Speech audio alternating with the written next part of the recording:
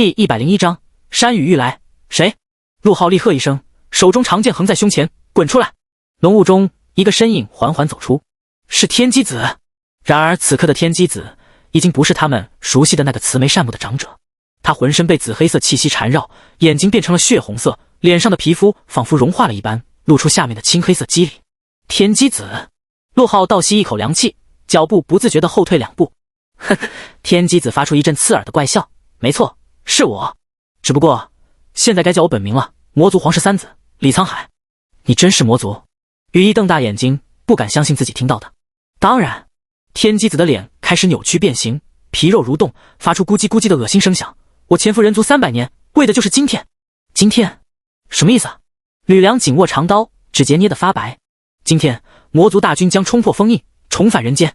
天机子狂笑着，身体逐渐变形，四肢拉长，背后弹出2对肉翅，而你们将成为祭品。祭品？4人齐声惊呼。没错。天机子周身魔气翻腾，声音更加扭曲。打开封印需要鲜血，而你们这些陈长生的弟子，血脉中蕴含着他的气息，正是最好的祭品。说完，他猛地扑向4人，速度快得惊人。小心！周不凡反应最快，抬手就是一道符箓飞出，嗖的直奔天机子。雕虫小技！天机子不屑一顾，手臂一挥，轻松拍碎符箓。谁知符箓碎裂瞬间，轰的一声爆开，刺目白光炸开。天机子一声惨叫，猛地捂住眼睛。趁现在，撤！周不凡大吼一声，带头冲入密林深处。4人踉踉跄跄，拼命在林间狂奔，咔嚓咔嚓，树枝抽打在脸上，火辣辣的疼。可谁也顾不上这点皮肉之苦了。往东，快！周不凡一马当先，拨开茂密的枝叶，一头扎进黑暗中。身后，天机子的咆哮声由远及近。跑！你们逃得掉吗？4人脚下生风，拼了命的逃。突然，前方出现一条湍急的小溪，跳过去！陆浩咬牙怒吼，脚尖一点岩石，整个人嗖地飞出，在空中划过一道完美的弧线，稳稳落在对岸。吕梁和羽翼也先后越过溪流。周不凡最后一个，刚要跳，突然身后一股巨力袭来。啊！周不凡一声惨叫，整个人被掀飞出去，重重砸在溪水中。师叔！3人惊呼。只见天机子不知何时追了上来，正站在溪边冷笑，手上还残留着刚才攻击的鱼势。哈哈，一个都跑不了！天机子大笑，手掌成爪，朝水中的周不凡抓去。住手！陆浩暴喝一声，身形一闪，整个人如离弦之箭，唰地扑回溪边，长剑出鞘，寒光一闪，直取天机子咽喉。找死！天机子不闪不避，任凭长剑刺入颈部。叮！一声脆响，陆浩心头一颤，长剑竟然刺不进去，仿佛刺在了钢板上。天机子冷笑一声，五指如钩，猛地抓住陆浩手腕，用力一扭。咔嚓！一声脆响，陆浩惨叫出声，手腕骨折，长剑脱手而出，叮咚一声落入溪中。陆浩！羽翼尖叫着冲上前，长枪横扫，直奔天机子后心。哼！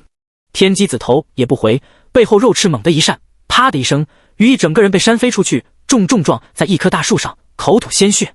羽翼！吕梁顾不上许多，纵身一跃，伸手去扶羽翼。天机子冷笑一声，左手依然抓住陆浩不放，右手凌空一抓，隔空将挣扎着爬出溪水的周不凡提了起来。结，4个祭品都到齐了。天机子狞笑着，周身魔气翻腾。陈长生啊，陈长生，你的弟子我就笑纳了。说完，他猛地跃起，拽住陆浩与周不凡，朝密林深处飞去。不！吕梁不顾伤势，疯狂追赶，却哪里追得上？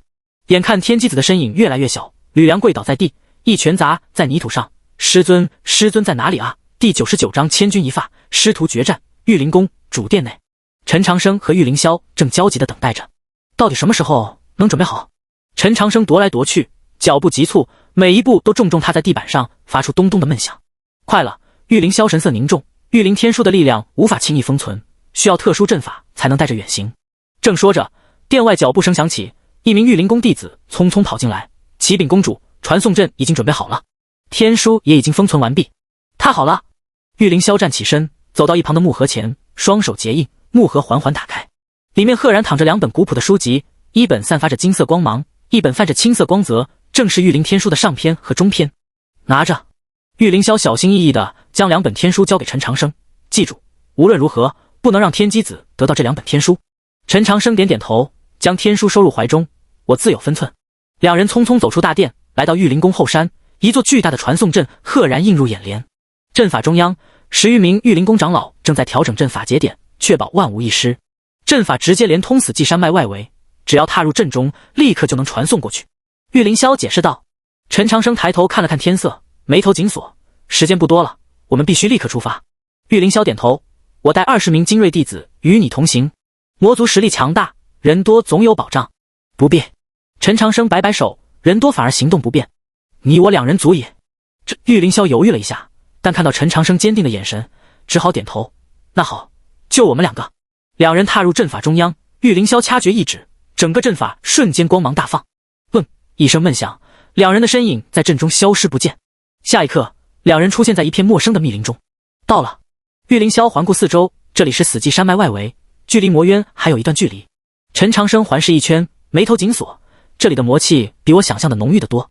确实，整个山林都弥漫着一股阴冷气息，空气中似乎还混杂着一丝丝血腥味。不对劲！玉凌霄突然低声道，魔气太重了，简直像是魔族大军刚刚经过一样。走！陈长生不再多言，拔腿就往前冲。第102章魔影重重。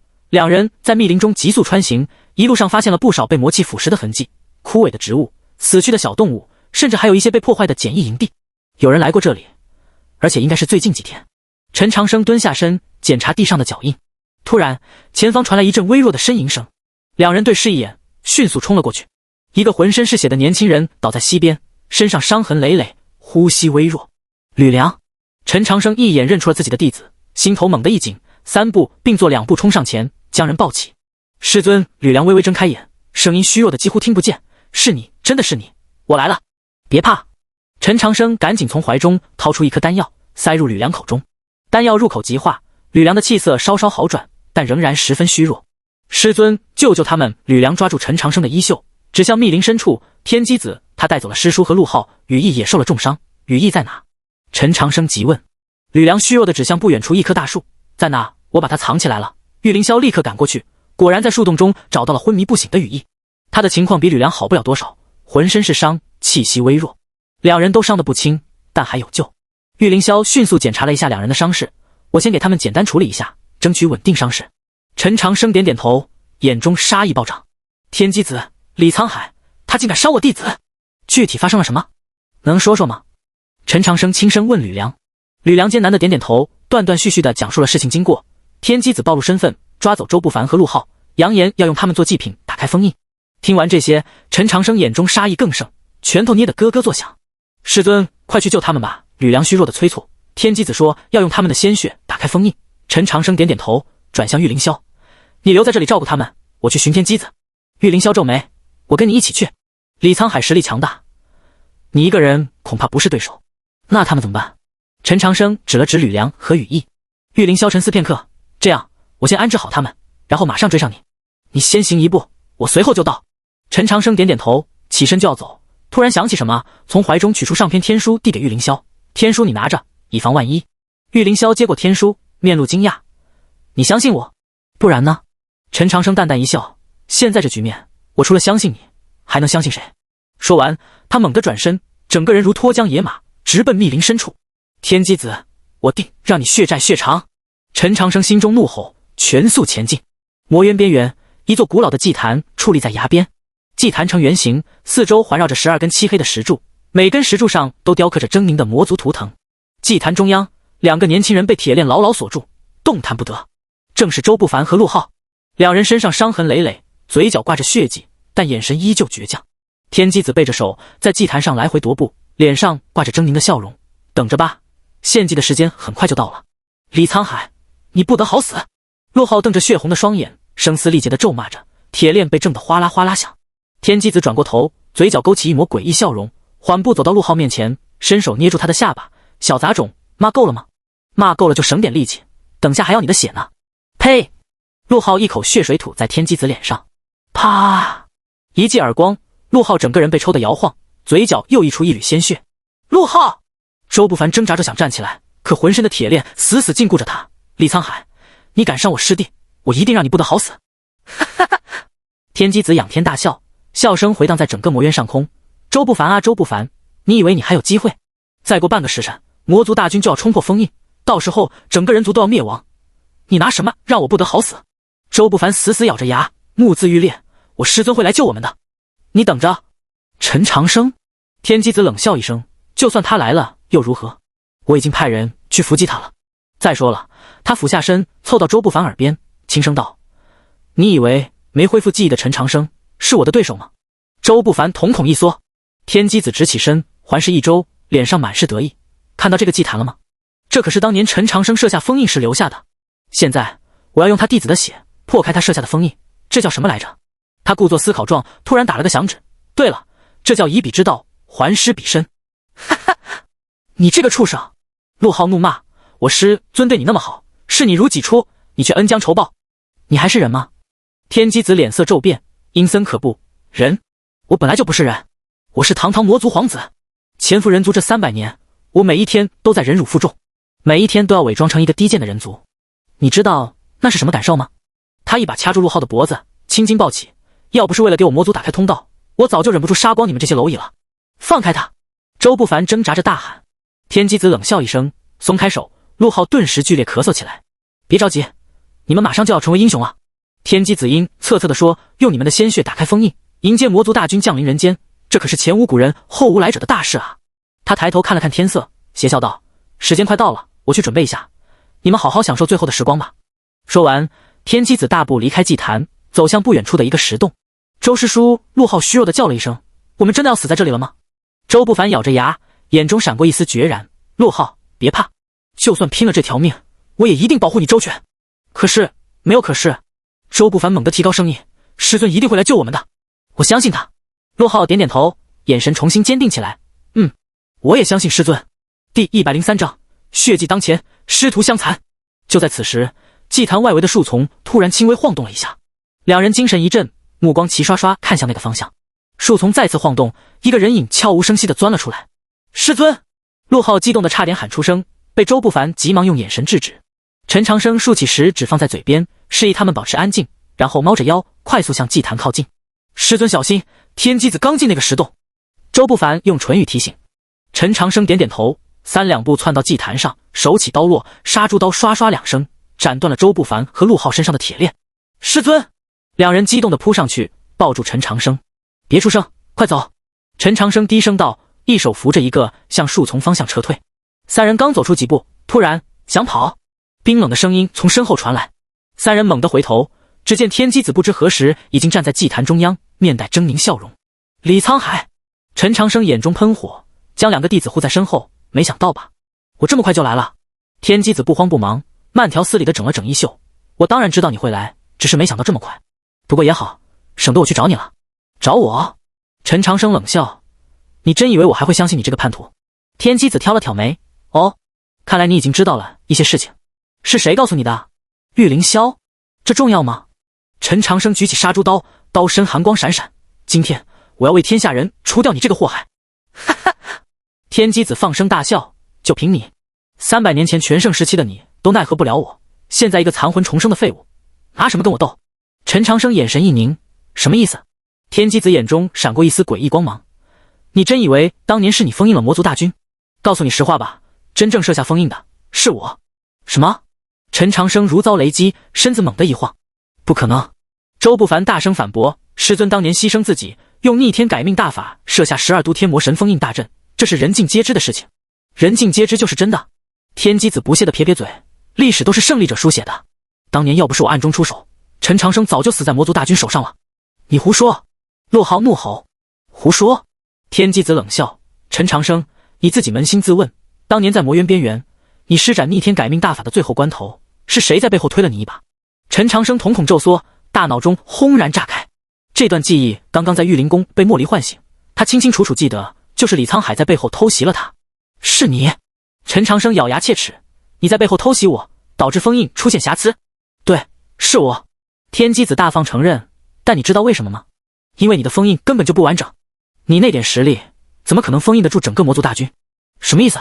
我的意思是，天机子缓步向前，语气森然，当年真正设下完整封印的人是我，我借你陈长生之手，借12都天魔神封印大阵之名，实则布下了更强大的封印。放屁！陈长生怒喝，你身为魔族，为何要封印自己族人？天机子嘴角勾起一抹诡异弧度，因为我要成为魔族新的皇帝。什么？3人齐声惊呼。魔族皇室腐朽不堪，一味追求扩张，早晚会自取灭亡。天机子眼中闪烁着疯狂的光芒，我要铲除这些腐朽分子，重建魔族，而封印他们就是我计划的第一步。你……陈长生震惊地说不出话来。周不凡突然想到什么，等等，你的计划是封印魔族，那为何现在又要打开封印？天机子狞笑道，因为时机到了。这300年来，我在人族中积蓄力量，同时在魔族封印中埋下了我的种子。如今，我的力量已经足够统治2族。说到这，他突然大手一挥，身上气势暴涨，整个人瞬间变成一个高大的魔族形态，背后6对肉翅张开，头顶长出2只尖角，整个人如同从地狱中走出的恶魔。看清楚了吗？这才是我的真身！天机子狂笑着，声音宛如雷鸣。300年的潜伏，就是为了今天。陈长生面色凝重，举起杀猪刀，孽畜，今天我就替天行道，诛杀你这个魔头！就凭你！天机子不屑一顾，连自己是怎么死的都不知道的蠢货，拿什么跟我斗？什么意思啊？陈长生皱眉。天机子冷笑，你以为当年是谁算计了你？是谁导致你不得不牺牲自己？是玉凌霄？不可能！陈长生断然否认，玉凌霄根本不可能那时就存在。哈哈！天机子大笑，他当然存在，不过那时他叫莫离。轰！陈长生如遭雷击，整个人僵在原地。莫离？没错，你那个所谓的魔族结拜兄弟，就是如今的玉凌霄，他才是真正背叛你的人。天机子得意洋洋，当年你和莫离勾结，想要背叛魔族，我及时发现并挫败了你们的阴谋。不，陈长生喃喃道，脑中一片混乱。不可能，怎么接受不了真相？天机子冷笑，玉凌霄就是当年的莫离，他骗你说我是内应，实则他才是真正的叛徒。现在他又来利用你了。陈长生呆立当场，大脑一片空白。师尊，别听他胡说！周不凡大喊，他在扰乱你的心神。天机子目光一转，盯住周不凡，小子，你倒是忠心，可惜你对你师尊的事一无所知。说罢，他大手一挥，一股强大的灵力波动袭来。小心！陈长生猛地回神，一把推开2个弟子，自己硬接这一击。轰！强大的灵力波将陈长生击飞，重重摔在祭坛边缘，口吐鲜血。师尊！周不凡和陆浩惊呼着冲上前，却被天机子随手一挥，甩飞出去，重重摔在地上。第104章，真相与谎言，废物！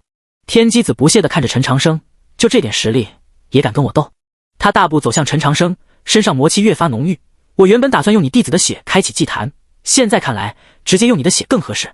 陈长生挣扎着想爬起来，却发现浑身提不起半点力气。刚才那一击不仅重创了他的肉身，更是封住了他体内的灵力。完了！陈长生心中绝望，看着步步逼近的天机子，眼中满是悔恨。莫离，难道你真的背叛了我吗？就在这千钧一发之际，枪！一道银光划破长空，如闪电般射向天机子。谁？天机子大吼一声，猛地抬手格挡。叮！银光被挡开，却在天机子手臂上留下一道深深的伤口，鲜血淋漓。啊！天机子吃痛，发出愤怒的咆哮。陈长生！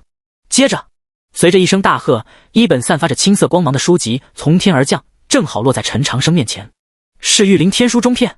陈长生猛地抬头，只见一个熟悉的身影从远处疾驰而来。是玉凌霄。莫离！陈长生呆呆地看着来人，一时不知该信谁。陈长生，快用天书！玉凌霄一边飞奔一边大喊，天书中篇可以暂时压制他的魔气。天机子面露凶相，玉凌霄，你这个叛徒！叛徒！玉凌霄冷笑一声，李沧海，明明是你背叛了魔族。陈长生看看天机子，又看看玉凌霄，脑中一团浆糊。这2人到底谁是莫离？谁才是真正的背叛者？玉凌霄跳上祭坛，站在陈长生身前，挡住天机子的攻击。陈长生别中了他的诡计，他在混淆视听。天机子怒极反笑，好一个玉凌霄，演技真是精湛啊！告诉他你就是莫离，告诉他当年是你出卖了他。莫离是谁？我不知道。玉凌霄断然否认。陈长生，别听他胡说，快用天书压制他。陈长生低头看向脚边的天书中篇，心中犹豫不决，谁是谁非，他实在难以辨别。就在此时，周不凡和陆浩也挣扎着爬了过来。师尊！周不凡虚弱地抓住陈长生的衣角，相信自己的直觉。陈长生猛地一震，对啊，相信直觉。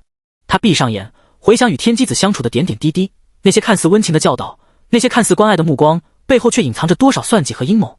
再想想莫离，那个在记忆中与自己共同战斗的魔族兄弟，那双真诚的紫色眼睛，那份生死相托的情谊，我明白了。陈长生缓缓睁开眼，目光坚定如铁。他一把抓起玉灵天书中篇，全力灌注灵力。嗡！天书中篇发出刺目的青光，整个祭坛都被笼罩在这奇异的光芒之中。啊啊！天机子痛苦地嚎叫起来，身上的魔气开始剧烈翻腾，如同被灼烧一般。玉凌霄见状，赶紧从怀中掏出另一本天书，上篇。天书齐聚，震慑魔气。两本天书同时爆发出强烈光芒，一金一青，交相辉映。不！天机子撕心裂肺地嘶吼着，身上魔气被一寸寸剥离，露出下面狰狞的真身。那是一具畸形的躯体，既非人族，也不似纯正魔族，而是两者的诡异结合体。这就是你的真身？陈长生冷笑一声，一步步逼近。李沧海，你既非人族，也非纯正魔族，而是一个彻头彻尾的怪物。别过来！天机子疯狂后退，眼中满是惊恐。你不知道你在做什么？打开封印是大势所趋，无人能挡，是吗？陈长生冷笑。那我今天偏要逆天而行。他高举天书中篇，一字一句念出古老的咒语，天地玄黄，宇宙洪荒。随着咒语响起，天书中篇的光芒越发强烈，一道道青色符文从书页中飞出，缠绕在天机子身上。啊！天机子惨叫连连，整个人如同被千刀万剐一般痛苦。玉凌霄也将天书上篇举过头顶，口中念念有词，金色符文如雨般落下，与青色符文交织在一起，形成一张密不透风的天罗地网。够了！天机子突然爆吼一声，周身魔气暴涨，竟然硬生生挣脱了部分符文束缚。他疯狂地大笑起来，天真，就凭2篇天书也想困住我？告诉你们，没有下篇天书，你们永远无法真正制服我。玉凌霄面色一沉，下篇天书在哪？天机子狞笑，在魔族大军手中。只要再过半个时辰，魔族大军破风而出，你们就全完了。那可未必。陈长生冷哼一声，没有下篇，我们照样能收拾你。说着，他体内灵力疯狂运转，全力催动天书中篇。轰！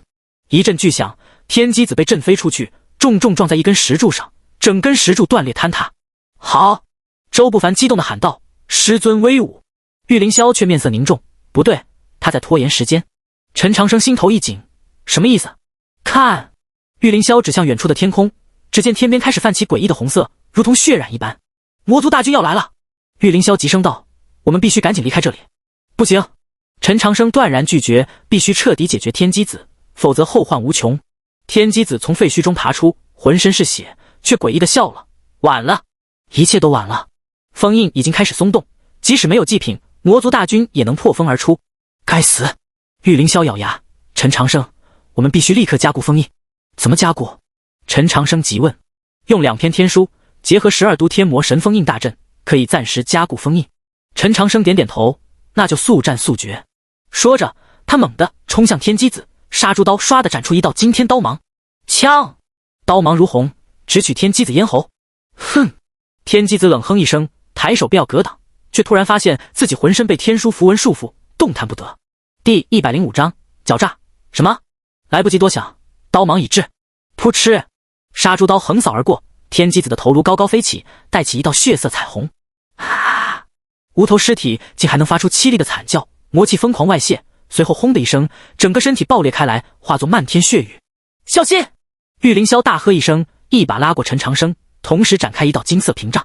血雨落在屏障上，发出滋滋的腐蚀声，随后渗入地面，引得整个祭坛开始震动。不好，他的血液也是祭品！玉凌霄脸色大变，封印要破了。果然，随着天机子的血液渗入祭坛，整个地面开始剧烈震颤，一道道裂缝蔓延开来，无数魔气从裂缝中喷涌而出。快，用天书！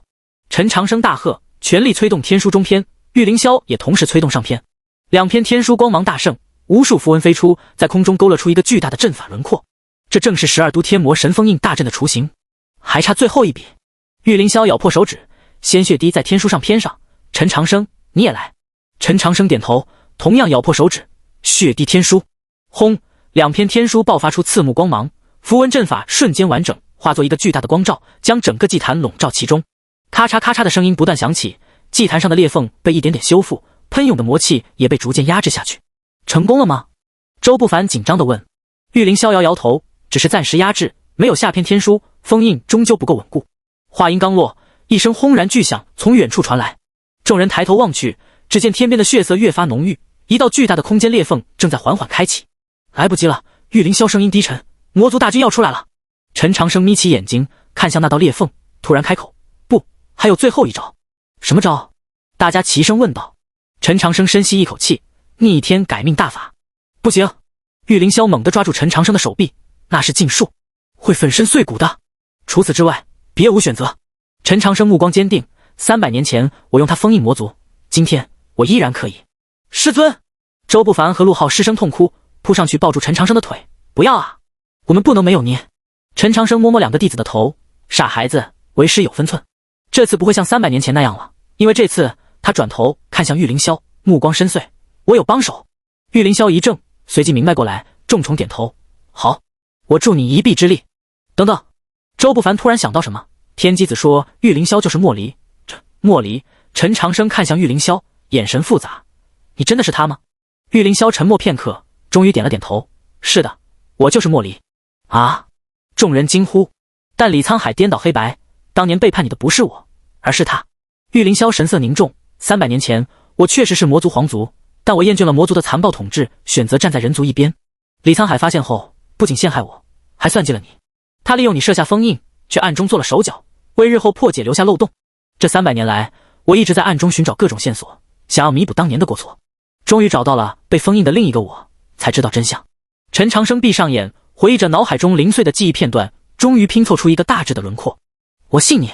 他睁开眼，目光坚定，因为我的心告诉我，莫离是值得信任的。玉凌霄眼中闪过一丝感动，郑重点头。这次我不会再让你孤军奋战。师尊，周不凡泪流满面。您一定要活着回来啊！陈长生笑着点点头，放心，有莫离在，这次不会有事的。说完，他走到祭坛中央，与玉凌霄背靠背而立。两人同时掐诀，口中念念有词，一道道神秘符文在两人周身浮现。切！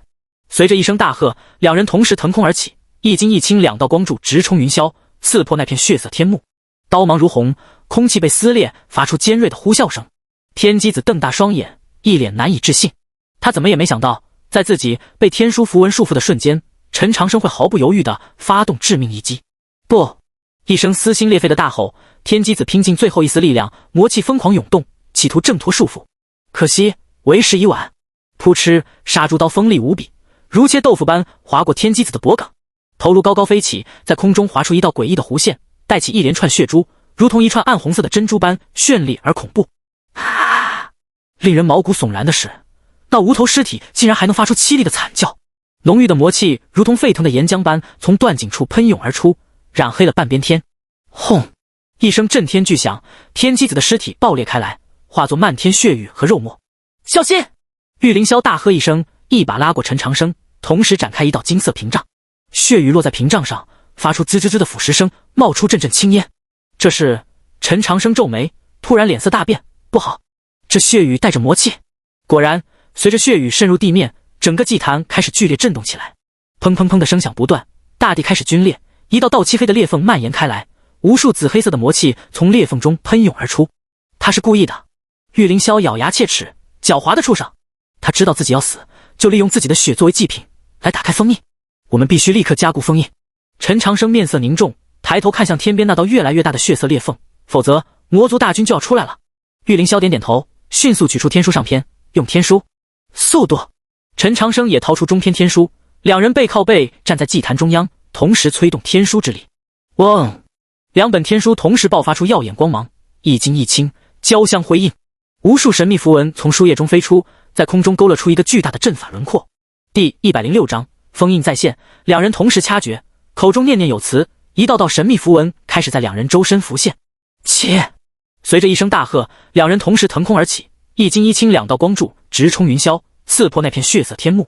逆天改命，万古长存！陈长生体内灵力疯狂涌动，整个人如同一颗璀璨的明星，散发出耀眼青光。玉凌霄也不甘示弱，魔族血脉爆发，紫黑色气息与金色灵力交织在一起，形成一种奇特的能量场。嗡嗡嗡，两股截然不同的能量开始共振，天地为之色变。好强大的力量！周不凡震惊地看着半空中的两人，这就是逆天改命大法吗？陆浩也目瞪口呆，师尊和玉凌霄竟然在利用人族和魔族两种不同的力量，共同构筑封印，这太不可思议了！天边的血色裂缝越来越大，隐约可以看到无数狰狞的魔族身影在裂缝中蠕动，似乎随时都会冲出来。咚咚咚！沉闷的撞击声从裂缝中传来，震得大地颤抖。魔族大军在撞击封印！周不凡脸色煞白，他们马上就要出来了。半空中，陈长生和玉凌霄的能量越来越强烈，两人周身环绕着无数晦涩古老的符文，神秘而强大。归位！随着陈长生一声大喝，所有符文突然飞向远处的血色裂缝。风！玉凌霄也大喝一声，手中掐诀，一道紫金色光束从他体内射出，与那些符文融为一体。轰！整个天地为之一亮，刺目的光芒照耀四方，仿佛白昼降临。符文组成了一个庞大复杂的阵法，直接覆盖在血色裂缝上，疯狂吸收着破风而出的魔气。咔咔咔，血色裂缝开始缓慢闭合，那些蠕动的魔族身影发出惊恐的怒吼，疯狂冲击，却被阵法死死挡住。成功了！陆浩激动地跳起来，封印在修复。周不凡却眉头紧锁，不对，太勉强了。你看师尊和玉凌霄，他们的状态很不好。半空中，陈长生和玉凌霄的能量明显开始不稳定，两人的身影也变得越来越模糊。该死！玉凌霄咬牙切齿，封印太庞大了，我们的力量不够。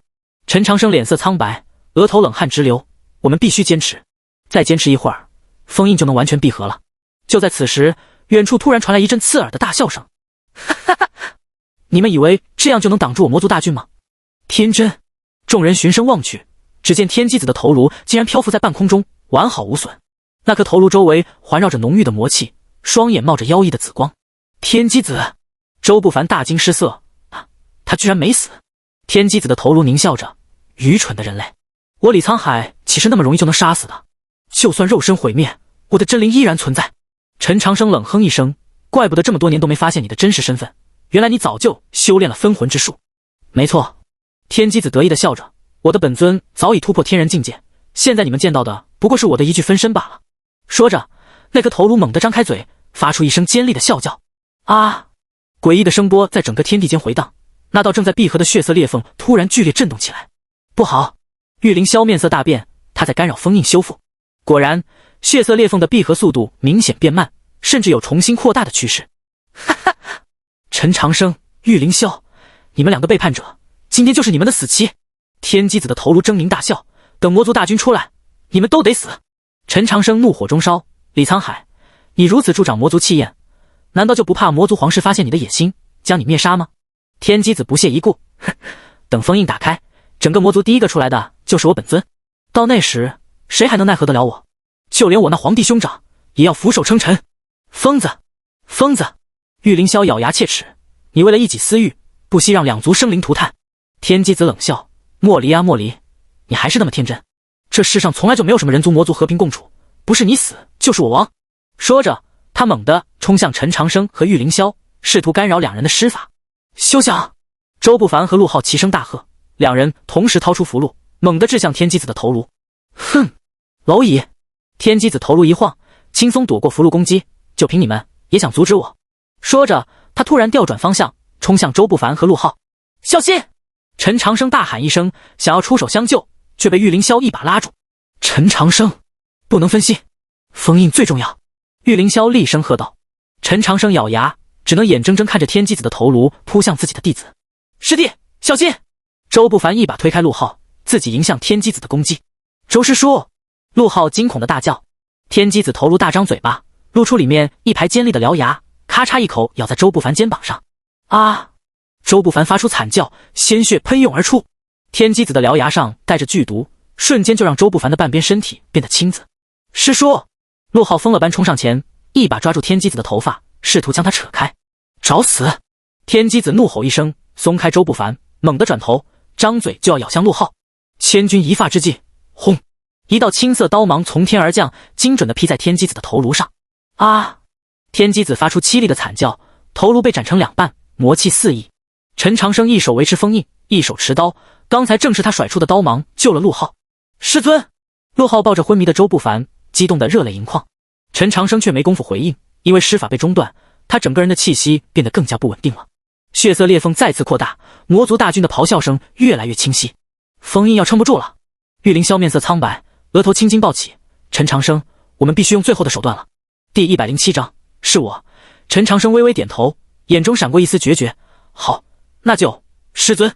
陆浩突然大叫，用我的血！我是您的亲传弟子，我的血中带着您的气息。不行！陈长生断然拒绝，那太危险了。来不及了。陆浩已经掏出一把匕首，毫不犹豫地割开自己的手腕。师弟！鲜血喷涌而出，陆浩用力一甩，将血洒向空中。逆天改命，万古长存！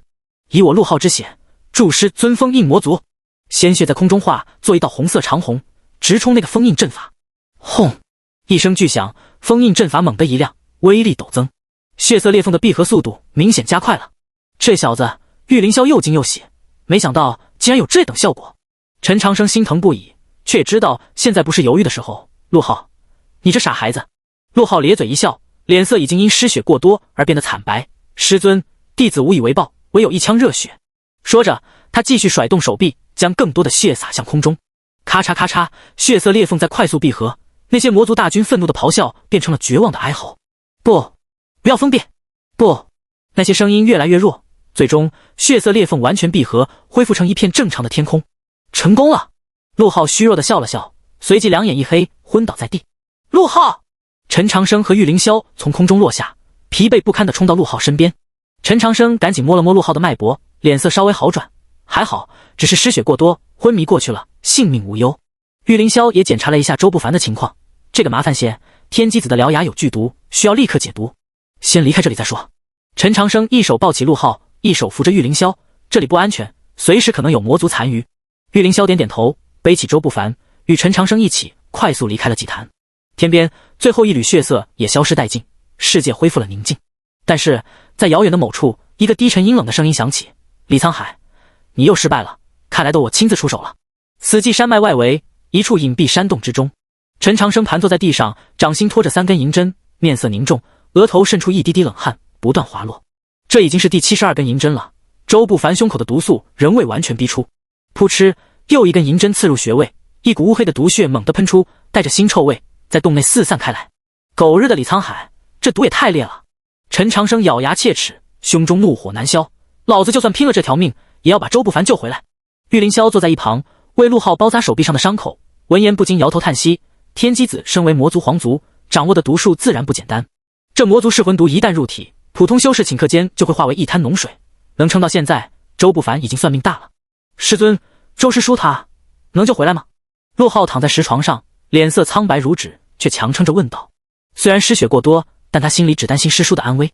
陈长生眼中闪过一丝坚定，沉声道：放心，我陈长生在万毒谷待了整整10年，什么毒没见过，今天就是拼了这条老命，也要把周不凡给救回来。说着，他又取出3根银针，分别刺向周不凡的膻中、神阙、气海3大要穴。轰！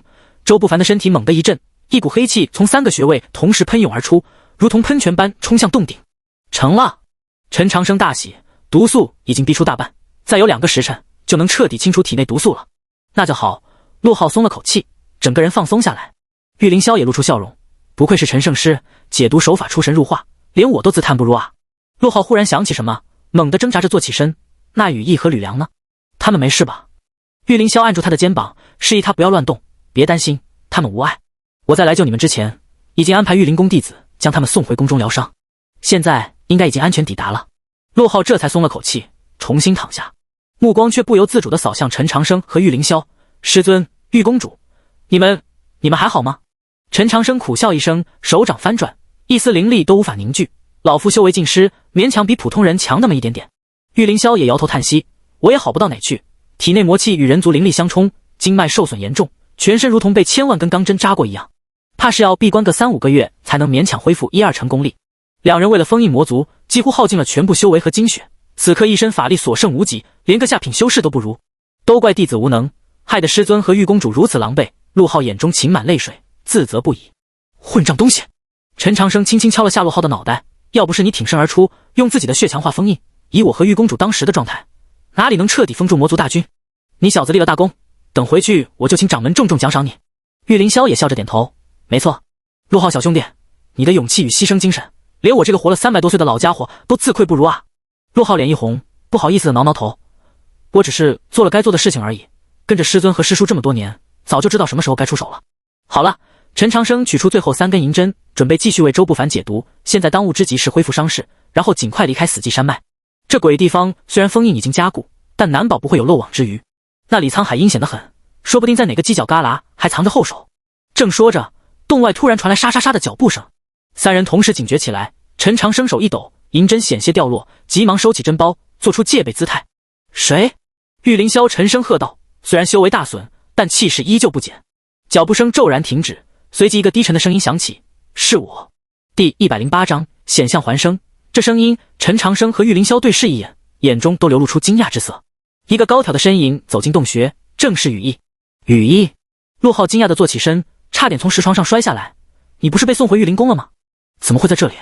羽翼脸上带着淡淡的笑容，目光在四人身上快速扫过。我回来看看师尊和各位是否安好。咦，你的伤势？陈长生皱眉，心中警铃大作。羽翼当时被天机子重创，肋骨断了至少3根，内脏受损。按理说不可能这么快就恢复，更不可能独自跑到死寂山脉来。多谢师尊关心，弟子已无大碍。羽翼淡淡的说，一步步走向众人。陈长生眼中闪过一丝警惕，右手悄悄摸向腰间的杀猪刀。玉凌霄眼神一凛，羽翼姑娘，你是怎么找到我们的？这洞穴极为隐蔽，连魔族探子都难以察觉。羽翼脚步一顿，眼中闪过一丝异色，随即恢复正常。玉公主言重了，弟子不过是顺着师尊他们的气息一路追寻而来。气息？陈长生冷笑一声，我和玉公主修为尽失，哪来的气息可寻？羽翼脸色一变，眼中凶光乍现。砰！他猛地一脚踏碎地面，整个人如离弦之箭般向陈长生扑去。果然是假的！陈长生大喝一声，杀猪刀瞬间出鞘，寒光乍现。叮！刀光与羽翼的手掌相撞，发出清脆的金属碰撞声。呵呵，羽翼嘴角扯出一个诡异的笑容，声音也变得沙哑阴森。被发现了，真是可惜。李沧海！陈长生眼中杀意暴涨，你这孽障，竟敢假扮我弟子！贾羽翼狞笑一声，身体开始扭曲变形，皮肤上浮现出紫黑色鳞片，食指变成尖锐的利爪，背后撕裂出2对肉翅。不是李沧海！魔物嘶哑开口，我乃魔族暗影卫，奉命前来取你等性命。魔族暗影卫！玉凌霄脸色大变，怎么可能？封印已经修复，魔族不可能出现在人间。魔物狂笑，封印修复？哈哈，笑话！封印虽然暂时加固，但已经出现了无数细小裂缝，我等早已潜入人间，只待大军破封之日。放屁！陈长生怒极，杀猪刀猛地一挥，带起一道锋利刀芒，老子今天就先宰了你这个畜生！魔物不闪不避，竟然一爪迎上刀芒，枪！一声脆响，杀猪刀的刀芒竟被硬生生撕碎。什么？陈长生大惊失色，怎么可能？魔物得意狂笑，陈圣师，你现在不过是个废人，拿什么跟我斗？说罢，他身形一闪，已经出现在陈长生面前，锋利的爪子直取咽喉。千钧一发之际，轰！一道金色光柱从洞口射入，正中魔物后背。啊！魔物发出凄厉惨叫，全身冒出滚滚青烟，仿佛被烈火灼烧一般。是谁？魔物痛苦地转过头，怒视洞口。一个身材瘦弱的少年站在那里，手持一面古朴铜镜，镜面正发出耀眼金光。天机神镜！众人惊呼。少年脸色苍白，却目光坚定。孽畜，休得伤我师尊！吕梁！陈长生又惊又喜，你怎么在这里？吕梁咬着牙，手持天机神镜，一步步走进洞中。弟子担心师尊安危，悄悄跟着前来。刚才在外面听到动静不对，这才出手。魔物痛苦地挣扎着，身上的鳞片被金光灼烧，一片片脱落，露出下面焦黑的皮肉。该死的人类，居然有天机神镜！李沧海那个废物，明明说已经毁掉了的。吕梁冷笑一声，正是此镜，此镜能照妖除魔，显形便邪。说着，他猛地举高天机神镜，金光更加耀眼。啊！魔物凄厉惨叫，身体开始瓦解，如同沙粒般一点点消散。最后关头，他却诡异地笑了，哈哈哈！愚蠢的人类，你们以为这样就赢了吗？大限将至，魔族大军即将临逝，到那时，你们都得死！轰！魔物彻底炸裂，化作一滩黑水，渗入地下。洞中一片死寂。呼！陈长生长出一口气，擦了擦额头冷汗，好险！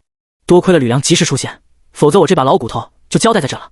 吕梁赶紧上前行礼，师尊，弟子来迟，险些酿成大祸。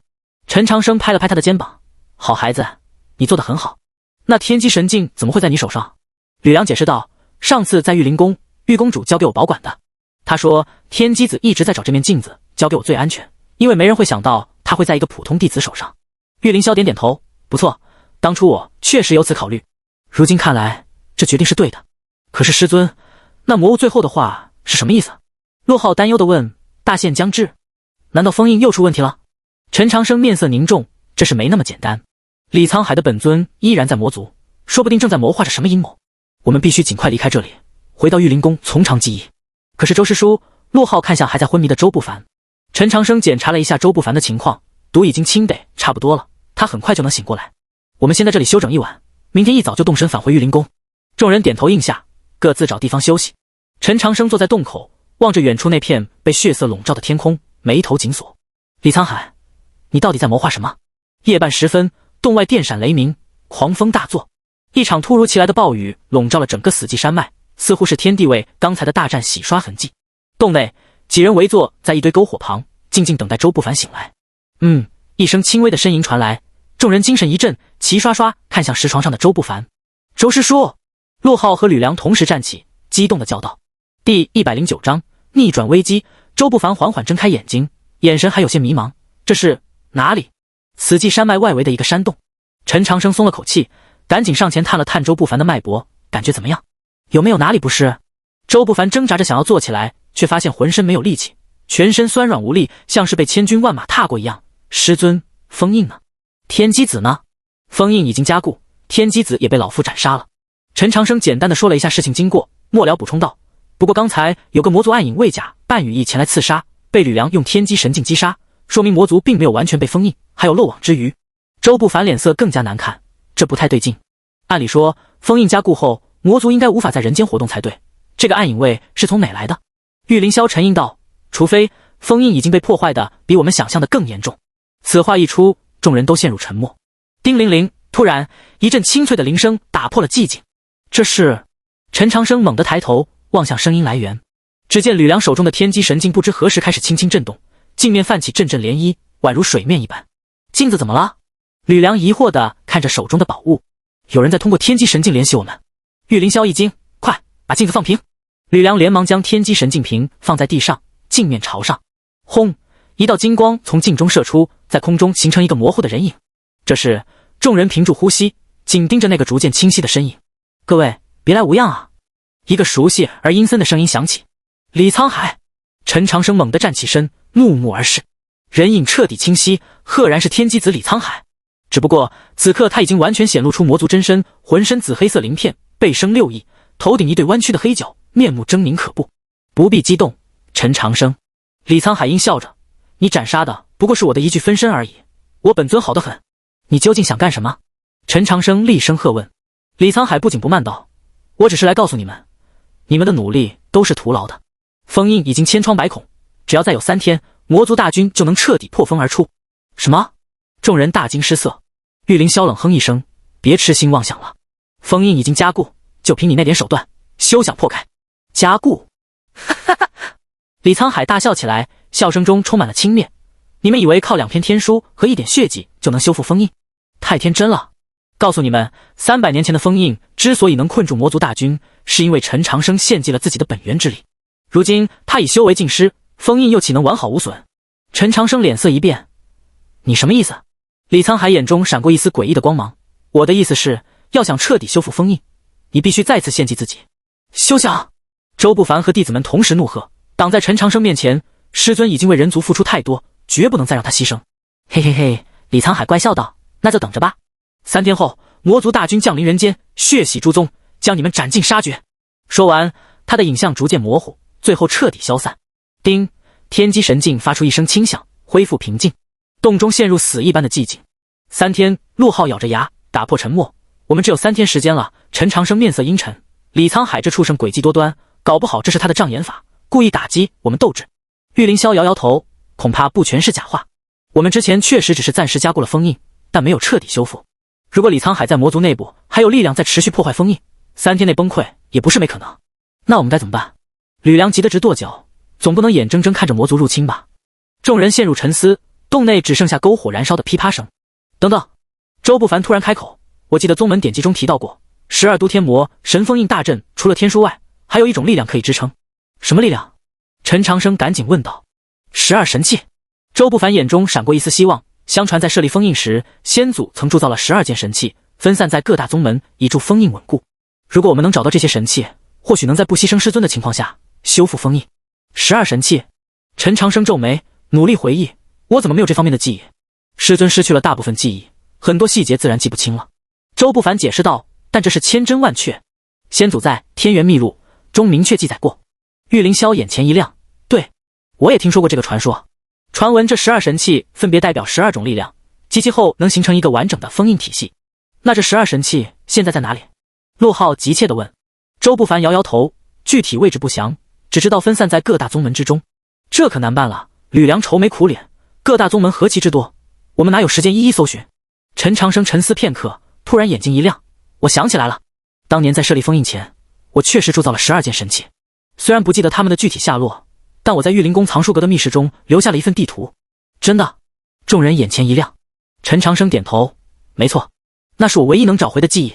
地图被我分成了3份，一份藏在玉灵宫，一份藏在天机阁，还有一份……他的声音突然顿住，眉头紧锁。奇怪，第3份藏在哪里？我竟然想不起来了。没关系，有2份就够了。玉凌霄安慰道，只要回到玉灵宫，我们就能找到地图，然后按图索骥，找回神器。对，陈长生重重点头，事不宜迟，我们明天一早就启程回玉灵宫。众人精神一振，重新燃起希望。就在此时，天机神镜突然又亮了起来。第110章，先祖遗言，怎么回事？吕梁惊讶地看着手中的宝物，难道李沧海又来了？然而这次镜面上没有显现出任何人影，而是浮现出一行古老的文字。这是陈长生眯起眼睛，仔细辨认先祖秘文。他迅速念出那行文字：天地同寿，日月同辉，12神器，聚首蓬莱，魔潮将至，神器为基，天书为引，血脉为媒。这是什么意思啊？陆浩挠挠头，一脸茫然。陈长生和玉凌霄对视一眼，同时倒吸一口凉气。这是先祖留下的遗言。陈长生声音有些发颤，他在告诉我们，12神器的集合之地在蓬莱仙岛，而且要启动神器，不仅需要天书，还需要血脉。血脉？什么血脉？周不凡追问。陈长生沉默片刻，脸色凝重，应该是我的血脉传人。众人面面相觑。陈长生一生无子嗣，他的血脉传人从何而来？等等，吕梁突然想到什么，我在宗门典籍中读到过，陈圣师当年收了12位亲传弟子，传授他们各自一种神通，这些弟子被称为12圣徒。陈长生点点头，没错，我确实收过12个亲传弟子，只不过后来因为各种原因，他们都离开了宗门，销声匿迹了。会不会是这12个弟子的后人就是血脉传人？陆浩猜测道。玉凌霄眼中闪过一丝惊喜，很有可能。陈长生传授他们神通时，一定用秘法将自己的一丝血脉融入其中，如此一来，这些弟子及其后人就等同于陈长生的血脉传人了。陈长生眼睛越睁越大，原来如此，我果然是老糊涂了，连这么重要的事都忘了。没错，当年我确实用秘法将自己的一丝血脉融入了他们体内，目的就是为了应对万一封印松动的情况。那我们现在岂不是要找到这12个弟子的后人？周不凡皱眉，可这谈何容易啊！300年过去了，谁知道他们的后人现在在哪里？陈长生沉思片刻，脸上突然露出一丝笑容。其实，他们的后人就在我们身边。什么？众人惊呼。没错。陈长生点头。你们3个，正是我当年12圣徒中的3人的后裔。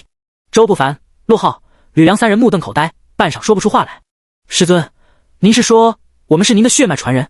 周不凡艰难地咽了口唾沫。天机神镜再次亮起，这次比之前更加剧烈，镜面泛起阵阵金色涟漪，整个山洞都被照得亮如白昼。这是怎么回事啊？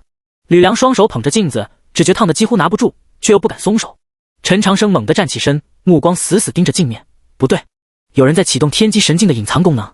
话音刚落，镜面上突然浮现出一张威严的面容，正是陈长生本人。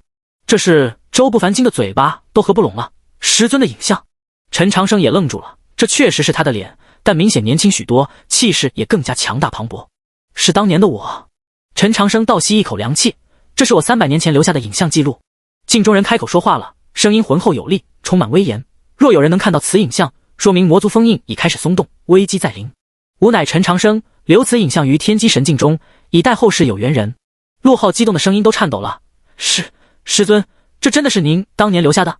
陈长生不说话，只是死死盯着镜中的自己，生怕错过任何一个细节。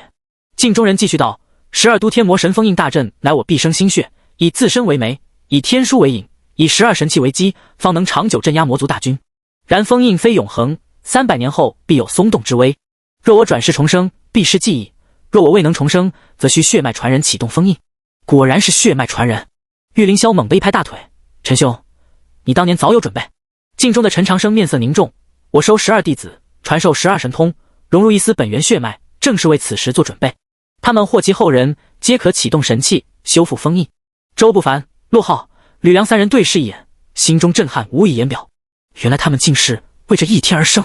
然而镜中陈长生话锋一转，眉头紧皱，12神器非寻常法宝，启动之时需消耗巨大精血元力，若血脉传人修为不够，恐有性命之忧。什么？三人齐声惊呼。陈长生面色一沉，这才是真正的难题。镜中人仿佛预料到了众人的反应，继续道：为保证血脉传人安全，我留下一法，逆转血脉大法。此法可在短时间内激发血脉传人潜能，提升数倍修为，足以安全启动神器。太好了！陆浩激动的差点跳起来，有救了。然而镜中人接下来的话却如同一盆冷水当头浇下，此法威力虽大，却有一重要条件，需我本人亲自施展，否则后果不堪设想。这一时间众人都沉默了。陈长生如今修为尽失，哪里还能施展如此高深的秘法？镜中人似乎早就预料到了这种情况，淡淡道：若我修为尽失，还有一法可解，三生石。三生石？玉凌霄猛地抬头，眼中金光四射，传说中能够唤醒前世记忆和力量的神物。没错。镜中人点头，三生石藏于蓬莱仙岛最深处，得此时，这可唤醒我全部记忆和修为，足以施展逆转血脉大法，助血脉传人启动神器。陈长生眼中闪过一丝希望，原来如此，怪不得我一直有种冥冥中的感应，要去蓬莱仙岛。天地同寿，日月同辉，12神器，聚首蓬莱。镜中人重复着之前显现的文字，时间紧迫，速去蓬莱寻找三生石，召集血脉传人，启动神器，修复封印，否则天下苍生，灭顶之灾。第111章血脉秘密。说完这句话，镜中人的影像开始变得模糊，最后彻底消散，天机神境也恢复了平静。洞中一片寂静，只有篝火燃烧的噼啪声。良久，陈长生才深吸一口气，打破沉默：事不宜迟，我们必须立刻启程前往蓬莱仙岛。可是周不凡忧心忡忡：我们才3个血脉传人，还差9个啊！陈长生眼中闪过一丝坚定：所以我们要先回玉灵宫，找到地图，然后按图索骥，找齐其他血脉传人和神器。对。玉凌霄也站起身，先去玉灵宫查阅密室中的地图和资料，然后再制定详细计划。众人纷纷点头，重燃希望之火。就在此时，洞外的暴雨突然停了，一缕阳光透过洞口，照在众人身上，仿佛是上天对他们的鼓励。走！陈长生大手一挥，收拾东西，我们出发。天刚蒙蒙亮，一行人已经离开山洞，向玉灵宫方向赶去。周不凡虽然刚刚清醒，但有陆浩和吕梁两人搀扶，倒也能勉强赶路。陈长生和玉凌霄虽然修为尽失，但毕竟底子在那里，走起路来依然健步如飞。师尊，陆浩忍不住问道：我们是12圣徒中哪3位的后人啊？陈长生边走边说：周不凡是火行圣徒周烈阳的后人，你是金行圣徒陆金明的后人，吕梁则是木行圣徒吕清风的后人。难怪我从小就对火系功法特别亲和。周不凡恍然大悟，每次修炼火系功法，总有一种莫名的熟悉感。陆浩也激动地说：我也是，金系功法练起来特别快，还以为是自己天赋异禀呢。那其他9位圣徒分别是什么属性呢？吕梁好奇地问。陈长生回忆道：除了你们3个的火、金、木，还有水、土、风、雷、冰、毒、幻、暗、光，共12行，每一行对应一件神器，每件神器需对应属性的血脉传人启动。这么说，我们3人只能启动3件神器？周不凡皱眉。是的，所以必须找齐全部12位血脉传人。陈长生点头道，眼中闪过一丝忧虑。玉凌霄安慰道：别担心，300年虽长，但以12圣徒当年的实力和地位，他们的后人应该不会默默无闻，只要有线索，总能找到的。众人正说着话，突然前方树丛剧烈晃动，紧接着唰的一声，窜出7、8个黑衣人，挡住了去路。什么人？周不凡厉喝一声，挣脱陆浩和吕梁的搀扶，强撑着站直身体。为首的黑衣人冷笑一声，揭开面罩，露出一张英质的脸。久闻陈圣师大名，今日终得一见。你是谁？陈长生警惕地问。黑衣人狞笑道：在下魔族暗影卫统领岑颖，奉我主之命，取尔等性命。魔族暗影卫统领。玉凌霄道吸一口凉气，封印果然出现了漏洞，连你这等级别的魔族都能出来了。岑颖冷笑：莫离，别来无恙啊！没想到你这个叛徒居然还活着。我们认识。玉凌霄眉头紧锁。当年在魔族，你可是赫赫有名的堕天使啊！岑颖语带讥讽，只可惜背叛了魔族，投靠了这些低贱的人类。玉凌霄脸色一沉，闭嘴！人族有何低贱？倒是你们魔族只知杀戮，毫无怜悯之心，才是真正的低贱。哈哈哈！岑颖猖狂大笑，怜悯那是弱者的借口。今天我就要替魔族清理叛徒，杀光你们这些碍事的家伙。说着，他猛地一挥手，身后的7个黑衣魔族同时扑向众人。小心！陈长生大喝一声，拔出杀猪刀挡在众人面前。虽然修为尽失，但多年养成的战斗本能依然在。陈长生脚下一个错步，闪过一名黑衣魔族的扑击，同时反手一刀，唰的划过那魔族的手臂。啊！一声惨叫，鲜血喷涌而出。师尊威武！陆浩大喊一声，也拔出长剑，迎向另一名魔族。吕梁则护在周不凡身边，手持天机神镜，随时准备发动攻击。玉凌霄虽然修为大损，但毕竟底子在那里，一掌拍出，竟震退2名魔族。可恶！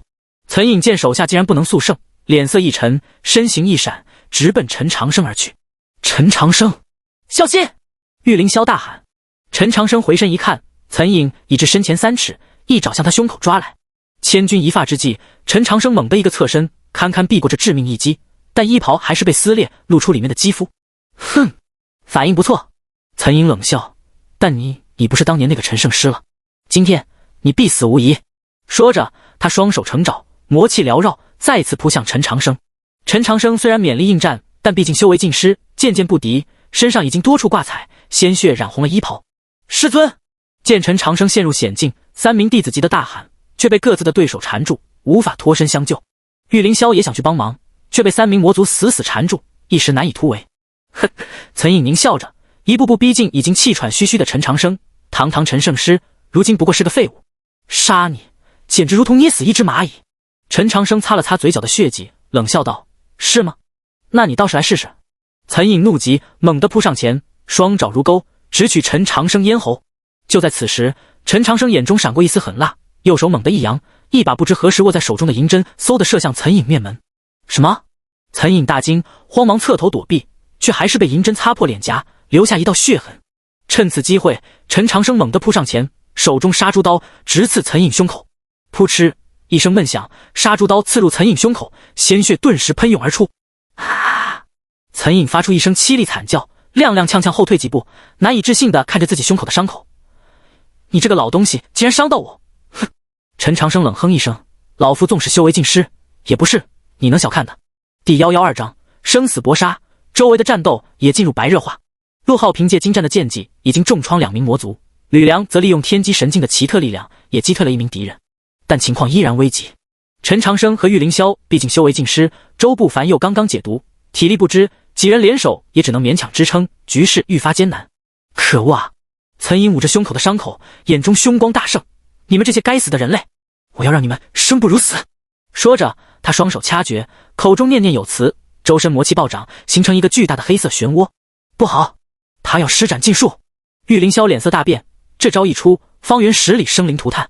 师尊，快走！周不凡挣扎着大喊。陈长生却站在原地不动，眼神复杂的看着玉凌霄。老莫，看来只能用那一招了。玉凌霄一愣，随即明白过来，重重点头。好，拼了！只见陈长生和玉凌霄同时咬破手指，在空中画出一道复杂的符文。诛邪符阵，起！两人同时大喝一声，那符文瞬间爆发出耀眼光芒，化作一张巨大的金色光网，朝岑颖笼罩而去。什么？岑颖大惊失色，这是诛邪符阵？不可能！你们修为尽失，怎么可能施展如此高深的法术？陈长生冷笑，想不到吧？这是我和老莫在修为全盛时留下的底牌，只需一滴精血就能激活。虽然威力不及全盛时的1%，但对付你这种蝼蚁足够了。不！岑颖疯狂挣扎，试图冲破光网，但无济于事。轰！一声巨响，光网骤然收缩，将岑颖紧紧包裹，随即砰的一声爆炸，化作漫天金色碎片。烟尘散去，岑颖已经消失无踪，只在原地留下一滩黑色脓血。其余几名魔族见统领被杀，吓得魂飞魄散，纷纷撤退，转眼间消失在密林深处。赢了！陆浩难以置信地眨眨眼，陈长生和玉凌霄却同时脸色苍白，踉踉跄跄摔倒在地。师尊，玉公主！3名弟子连忙冲上前扶住2人。没事，陈长生虚弱地笑笑，只是消耗太大了。诛邪符阵虽是我们留下的底牌，但以我们现在的状态，施展一次几乎耗尽了全部精血。玉凌霄也喘着粗气，得赶紧休息一下，不然恐怕撑不到玉灵宫。周不凡急忙四下张望，很快发现不远处有一个小山洞，那边有个山洞，我们先去那里休息。众人搀扶着陈长生和玉凌霄，艰难地向山洞移动。刚进入山洞，陈长生和玉凌霄就瘫软在地，脸色苍白如纸，气息微弱。师尊，坚持住啊！陆浩急得团团转。陈长生虚弱地摆摆手，别担心，死不了，只是需要调息恢复一下。吕梁突然想起什么，从怀中掏出一个小瓷瓶，我这里有玉灵宫特制的回元丹，虽然不多，但应急还是可以的。说着，他倒出2粒红色丹药，分别喂给陈长生和玉凌霄。两人服下丹药后，脸色果然好转了一些，呼吸也渐渐平稳下来。多谢，陈长生轻声说道，闭上眼睛开始调息。山洞内一片寂静，周不凡、陆浩、吕良伦留守在洞口，警惕着外面的动静，生怕又有魔族来袭。时间1分1秒过去，转眼已是黄昏时分。呼，陈长生长出一口气，缓缓睁开眼睛，好多了。玉凌霄也睁开眼，回元丹果然名不虚传，竟能如此快速恢复元气。师尊，您终于醒了！3名弟子大喜过望，连忙围上前来。陈长生站起身，伸了个懒腰，还好我和老莫底子好，换做普通人，这一次恐怕要躺上半个月。师尊神勇！陆浩竖起大拇指，一脸崇拜。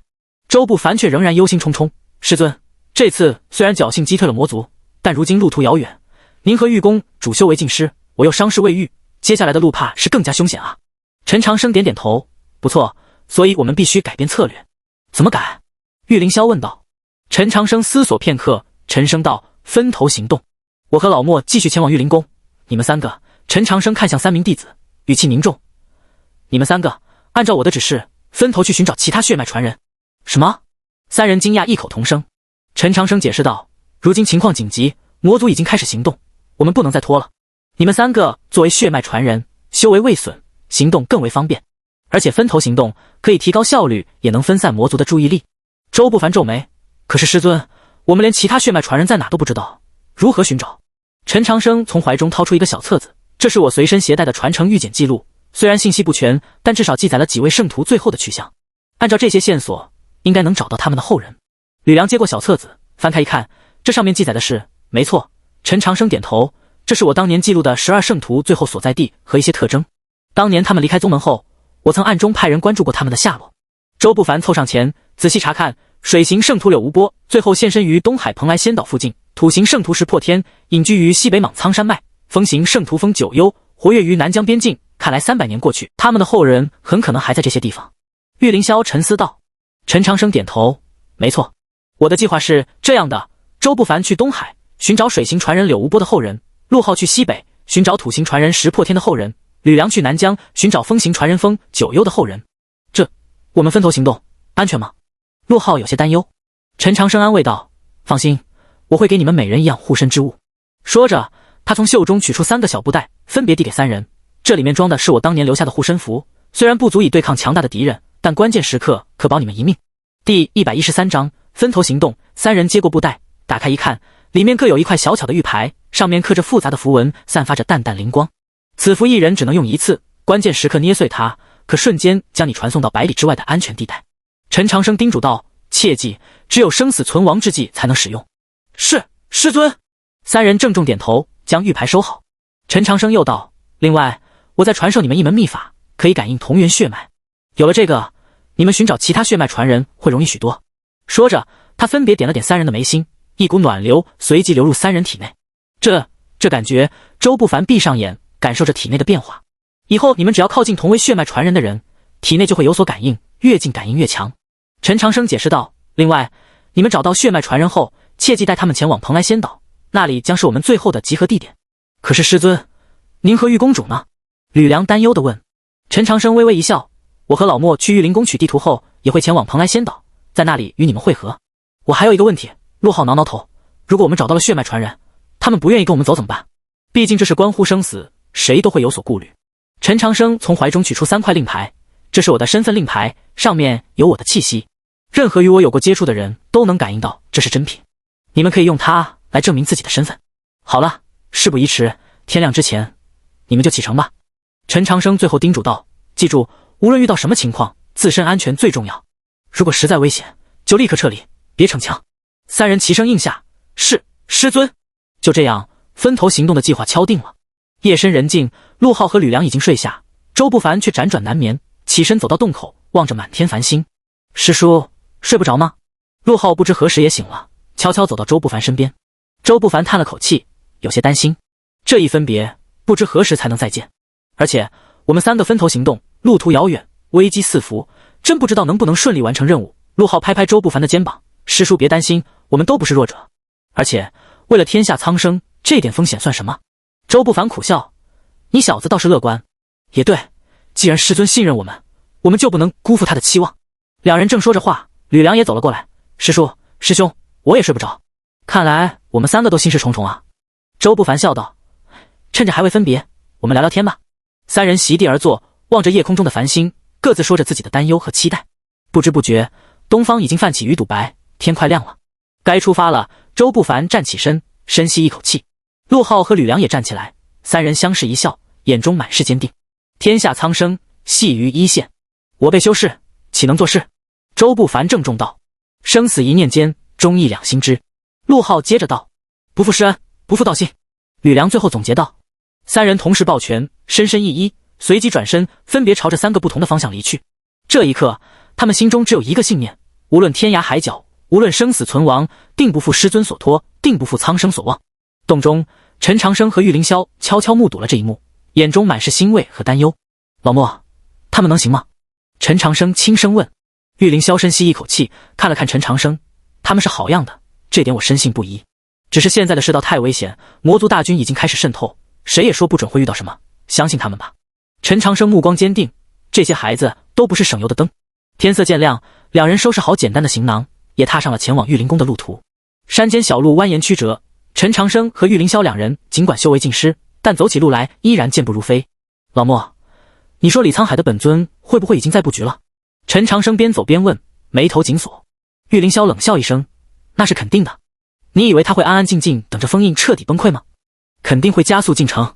所以我在想，玉灵宫，你担心玉灵宫已经被渗透？陈长生猛地停下脚步，不无可能。玉凌霄语气凝重，毕竟地图在那里，如果李沧海知道地图的存在，肯定会不惜一切代价抢到手。两人对视一眼，不约而同加快了步伐。我们得快点。3天后，玉灵宫外围山脚下，陈长生和玉凌霄刚刚爬上一处小山坡，远远望去，玉灵宫巍峨的宫殿群就矗立在云雾缭绕的山巅。然而就在此时，轰！一声巨响从玉灵宫方向传来，紧接着滚滚浓烟冲天而起。不好！玉凌霄失声惊呼，出事了！陈长生眼睛眯成一条缝，这股气息是魔族的气息。两人顾不得休息，拼尽全力向玉灵宫冲去。一路上，他们遇到了不少从玉灵宫慌忙逃出来的弟子，个个惊慌失措，衣衫破损，有的还带着伤。发生什么事了？玉凌霄一把拉住一个年轻弟子。公主，那弟子惊喜交加，您终于回来了。大事不好啊！玉灵宫被魔族偷袭了。什么时候的事？陈长生急切地问。就在今早。弟子急切地回答。一群黑衣人突然冲进宫内，为首的自称是魔族暗影卫，他们直奔藏书阁而去，说是要找什么地图。陈长生和玉凌霄对视一眼，心头一沉。藏书阁现在什么情况？玉凌霄追问。不清楚。弟子摇头。我们被命令撤离，掌门和几位长老正在抵抗，但形势不妙啊！那些黑衣人太强了。走！陈长生一挥手，两人继续向山上冲去。越往上走，遇到的逃难弟子越多，空气中弥漫着浓重的血腥味和魔族特有的腥臭气息。第114章玉灵宫变。终于，两人来到了玉灵宫正门。眼前的景象让他们心头一震，曾经庄严肃穆的玉灵宫大门已经倒塌，门柱上的龙凤雕像七零八落，到处都是战斗的痕迹。地上横七竖八躺着不少弟子和长老的尸体，还有几个魔族的残骸。混账！玉凌霄握紧拳头，怒火中烧，竟敢屠我玉灵宫弟子！我要让他们血债血偿！陈长生深吸一口气，强压怒火，先别冲动，我们现在修为尽失，贸然冲进去只会白白送死。那怎么办？难道眼睁睁看着地图落入魔族之手？陈长生镇定下来，眼中闪过一丝金光。别忘了，我在玉灵宫待了这么多年，知道不少密道。说完，他拉着玉凌霄绕过正门，来到宫墙一处不起眼的角落。看这里！陈长生指着地面上一块不起眼的石头。玉凌霄满脸疑惑，这是？陈长生弯下腰，手指在石头上摸索几下，只听咔嚓一声轻响，石头旁的地面上出现了一个小洞。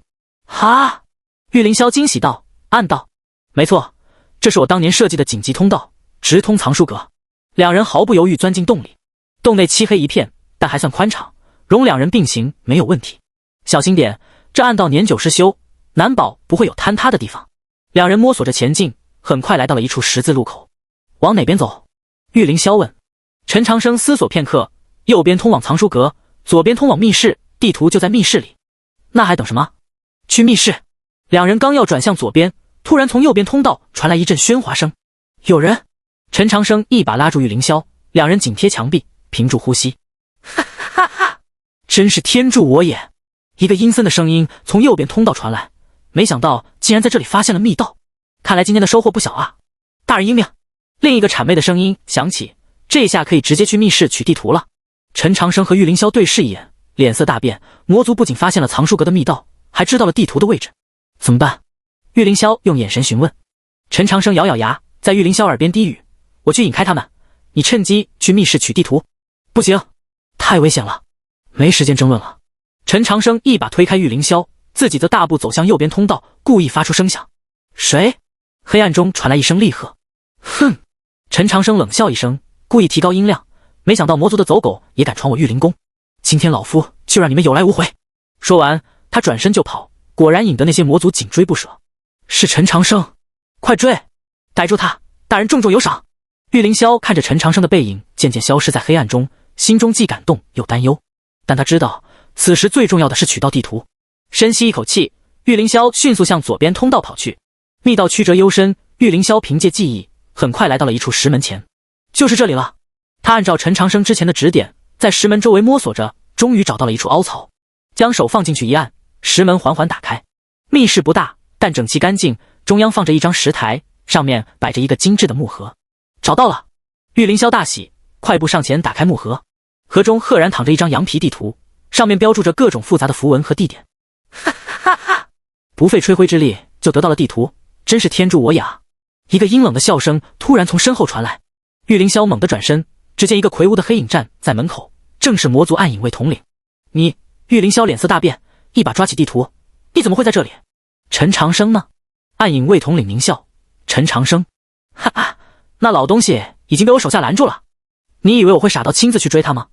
我早就猜到你们的计划，故意让手下去追他，自己却悄悄跟在你后面。可恶！玉凌霄咬牙，环顾四周，想找个武器。别费心思，莫离。暗影卫统领一步步逼近。你现在修为尽失，在我眼里不过是一只蝼蚁。识相的，把地图交出来，我可以给你个痛快。玉凌霄冷笑，想要地图？做梦！说完，他猛地一转身，将地图塞进怀里，同时抓起石台上的一盏油灯，朝暗影卫统领砸去。砰！油灯在空中爆裂，灯油四溅，瞬间点燃了暗影卫统领的衣袍。啊！暗影卫统领惨叫连连，慌忙拍打着身上的火焰。玉凌霄抓住这稍纵即逝的机会，从另一侧的暗门冲了出去。站住！身后传来暗影卫统领愤怒的吼声和急促的脚步声。玉凌霄不敢停歇，拼命向前跑去。没有修为加持，他只能靠两条腿跑路，但好在他对玉灵宫的构造十分熟悉。左拐，右拐，再左拐，玉凌霄在心中默念路线，脚下不停。身后的追兵越来越近，玉凌霄能清晰听到暗影卫统领狰狞的喘息声。该死，再这样下去肯定会被追上。就在危急关头，前方突然出现一道亮光，是出口。玉凌霄眼前一亮，加速冲了出去。刺眼的阳光晃得他一时睁不开眼，等适应了亮光，他发现自己竟然出现在玉灵宫后山的一处悬崖边上。糟了！玉凌霄心头一沉，走错路了。哈哈哈！暗影卫统领从暗道中走出，脸上带着狰狞的笑容。莫离啊莫离，你跑不掉了。这悬崖下面是万丈深渊，就算你有修为全盛时的本事，也难以飞跃。更何况现在的你，不过是个凡人罢了。玉凌霄退到悬崖边，低头看了一眼，下面云雾缭绕，深不见底。把地图交出来，我给你个痛快。暗影卫统领伸出手。玉凌霄冷笑一声，做梦。暗影卫统领眼中杀意凛然，那我就亲自取了。说着，他猛地扑上前，锋利的爪子直取玉凌霄咽喉。千钧一发之际，第115章生死一线，枪！一道刀光划破长空，直取暗影卫统领后背。什么？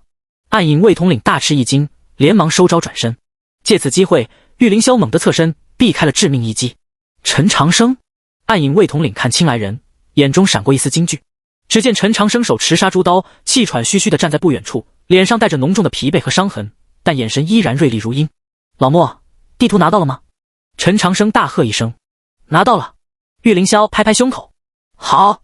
陈长生大笑，那就别留手了，用最后的底牌。玉凌霄一愣，随即明白过来。他从怀中掏出一个小瓷瓶，用牙咬开瓶塞，一口吞下里面的丹药。陈长生也同样掏出一个瓷瓶，吞下丹药。那是什么？暗影卫统领警觉地后退一步。爆魂丹。陈长生狞笑一声，以燃烧精魂为代价，短暂恢复修为。虽然事后会修为尽失，生死难料，但杀你足够了。话音刚落，陈长生和玉凌霄的身体同时爆发出耀眼的光芒。一金一青两道光柱冲天而起，震得整个悬崖都在颤抖。这不可能！暗影卫统领惊恐的大叫：“你们不是修为尽失了吗？”天真！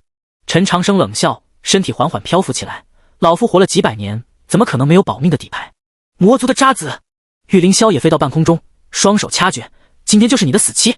暗影卫统领终于慌了，转身就要逃跑。想跑，晚了！陈长生和玉凌霄同时出手，嗖！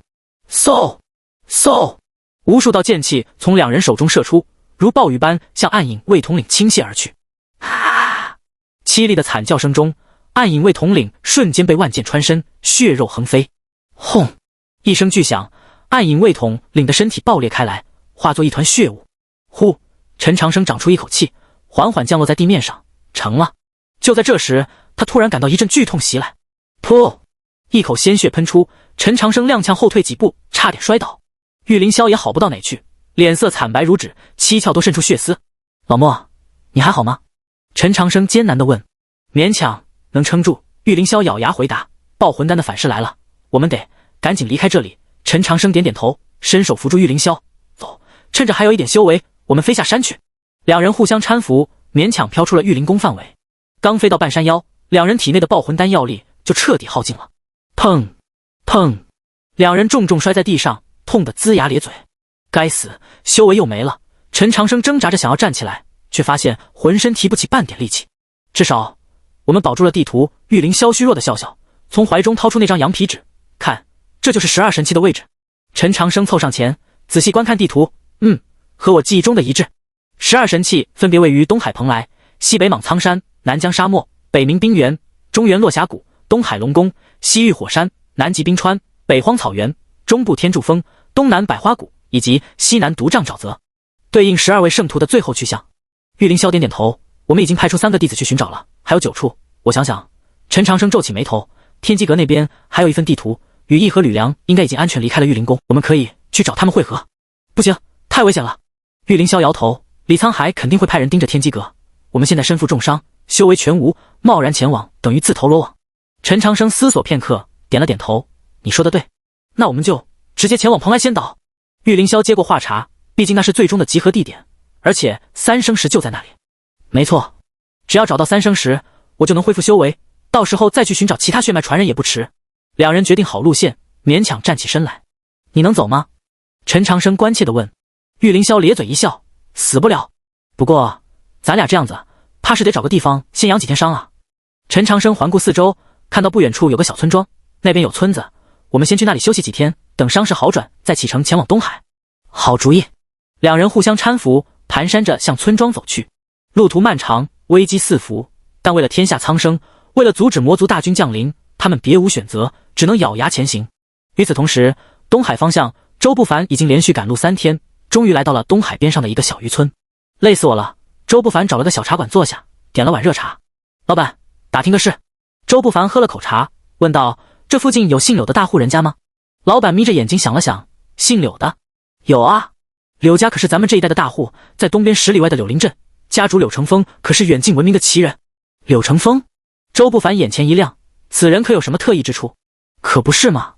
老板神秘兮兮地凑过来，柳家世代都有个怪癖，特别爱水。据说柳成风从小就能在水下憋气半个时辰不上来，游泳的本事那叫一个绝，前些年还救了不少落水的渔民呢。周不凡心中一喜，爱水，这不正是水行圣徒的特征吗？老板，这柳林镇怎么走？跟着东边的大路一直走，过了3道桥，见到一片柳树林，那就到了。多谢。周不凡扔下几枚铜钱，匆匆离去。另一边，西北方向，陆浩穿过崎岖的山路，来到了莽苍山脉脚下的一个小镇。这莽苍山也太大了，上哪找石破天的后人啊？陆浩抓耳挠腮，一筹莫展。正当他犯愁时，一阵喧哗从镇子中心传来。怎么了这是？陆浩好奇地凑上前去，只见一群人围着一个壮硕的青年，那青年浑身肌肉盘球，正在表演劈石的绝技。咔嚓！第116章东海惊变，青年大喝一声，一掌劈下，一块人头大小的花岗岩应声而碎。好！围观的人群爆发出热烈的掌声。这位壮士好功夫啊！陆浩由衷赞叹。旁边一个老者笑道：这可是咱们石家村的石破虎，从小就能徒手碎石，跟他爷爷一样，有石破天的美名呢。石破虎？石破天？陆浩瞪大了眼睛，心里激动得快要跳出来。这不就是我要找的人吗？而在南疆边境，吕梁也有了重大发现。风沙弥漫的集市上，一个神秘的少女正表演着奇特的风系功法，引得众人啧啧称奇。风九曜就是风九幽的后人。吕梁暗暗握拳，真是踏破铁鞋无觅处，得来全不费功夫啊！就这样，3位弟子几乎同时找到了各自的目标，而陈长生和玉凌霄也正朝着东海的方向一步步艰难前行。周不凡按照茶馆老板的指点，很快来到了柳林镇，是一个依山傍水的富庶小镇。镇子东边果然有一大片郁郁葱葱的柳树林，就是这里了。周不凡深吸一口气，体内血脉之力微微跳动，似乎感应到了什么。柳家大宅就坐落在柳林深处，白墙黛瓦，颇有江南水乡的韵味。来者何人？门口的家丁警惕地问道。周不凡拱手道：在下周不凡，特来拜访柳家主，有要事相商。稍等。家丁进去通报。不多时，一个中年男子快步走出，此人身材修长，面容清秀，眉宇间有一股灵动之气。阁下就是周不凡？中年男子打量着周不凡，在下柳成风，不知阁下来访所谓何事？周不凡能清晰地感受到自己体内的血脉之力正在剧烈跳动。没错，眼前这人就是水行圣徒柳无波的后人。柳家主，此事事关重大，可否借一步说话？柳成风略一思索，点头道：请随我来。两人来到书房，柳成风平退左右，正色道：现在可以说了。周不凡取出陈长生的身份令牌，柳家主可认得此物？柳成风接过令牌，脸色骤变，这是陈圣师的令牌。你是陈圣师的人？正是。柳家主，您的先祖柳无波当年是陈圣师的12圣徒之一，您身上流淌着陈圣师的血脉传承。如今魔族封印松动，天下危在旦夕，我奉师命前来，请您出山相助。柳成风沉默良久，缓缓道：原来如此，难怪我从小就对水系功法有着异于常人的亲和力，原来是血脉使然。柳家主，时间紧迫，我们必须尽快前往蓬莱仙岛。等等。柳成风皱眉道：你说魔族封印松动，可有证据？周不凡将路上的遭遇简单讲述了一遍。柳成风听完，脸色凝重，原来如此，其实这几日东海也确实有些异常。哦，什么异常？海中时有怪异的黑雾升起，渔民们都不敢出海了。而且柳成风压低声音，昨夜有渔民看到海面上有黑影在游动，体型巨大，绝非寻常海兽。周不凡心头一沉，看来魔族已经开始在各处活动了。柳家主，我们真的不能再耽搁了。柳成风点点头，好，我这就安排一下家中事务，明日一早就随你前往蓬莱。不过什么？我有个条件。柳成风正色道：我有一女，名叫柳如烟，天赋异禀，对水系功法的领悟甚至在我之上，我想带她一起去。周不凡略一思索，血脉传承，后人自然也算。柳小姐若是愿意，一起去也无妨。如烟，柳成风扬声道。片刻后，一个妙龄少女走进书房，她一袭水蓝色长裙，容貌清丽，举手投足间自有一股飘逸之气。爹爹，您找我？如烟，这位是周公子，他带来了一个重要的消息。柳成风将事情原委告诉女儿。柳如烟听完，美目中闪过一丝兴奋，原来我们柳家还有这般渊源。爹爹，女儿愿意同去。好。周不凡大喜，那我们明日一早就出发。西北莽苍山脉。与此同时，陆浩已经找到了石破虎。你说什么？我是什么圣徒的后人？石破虎瞪大眼睛，一脸不可置信。陆浩耐心解释道：石兄弟，你们石家世代相传的碎石绝技，其实就是土行圣徒的传承。你看，陆浩伸出手，掌心隐隐有金光闪烁。我是金行传人，你是土行传人，我们都是为了同一个目标。石破虎挠挠头，太玄乎了吧。石兄弟，实不相瞒，魔族大军即将破风而出，到时候天下生灵涂炭，只有集齐12位血脉传人，启动12神器，才能修复封印。魔族？石破虎皱眉，我倒是听爷爷提起过，说咱们石家的使命就是守护什么东西，难道？没错，你们守护的很可能就是土行神器。石破虎陷入沉思，半晌，他猛地一拍大腿，好，既然事关天下苍生，我石破虎岂能坐视不理？陆兄弟，我跟你走。太好了。陆浩激动地握住石破虎的手，我们这就启程前往蓬莱仙岛。等等。石破虎突然想起什么，我得去祖宅一趟。爷爷临终前说过，石家祖宅的地下密室里藏着一件重要的东西，只有在关键时刻才能取出。会不会就是土行神器？陆浩眼前一亮，很有可能。走，我们现在就去。南疆风沙集市，吕梁找到风九妖的过程则颇为曲折。姑娘请留步。吕梁追上那个表演风系功法的少女。风九妖转过身，一双明亮的大眼睛警惕地看着吕梁。有事？在下吕梁，有要事与姑娘相商。不认识，没兴趣。风九妖转身就走。等等。吕梁急忙道：姑娘可知道风九幽这个名字？风九要脚步一顿，缓缓转身。你怎么知道这个名字？因为他是你的先祖，而你是他的血脉传人。风九妖眯起眼睛，你到底是什么人？第117章血脉觉醒。吕梁取出令牌，我是陈圣师的弟子，奉师命来寻找风行圣徒的后人。风九要接过令牌细细查看，脸色数变，这确实是陈圣师的气息，你说的都是真的，千真万确。姑娘，如今魔族即将破风，我们需要你的力量。风九要沉默片刻，突然笑了，有意思。我在这沙漠里待得都快发霉了，正愁没有刺激的事情做呢。那姑娘是答应了？当然。不过风九要狡黠一笑，你得先接我3招，我要看看陈圣师的弟子有没有真本事。吕梁苦笑，姑娘，我们时间紧迫，废话少说，接招。风九要身形一晃，瞬间化作一道旋风向吕梁席卷而来。小渔村，陈长生与玉凌霄经过几天的休养，陈长生和玉凌霄的伤势已经好转了许多。老陈，我们也该动身了。玉凌霄活动了一下筋骨，再拖下去怕是来不及了。陈长生点点头，我们这就出发。多亏了这村里的乡亲们照顾，不然我们哪能恢复得这么快。两人向村民们道谢告别，踏上了前往东海的路途。然而他们不知道的是，在不远处的山头上，一双阴冷的眼睛正死死盯着他们。哼，陈长生、玉凌霄，你们以为杀了一个暗影卫统领就万事大吉了？太天真了。黑影拿出一块黑色玉符，低声道，禀告主上，目标已经离开小渔村，正往东海方向前进。玉符中传来李沧海阴森的声音，很好，继续跟着他们，记住不要打草惊蛇，等他们找到3生石的时候，就是我们动手的时机。是，属下明白。黑影收起玉符，悄无声息地跟了上去。就在各路人马都在向蓬莱仙岛汇聚的时候，岛上却来了一位意外的客人。什么人擅闯仙岛？守岛的道士厉声喝问。来人一身白衣，容貌绝美，正是消失已久的羽翼。我要见你们的岛主。羽翼淡淡道。笑话，岛主岂是你想见就能见的？羽翼眼中寒光一闪，那就别怪我不客气了。他身形一晃，瞬间突破了守卫的封锁，直奔岛中心的大殿而去。不好，有人闯岛！警钟大作，无数道身影从四面八方涌出，将羽翼团团围住。来者何人？为何擅闯我蓬莱仙岛？一个白须老道缓缓走出，正是蓬莱岛主云中子。羽翼停下脚步，冷冷道：云中子，别来无恙。你认识老道？云中子眯起眼睛，等等，这声音你是羽翼？正是。你不是已经？云中子震惊道。羽翼苦笑，已经死了。没错，我确实死过一次，但我又活过来了，而且我想起了一切。想起了什么？我的真实身份。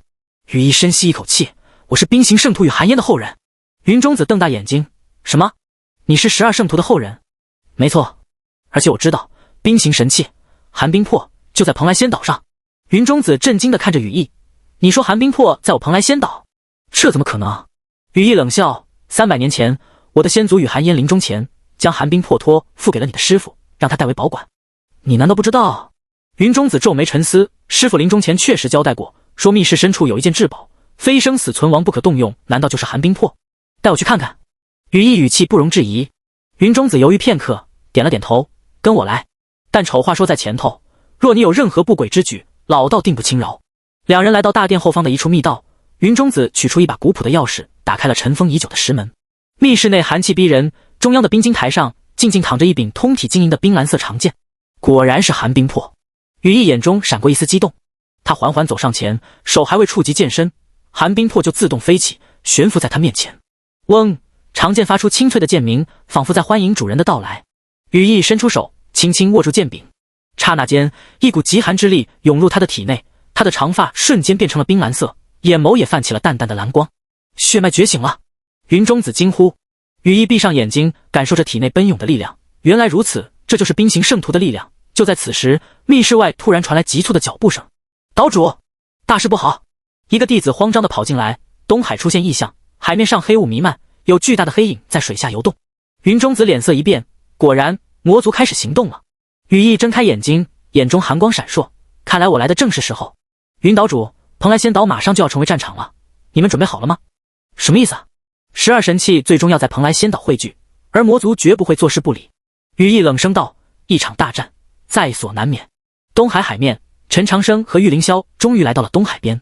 望着波涛汹涌的大海，陈长生皱起眉头，不对劲，这海面的颜色原本碧蓝的海水，如今泛着诡异的黑色，时不时还有黑色的雾气从海面升起。魔气！玉凌霄沉声道：“看来李沧海已经开始在东海布局了，我们得抓紧时间。”陈长生四下张望，得先找条船。两位是要出海吗？一个苍老的声音响起。两人回头，见是一个白发苍苍的老渔民。老人家，我们想去蓬莱仙岛，能否？蓬莱仙岛？老渔民脸色大变，连连摆手：“去不得，去不得啊！这几日海上妖风阵阵，黑雾缭绕，已经有好几条渔船有去无回了。”陈长生和玉凌霄对视一眼，心知情况比想象的更严重。老人家，无论如何，我们都必须去蓬莱仙岛。陈长生诚恳道：“这关系到天下苍生的安危。”老渔民看着两人，叹了口气：“罢了，你们若是真心要去，老朽倒是知道一个人，或许能帮你们。”谁？第118章地脉珠。海龙王。老渔民压低声音，他是这一带最好的船夫，据说能在任何恶劣的海况下航行。不过什么？他脾气古怪，不是谁都愿意载的。你们去码头最东边的破船上找他试试吧。道谢之后，两人快步来到码头东边，果然看到一艘破旧的渔船，船头坐着一个中年汉子，正在喝酒。这位兄弟，我们想请你送我们去蓬莱仙岛。陈长生拱手道。海龙王抬起头，醉眼朦胧地看着两人。蓬莱仙岛？呵，你们是活腻了吗？无论多危险，我们都必须去。玉凌霄正色道：“价钱好商量，不是钱的问题。”海龙王摇摇头：“这几天海上的情况，你们也看到了，那些黑雾里藏着的东西，可不是一般人能对付的。”陈长生心中一动：“你见过黑雾里的东西？”海龙王打了个酒嗝：“前天夜里，我出海捕鱼，亲眼看到一个巨大的黑影从我船底游过，那东西起码有10丈长，魔族海兽。”玉凌霄低声道。陈长生深吸一口气：“海兄弟，实不相瞒，我们去蓬莱仙岛，正是为了阻止这些魔物。如果我们不去，要不了多久，整个东海都会被魔族占领。”海龙王眯起眼睛，仔细打量着两人：“你们到底是什么人？”陈长生取出令牌：“我是陈长生。”陈长生？陈圣师？海龙王猛地站起身，酒意全消：“您还活着？侥幸未死。”陈长生点头：“如今魔族卷土重来，我必须去蓬莱仙岛，还请海兄弟帮忙。”海龙王沉默良久，突然哈哈大笑：“好，既然是陈圣师亲自前来，我海龙王就是拼了这条命，也要送您过去。多谢。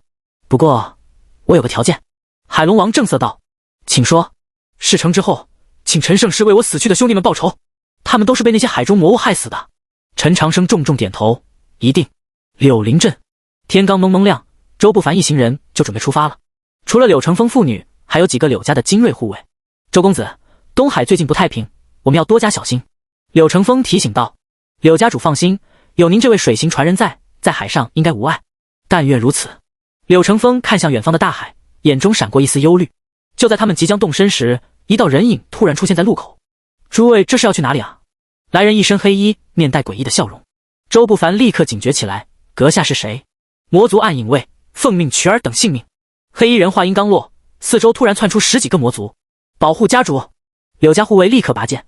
周不凡冷笑：“来得好，正好试试我新领悟的功法。”他手中真气凝聚，化作一条火龙，向黑衣人扑去。“雕虫小技！”黑衣人不屑一笑，挥手打出一道黑气。然而下一刻，他脸色大变，只见柳如烟突然出手，素手轻挥，四周的空气瞬间凝结成冰。那道黑气还未碰到火龙，就被冻在了半空中。“什么？”黑衣人震惊：“你一个小丫头，怎么会有如此修为？”柳如烟淡淡一笑：“我柳家的水系功法，可不是你能小觑的。”与此同时，柳成风也出手了。他双手结印，天空中突然下起了暴雨，雨水如利箭般射向魔族，每一滴都蕴含着强大的水系真力。啊！魔族们惨叫连连，纷纷败退。“撤！快撤！”黑衣人见势不妙，连忙下令撤退。转眼间，魔族逃得无影无踪。“好功夫！”周不凡赞叹道：“不愧是水行圣徒的后人。”柳成风摇摇头：“这只是开始，接下来的路恐怕更加凶险。”“无妨，兵来将挡，水来土掩。”周不凡豪气干云：“我们继续赶路。”莽苍山石家祖宅，陆浩跟着石破虎来到了一处隐秘的山谷。“就是这里了。”石破虎指着前方一座古朴的石屋：“这是我们石家的祖宅，已经很多年没人来过了。”两人推开尘封已久的大门，一股霉味扑面而来。石破虎轻车熟路地来到一处石壁前，在上面按了几下，轰隆隆，石壁缓缓移开，露出一条向下的通道。密室就在下面。两人点燃火把，小心翼翼地走下去。通道尽头是一间石室，正中央放着一个石台，上面摆着一个古朴的石盒。应该就是这个了。石破虎上前打开石盒，霎时间，一道土黄色的光芒冲天而起，石盒中静静躺着一枚拳头大小的土黄色宝珠，表面有无数符文流转。这是地脉珠。陆浩瞪大眼睛，传说中的土形至宝。石破虎伸手握住地脉珠，刹那间，整个人都被土黄色的光芒包裹。好强大的力量！石破虎惊呼：“我感觉我能操控大地的力量！”他一跺脚，整个密室都在震动。太好了！陆浩兴奋道：“有了地脉珠，我们的胜算又大了一分。陆兄弟，我们这就去蓬莱仙岛。”对，刻不容缓。就在两人准备离开时，密室突然剧烈摇晃起来。怎么回事？不好！石破虎脸色大变，有人在攻击祖宅。两人快速冲出密室，只见外面已经被魔族包围，为首的是一个身材魁梧的魔族，浑身覆盖着岩石般的鳞甲。果然在这里。魔族首领狞笑道：“地脉珠，本座要了。”魔族首领踏前一步，每一步都让大地震颤。本座乃魔族4大护法之一，炎魔护法石煞。小子，交出地脉珠，本座可以给你个痛快。石破虎握紧手中的地脉珠，怒道：“做梦！这是我石家世代守护的宝物，岂能落入你们魔族之手？不识抬举！”石煞冷哼一声，双拳猛地砸向地面。轰隆隆，地面瞬间皲裂，无数石刺从地下冒出，向石破虎和陆浩刺去。第119章石破天惊，小心！陆浩拔剑格挡，金色剑气将石刺纷纷斩断。石破虎则是第一次真正运用地脉珠的力量，他单手按地，土黄色光芒大盛，大地之盾。一面巨大的土墙瞬间升起，挡住了所有攻击。哦，石煞露出意外之色，刚得到地脉珠就能运用到这种程度，不愧是土形圣徒的后人。可惜你太嫩了。他身形一晃，化作一道土黄色流光，瞬间出现在石破虎身后。糟了！陆浩大惊。千钧一发之际，石破虎体内的血脉之力突然爆发，他的皮肤表面浮现出玄奥的符文，整个人仿佛与大地融为一体。砰！石煞的重拳打在石破虎身上，却如同打在了山岳之上。石破虎纹丝不动。什么？石煞震惊，这就是血脉觉醒吗？石破虎感受着体内澎湃的力量，我明白了，大地的力量不是用来攻击的，而是用来守护的。他猛地转身，一拳轰出山岳之拳。轰！石煞被这一拳打得倒飞出去，重重砸进山壁之中。好强！陆浩惊叹。然而石煞很快就从废墟中爬了出来，除了衣服有些破损，竟然毫发无伤。有意思，真有意思。石煞狞笑着，身上的岩石鳞甲开始发生变化，看来本座要认真了。他的身体开始膨胀，转眼间变成了一个3丈高的岩石巨人。这是魔族的真身。陆浩脸色凝重，小子们，见识一下真正的力量吧。炎魔真身，山崩地裂。石煞双拳高举，然后重重砸下。轰轰轰，整个山谷都在剧烈震动，地面寸寸崩裂，山石如雨般落下。不好，整个山谷要塌了！石破虎大惊。就在这危急时刻，一道清朗的声音响起：“金戈铁马，万剑归宗。”只见天空中突然出现无数金色剑光，如流星雨般落下，将所有落石击得粉碎。这时陆浩抬头望去，天空中一个白衣身影御剑而来，正是许久未见的叶无尘。叶师兄！陆浩惊喜大喊。叶无尘落到两人身边，微微一笑：“陆师弟，师兄弟，看来我来的正是时候。”你是谁？石煞警惕地看着叶无尘。在下叶无尘，金行圣徒叶金的后人。叶无尘拔出背后的长剑，剑身金光闪闪，赫然是金行神器破军剑。又一个血脉传人。石煞脸色阴沉：“好，很好，神器齐现，可恶！”蓝煞见己方节节败退，终于坐不住了，看来要本统领亲自出手了。他身形一晃，化作一道蓝光，冲向陈长生。师尊小心！众弟子大惊。千钧一发之际，玉凌霄挡在了陈长生身前。噗！三叉戟刺穿了玉凌霄的胸膛，鲜血飞溅。老莫！陈长生目眦欲裂。嘿嘿，玉凌霄却笑了，一把抓住三叉戟，上当了。他的身体突然爆发出耀眼的光芒，原来他在最后关头吞下了最后一颗爆魂弹。什么？蓝煞大惊，想要抽回三叉戟，却发现被死死抓住。陈长生，动手！玉凌霄大吼。陈长生含泪拔出杀猪刀，一刀斩向蓝煞的脖子。蓝煞不得不弃了三叉戟，狼狈后退。老莫，你……陈长生扶住摇摇欲坠的玉凌霄。我没事。玉凌霄吐出一口血，只是恐怕撑不到蓬莱仙岛了。不，你不会有事的。陈长生红了眼眶。就在这时，天空中突然响起一个威严的声音：“诸位道友，蓬莱仙岛就在前方，速来！”只见蓬莱仙岛的方向金光大盛，一座巨大的金色法阵在空中显现，是云中子岛主。有人认出了声音，蓬莱仙岛的护岛大阵。羽翼眼前一亮，我们有救了！撤退！所有人撤往蓬莱仙岛！陈长生当机立断，众人且战且退，向蓬莱仙岛靠近。蓝煞不甘心地追击，别想跑！然而就在他即将追上时，一道金光从岛上射出，直接将他击飞。啊！蓝煞惨叫着摔进海里。护岛大阵的力量！众人大喜。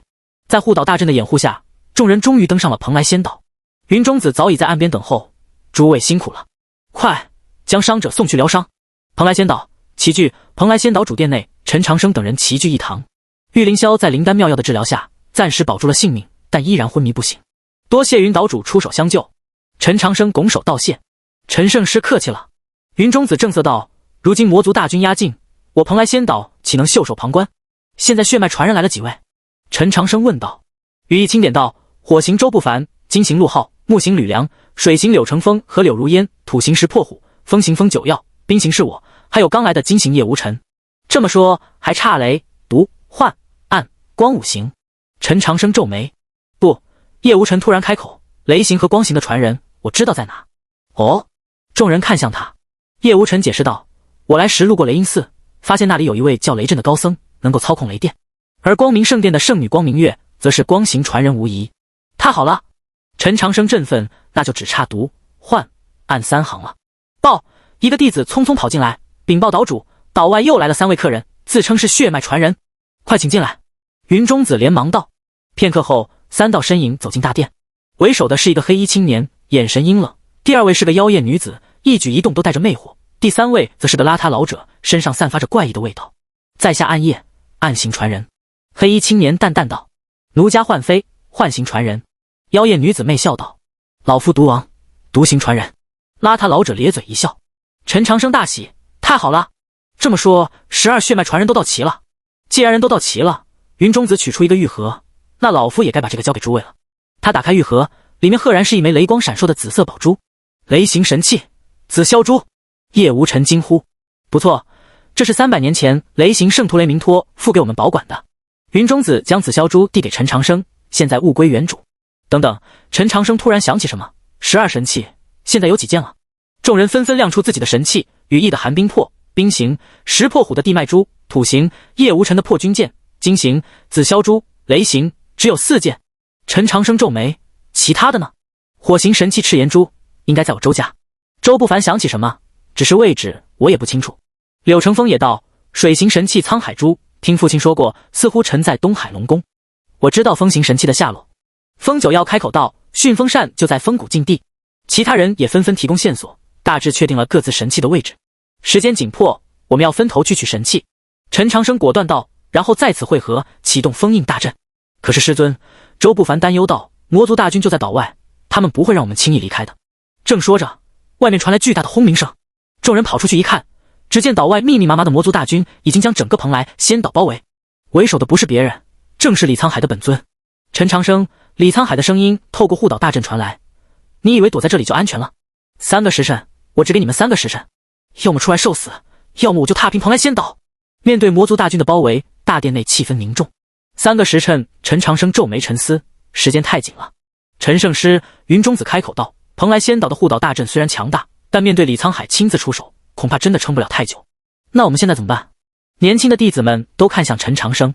陈长生深吸一口气，计划不变，必须拿到所有神器。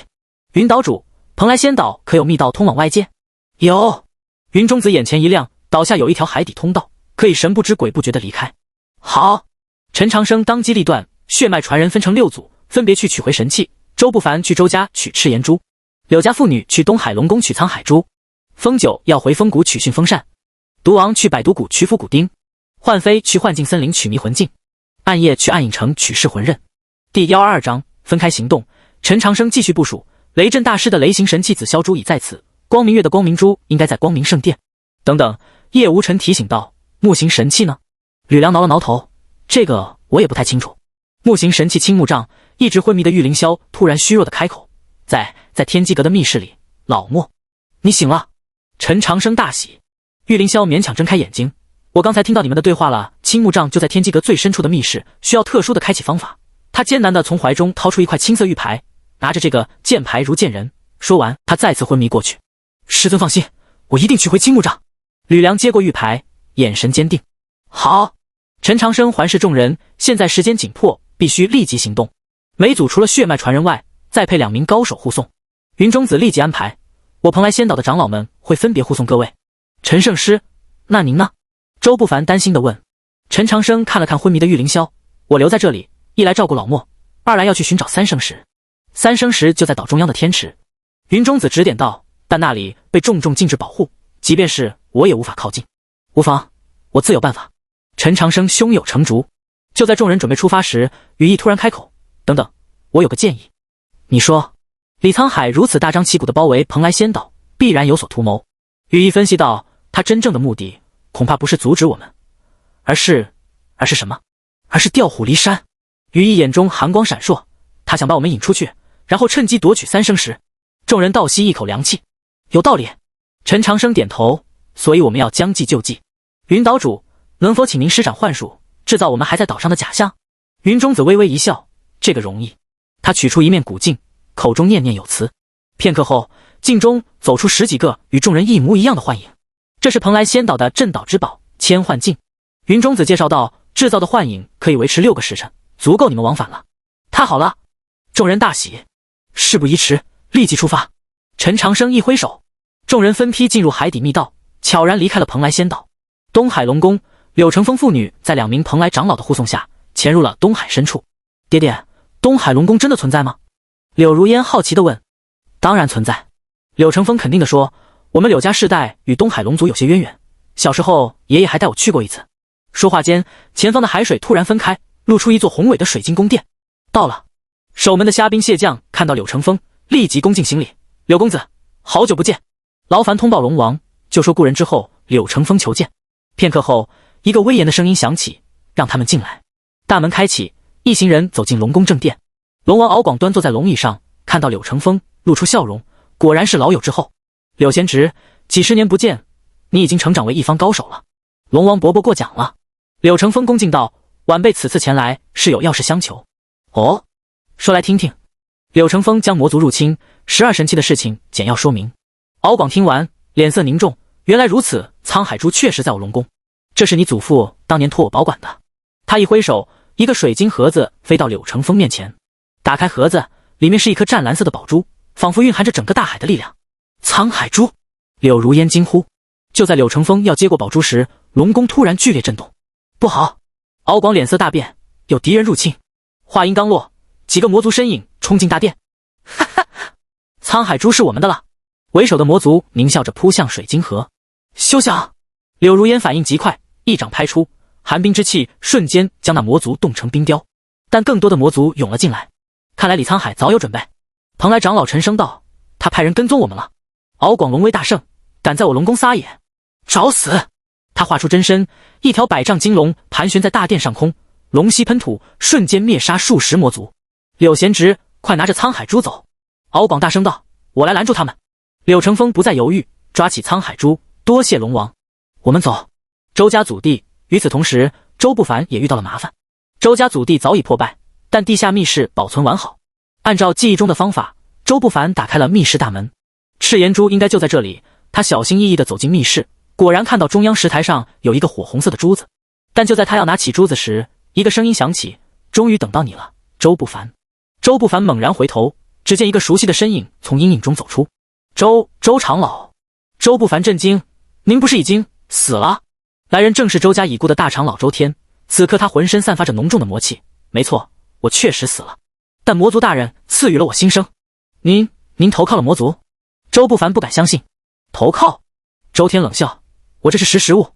陈长生那个老匹夫害我周家家破人亡，我为什么不能投靠魔族？一派胡言！周不凡怒道，是您自己贪图权力，才导致周家分裂。废话少说！周天身上魔气暴涨，把赤炎珠交出来，我饶你不死。做梦！周不凡毫不犹豫地抓起赤炎珠，瞬间一股炽热的力量涌入他体内，他的头发都变成了火红色，火星血脉完全觉醒了。周不凡感受着体内澎湃的力量。周天，你选错了路，那就去死吧！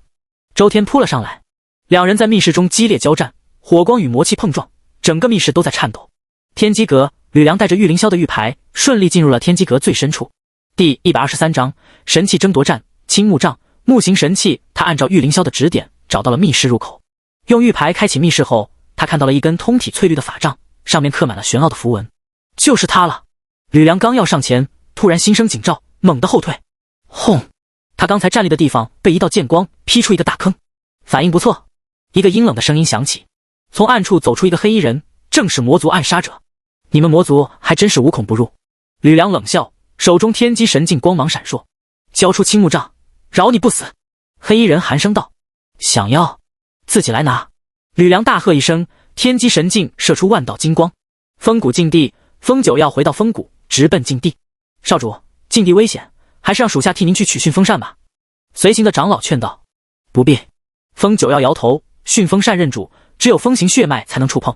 他独自走进禁地，狂风呼啸，飞沙走石。在禁地最深处，一把青色的折扇静静悬浮在半空中。旋风扇，风九要伸出手，折扇自动飞到他手中。瞬间，他感觉自己与天地间的风完全融为一体。这就是风行圣徒的真正力量吗？他正要离开，突然发现禁地入口被人堵住了。风九要，好久不见。来人竟是风谷的二长老风无痕。二长老，您怎么在这？风九要皱眉。风无痕阴森一笑，当然是来拿旋风扇的。少主，您还太年轻，不配拥有如此神器。你背叛了风谷？背叛？我这是为风谷的未来着想。风无痕身上魔气显现，魔族答应了，只要我献上旋风扇，就让我做风谷之主。做梦！风九要手中旋风扇一挥，狂风大作，各处的战斗都进入了白热化。周家密室中，周不凡凭借刚刚觉醒的火行之力与魔化的周天激战，赤炎珠的力量让他的每一击都带着焚尽一切的火焰。不可能！周天连连后退，你怎么可能这么快就掌握赤炎珠的力量？因为这本就是属于我的力量。周不凡双手结印，火行奥义，凤凰涅槃。一只巨大的火凤凰从他身后升起，炽热的温度让整个密室的石壁都开始融化。去死吧，叛徒！火凤凰俯冲而下，周天惨叫一声，瞬间化为灰烬。周不凡收起赤炎珠，快速离开密室，得赶紧回蓬莱仙岛。天机阁激战，吕梁与魔族暗杀者的战斗也到了关键时刻。天机神镜不愧是至宝，但你的修为太弱了。暗杀者身形如鬼魅，不断从各个角度发起攻击。吕梁咬牙支撑，突然他想起了什么。对了，青木杖！他一个翻滚，抓起了青木杖。瞬间，浓郁的生命力涌入体内，他的伤势竟在快速愈合。木形的力量生生不息。吕梁惊喜地发现，青木杖不仅能治愈伤势，还能大幅提升他的真气。什么？暗杀者大惊。吕梁双手持杖，天机神镜悬浮在头顶。现在该我反击了。青木杖与天机神镜的力量融合，化作一道绿金色的光柱，将暗杀者彻底湮灭。风谷之变，风九要与风无痕在狂风中对峙。二长老，您跟随我父亲多年，为何要背叛？风九要痛心地问。跟随？风无痕狞笑，我忍辱负重这么多年，就是为了等这一天。你父亲太过迂腐，不懂得审时度势，魔族才是未来的主宰。那我知，好清理门户了。风九要将旋风扇完全展开，看好了，这才是真正的风之力。他轻轻一扇，天地间的风都为之医治。下一刻，无数道风刃从四面八方袭向风无痕。风行绝技，万刃风暴。风无痕想要抵挡，却发现自己的风系功法在旋风扇面前完全失效。不，凄厉的惨叫声中，叛徒被万刃分尸。危机四伏，其他几路人马的行动也都不太顺利。毒王在百毒谷遭遇了魔族毒师的伏击，双方展开了一场毒术对决。最终凭借更高深的毒道造诣，毒王不仅夺回了伏骨钉，还将对方的毒功吸收，实力大增。幻飞在幻境森林中陷入了重重幻阵，好在他本就是幻术大师，破阵之后成功取得迷魂镜。暗夜潜入暗影城时被发现，经过一番血战，终于拿到了噬魂刃。最艰难的是去光明圣殿的队伍。光明圣殿已经被魔族重重包围，光明月被困在殿中。圣女，魔族要我们交出光明珠！信徒们惊慌失措。光明月站在大殿中央，浑身散发着圣洁的光辉，光明永远不会向黑暗屈服。就在这时，雷震大师带着援兵赶到。阿弥陀佛，贫僧来助圣女一臂之力。雷震手持紫霄珠，雷电缠绕全身，如同雷神降世。三生石的秘密，蓬莱仙岛上，陈长生独自来到了天池。这里云雾缭绕，一潭碧水深不见底。池中央有一座小岛，上面立着一块3尺高的石碑。三生石，陈长生踏水而行，刚接近小岛，无数道禁制光芒亮起。果然有禁制保护。陈长生并不意外，他咬破手指，将鲜血滴在水面上。奇迹发生了，禁制竟然主动让开了一条路。看来这径直认得我的血脉。陈长生登上小岛，来到三生石前，石碑上刻着3行古老的文字：前世因，今生果，来世缘。他将手放在石碑上，瞬间无数记忆如潮水般涌来。300年前的一切清晰地浮现在眼前，他如何创立封印，如何收服12圣徒，如何与魔族大战，如何牺牲自己，原来如此。陈长生睁开眼睛，眼中金光四射，我全都想起来了。不仅是记忆，他的修为也在快速恢复，从炼气、筑基、金丹、元婴一路飙升到渡劫气巅峰。哈哈哈！陈长生仰天长啸，李沧海，这次看你还怎么嚣张。然而就在这时，天池的水面突然剧烈翻滚。第124章终极对决，不好，有人在破坏护岛大阵。陈长生立即飞身而起，赶回大殿。只见岛外，李沧海正亲自出手攻击护岛大阵。时间到了，李沧海冷笑，既然你们不出来，那我就打进去。他身后密密麻麻的魔族大军蓄势待发。轰！护岛大阵在李沧海的攻击下出现了裂痕。撑住！云中子带领蓬莱弟子拼命维持大阵。就在这危急时刻，数道流光从远处飞来。师尊，我们回来了！周不凡等人及时赶到，每人手中都拿着一件神器。好！陈长生大喜，所有人准备启动12都天魔神封印大阵。12神器已经集齐。陈长生环视众人，现在按照各自的属性站位。12位血脉传人迅速散开，按照特定的方位站立，形成一个巨大的圆圈。火行周不凡在南，水行柳成风在北，金行叶无尘在西，木行吕梁在东，土行石破虎在中。每个人手持对应的神器，神器之间隐隐有光线相连。糟了，他们要启动封印大阵！李沧海脸色大变，所有人全力进攻，绝不能让他们得逞。魔族大军如潮水般涌向蓬莱仙岛，护岛大阵在猛烈的攻击下摇摇欲坠。快，我们撑不了多久了！云中子大喊。陈长生站在阵法中央，双手结印，各位将你们的血脉之力注入神器。12人同时运转功法，磅礴的能量从他们体内涌出，通过神器相互连接。嗡！天地间响起一声嗡鸣，一个巨大的法阵虚影在空中显现。12都天魔神封印大阵。李沧海咬牙切齿，想封印本座。做梦！他画出魔族真身，6翼展开，向法阵冲去。拦住他！陈长生大喝。羽翼第一个冲上去，冰封万里，寒冰之力铺天盖地。但李沧海只是一挥手，所有冰层瞬间粉碎。就凭你们这些蝼蚁！其他人也纷纷出手，但刚恢复的他们面对全胜的李沧海根本不是对手。哈哈！陈长生，你们输定了！李沧海狂笑。就在这时，一直昏迷的玉凌霄突然睁开眼睛。李沧海，你的对手是我！玉凌霄竟然站了起来，浑身金光大放。你怎么可能？李沧海震惊。爆魂丹的副作用确实可怕，但你忘了一件事。玉凌霄冷笑，我玉凌霄可是有魔族血脉的。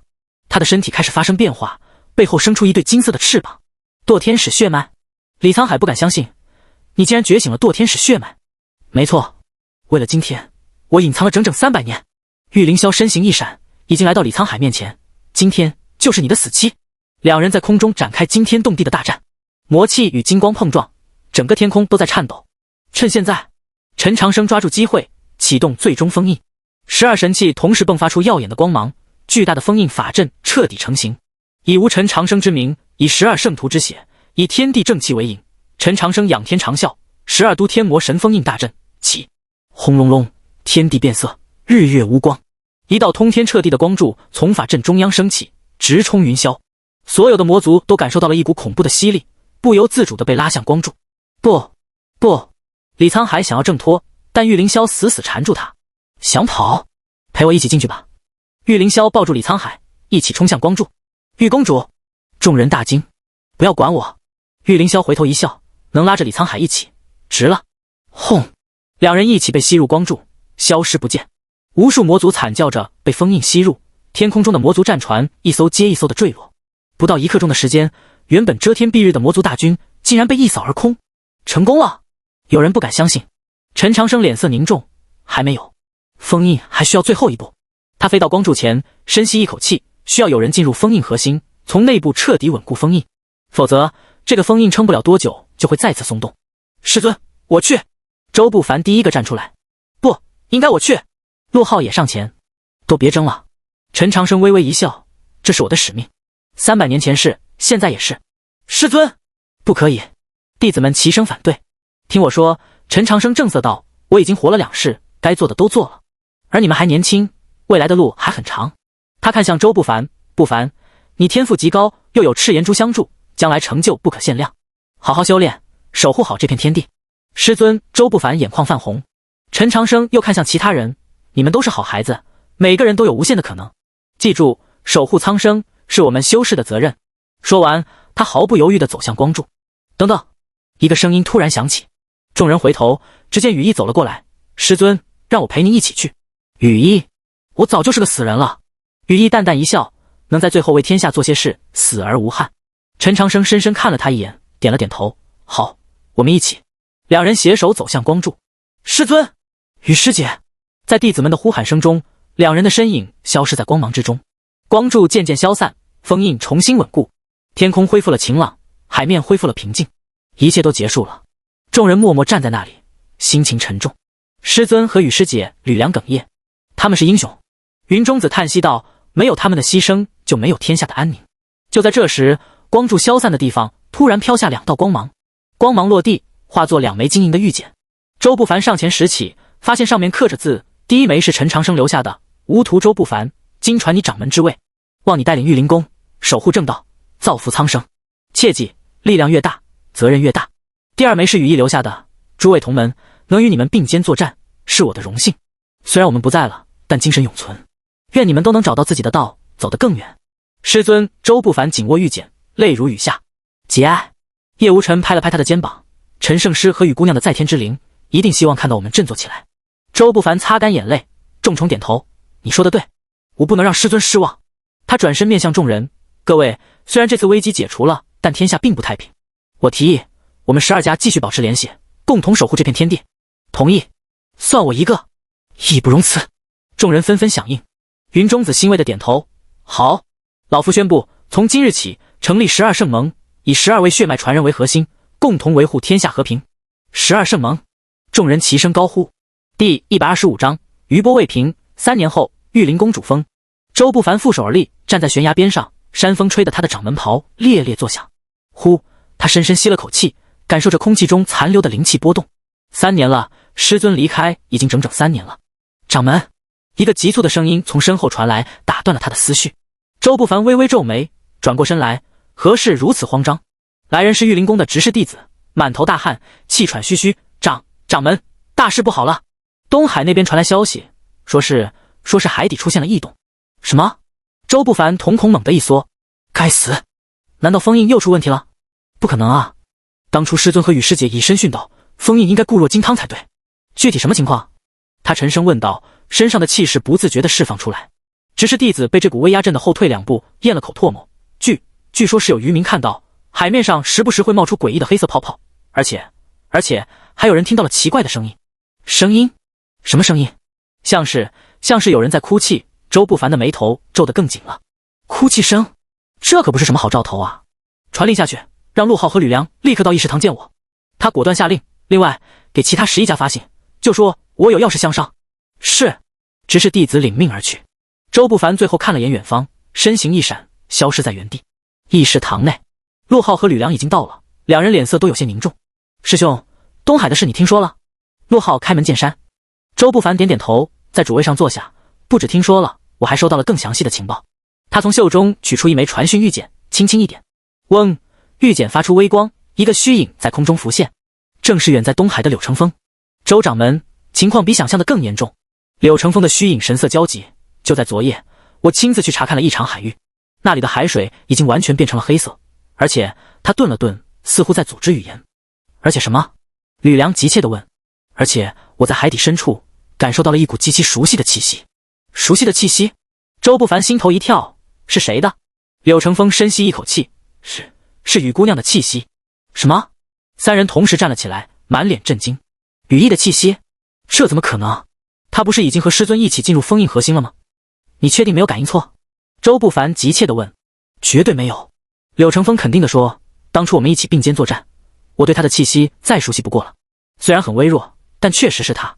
陆浩和吕梁对视一眼，都看到了对方眼中的震惊。会不会是？吕梁迟疑着开口，羽师姐她还活着？不可能吧？陆浩摇头，进入封印核心，那可是必死无疑的事。周不凡沉默了。他的脑海中不断回放着3年前的那一幕，师尊和雨师姐携手走向光柱，身影消失在耀眼的光芒中。难道真的有什么变故？周掌门，周掌门，柳成风的声音将他拉回现实。抱歉，我在想事情。周不凡回过神来，柳兄，麻烦你继续监视那片海域，有任何异常立刻通知我。好。虚影消散，议事堂内再次安静下来。咚咚咚，就在这时，敲门声响起。进来。门被推开，一个御林宫弟子快步走进来。掌门，12圣盟的其他人都到了。这么快？周不凡有些意外。按理说，最远的应该要明天才能到啊。走，去大殿。大殿内，11位血脉传人齐聚一堂。风九曜还是那副大大咧咧的样子，一进门就嚷嚷：“周不凡，什么事这么急？老娘正在闭关呢。”就是啊，石破虎挠挠头，俺正在教徒弟练功，突然收到你的传信，吓了一跳。其他人虽然没说话，但眼中都带着疑惑。周不凡环视众人，沉声道：“诸位，东海出现异常了。”唰，所有人的表情瞬间严肃起来。什么异常？叶无尘皱眉问道。周不凡将柳成风的发现详细说了一遍。羽翼的气息。众人齐齐倒吸一口凉气。这不可能吧？毒王捋着胡子，进入封印核心的人怎么可能还有气息传出？除非幻飞妩媚的脸上露出思索之色，封印出现了裂缝。这话一出，整个大殿的气氛瞬间凝重到了极点。封印出现裂缝，这可不是闹着玩的。不对，暗夜突然开口，他一直沉默寡言，此刻却语气肯定，如果封印真的出现裂缝，魔族早就冲出来了，不可能只有这点动静。有道理。叶无尘点头附和。周不凡揉了揉太阳穴，所以我才召集大家来商议。这件事太诡异了，我们必须亲自去查看。去就去呗。风九曜大手一挥，怕个鸟啊！咱们12个人联手，就算真有什么妖魔鬼怪，也能打个落花流水。风姑娘说的对。石破虎立刻响应，管他什么牛鬼蛇神，来一个打一个，来2个打1双。看着这2个战斗狂人，周不凡哭笑不得。不过他们说的也没错，12圣盟成立3年来，每个人的修为都有了长足的进步，特别是拥有神器的加持，战力更是今非昔比。既然如此，他站起身来，我们即刻启程，前往东海。好！众人齐声应和。就在他们准备出发时，守门弟子突然慌慌张张地跑进来：“掌门，大事不好了！”又来！周不凡心里咯噔一下，什么事？第126章域外天魔。天上，守门弟子指着外面，声音都在发颤，天上出现了异象。众人连忙冲出大殿，抬头一看，我的天！只见原本晴朗的天空，此刻被一道巨大的裂缝撕开，裂缝中隐隐有紫色的雷电闪烁，散发着令人心悸的气息。这是叶无尘瞪大了眼睛。空间裂缝！周不凡脸色难看到了极点，而且还不是普通的空间裂缝，他能清楚地感受到从裂缝中传来的气息，那是来自另一个世界的气息。吼！突然，一声震天动地的吼叫从裂缝中传出，紧接着，一只巨大的爪子从裂缝中探了出来。那爪子通体漆黑，上面布满了诡异的符文，光是看一眼就让人心神震颤。所有人戒备！周不凡大喝一声，赤炎珠瞬间出现在手中，其他人也纷纷亮出神器，严阵以待。然而就在这时，哈哈哈哈！一个狂妄的笑声从裂缝中传出。终于让本座找到这个世界了。那只巨爪猛地一撕，轰隆隆，空间裂缝被硬生生撕大了1倍。一个庞大的身影从裂缝中挤了出来，那是一头足有100丈高的巨兽，浑身覆盖着黑色的鳞片，背生6翼，头顶双角。最恐怖的是，他的额头上有第3只眼睛，眼中流转着毁灭一切的光芒。这是什么怪物？石破虎咽了口唾沫。他们对付过不少魔族，但从没见过如此恐怖的存在。不是这个世界的生物。暗夜的声音有些发颤，这气息像是来自域外。域外？周不凡心中一沉，糟了，这恐怕比魔族还要麻烦。巨兽的3只眼睛扫视着下方，最后定格在周不凡等人身上。他发出一声轻疑，有意思，这个世界居然有如此多的神器。说着，他的嘴角勾起一抹残忍的笑容。正好，本座刚刚苏醒，需要大量的能量，你们这些蝼蚁就当本座的开胃菜吧。话音未落，他张开血盆大口，一道黑色的光柱轰然射出。散开！周不凡大吼一声，众人立刻四散躲避。轰！光柱轰在地面上，直接轰出一个深不见底的巨坑，整个御灵宫都在剧烈震动。该死！这家伙的实力，陆浩脸色煞白，太强了，强得离谱！光是随手一击，威力就堪比他们全力出手，不能让他完全降临。叶无尘当机立断，趁他还没完全出来，我们联手攻击。好！12人迅速站位，形成阵型。12圣盟合击阵，这是他们这3年来研究出的合击之术，威力巨大。12件神器同时发光，彼此之间有能量丝线相连。杀！12道不同颜色的光芒汇聚成一道巨大的光柱，向着那域外巨兽轰去。这一击集合了12位血脉传人的全部力量，威力之强，连空间都在颤抖。哦，巨兽眼中闪过一丝意外，小小的下界居然有这种程度的合击之术。他抬起一只爪子，轻描淡写地拍了下去。砰！那威力惊人的合击竟然被他一爪子拍散了。什么？众人目瞪口呆，这怎么可能？他们的全力一击竟然连对方的防御都破不了。有趣，真有趣。巨兽舔了舔嘴唇，看来这个世界比我想象的要有意思。他的身体又往外挤了挤，大半个身子都出来了。恐怖的威压铺天盖地而来，扑通扑通，一些修为较弱的御灵宫弟子直接被压得跪在地上，动弹不得。不行，差距太大了。吕梁咬着牙，额头冷汗直冒。周不凡的脸色也难看到了极点，这家伙的实力恐怕已经超越了这个世界的极限，就算是全盛时期的师尊，恐怕也不是对手。怎么办？难道就这样束手待毙？不，绝对不行。诸位，他深吸一口气，看来只能用那一招了。你是说叶无尘瞪大眼睛？没错。周不凡眼中闪过决绝之色，燃烧神器。这话一出，所有人都倒吸一口凉气。燃烧神器，这可是同归于尽的招数啊！一旦燃烧，神器会爆发出100倍的力量，但同时也会彻底毁灭。而作为神器的主人，他们也会受到反噬，轻则修为尽失，重则当场身亡。没有其他办法了。周不凡环视众人，如果让这怪物完全降临，整个世界都会毁灭。众人沉默了。他说的对，现在的情况已经没有退路了。干了！风九要第一个表态，老娘活了这么多年，也够本了，算我一个。石破虎咧嘴一笑，能跟这种级别的对手打一场，死了也值。其他人也纷纷点头。面对生死，没有一个人退缩。很好。周不凡感动地看着众人，那就让我们等一下。一个清冷的声音突然响起，众人愣住了。这声音好熟悉啊！他们猛地转头看去，只见远处的天空中，一道冰蓝色的身影正急速飞来。那身影速度极快，眨眼间就到了近前。当看清来人的容貌时，所有人都瞪大了眼睛。雨师姐，吕梁声音都在发颤。没错，来人正是羽翼，只不过他的样子有些奇怪，头发依然是冰蓝色，但瞳孔却变成了诡异的紫色，而且他的气息第127章再次封印，很不对劲，既有人族的气息，又有一股说不清道不明的异样感觉。羽师姐，你真的还活着？陆浩激动的差点哭出来。羽翼没有理会他们的激动，而是死死盯着那域外巨兽。域外天魔，他喃喃道，没想到你们这么快就找到了这里。巨兽的3只眼睛齐齐看向羽翼，露出惊讶之色。你这小丫头身上怎么会有那个地方的气息？那个地方？众人一头雾水。羽翼冷笑一声，因为我刚从那里回来。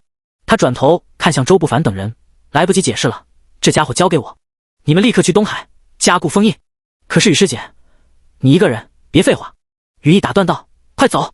他身形一闪，已经冲向了域外天魔。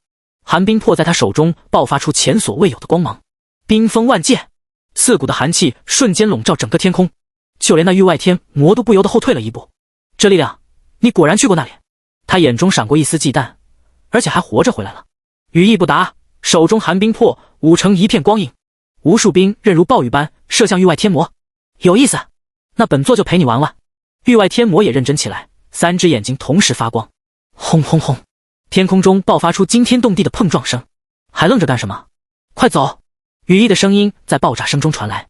周不凡咬了咬牙，走，去东海。虽然心中有无数疑问，但现在不是纠结的时候。众人身形闪动，向东海方向疾驰而去。身后战斗的声音越来越激烈，东海上空12人的速度发挥到了极致，不到1个时辰就赶到了一场海域。就是这里。柳成风指着下方，只见原本碧蓝的海水现在已经完全变成了墨黑色，而且海面上不断冒出诡异的气泡，每一个气泡破裂时都会传出微弱的哭泣声。真的有哭声？吕梁皱眉。周不凡沉声道，下去看看。众人纷纷潜入海中，海水冰冷刺骨，而且带着一股腐蚀性，要不是他们有神器护体，恐怕坚持不了多久。越往下潜，哭声越清晰。终于在海底最深处，他们看到了令人震惊的一幕。只见海底有一个巨大的漩涡，漩涡中心赫然是封印大阵，但此刻的封印已经出现了无数裂痕，而那些哭声正是从裂痕中传出来的。封印真的要破了。叶无尘脸色大变。不对，暗夜突然开口，你们看那里。顺着他指的方向看去，众人倒吸一口凉气。只见在封印的正中央有2个模糊的身影，其中一个正是陈长生，但他的状态很不对劲，整个人被困在一个光球中，表情痛苦，似乎在承受着巨大的折磨。而另一个身影，那是谁？风九要疑惑道。那个身影看不清面容，但能看出是个女子。她双手按在封印上，似乎在维持着什么。等等，周不凡突然想到什么，雨师姐刚才说她刚从那个地方回来，难道那个模糊的身影原本是雨衣？但她离开了，所以封印才会出现裂痕。先别管那么多，陆浩焦急道，得想办法救师尊。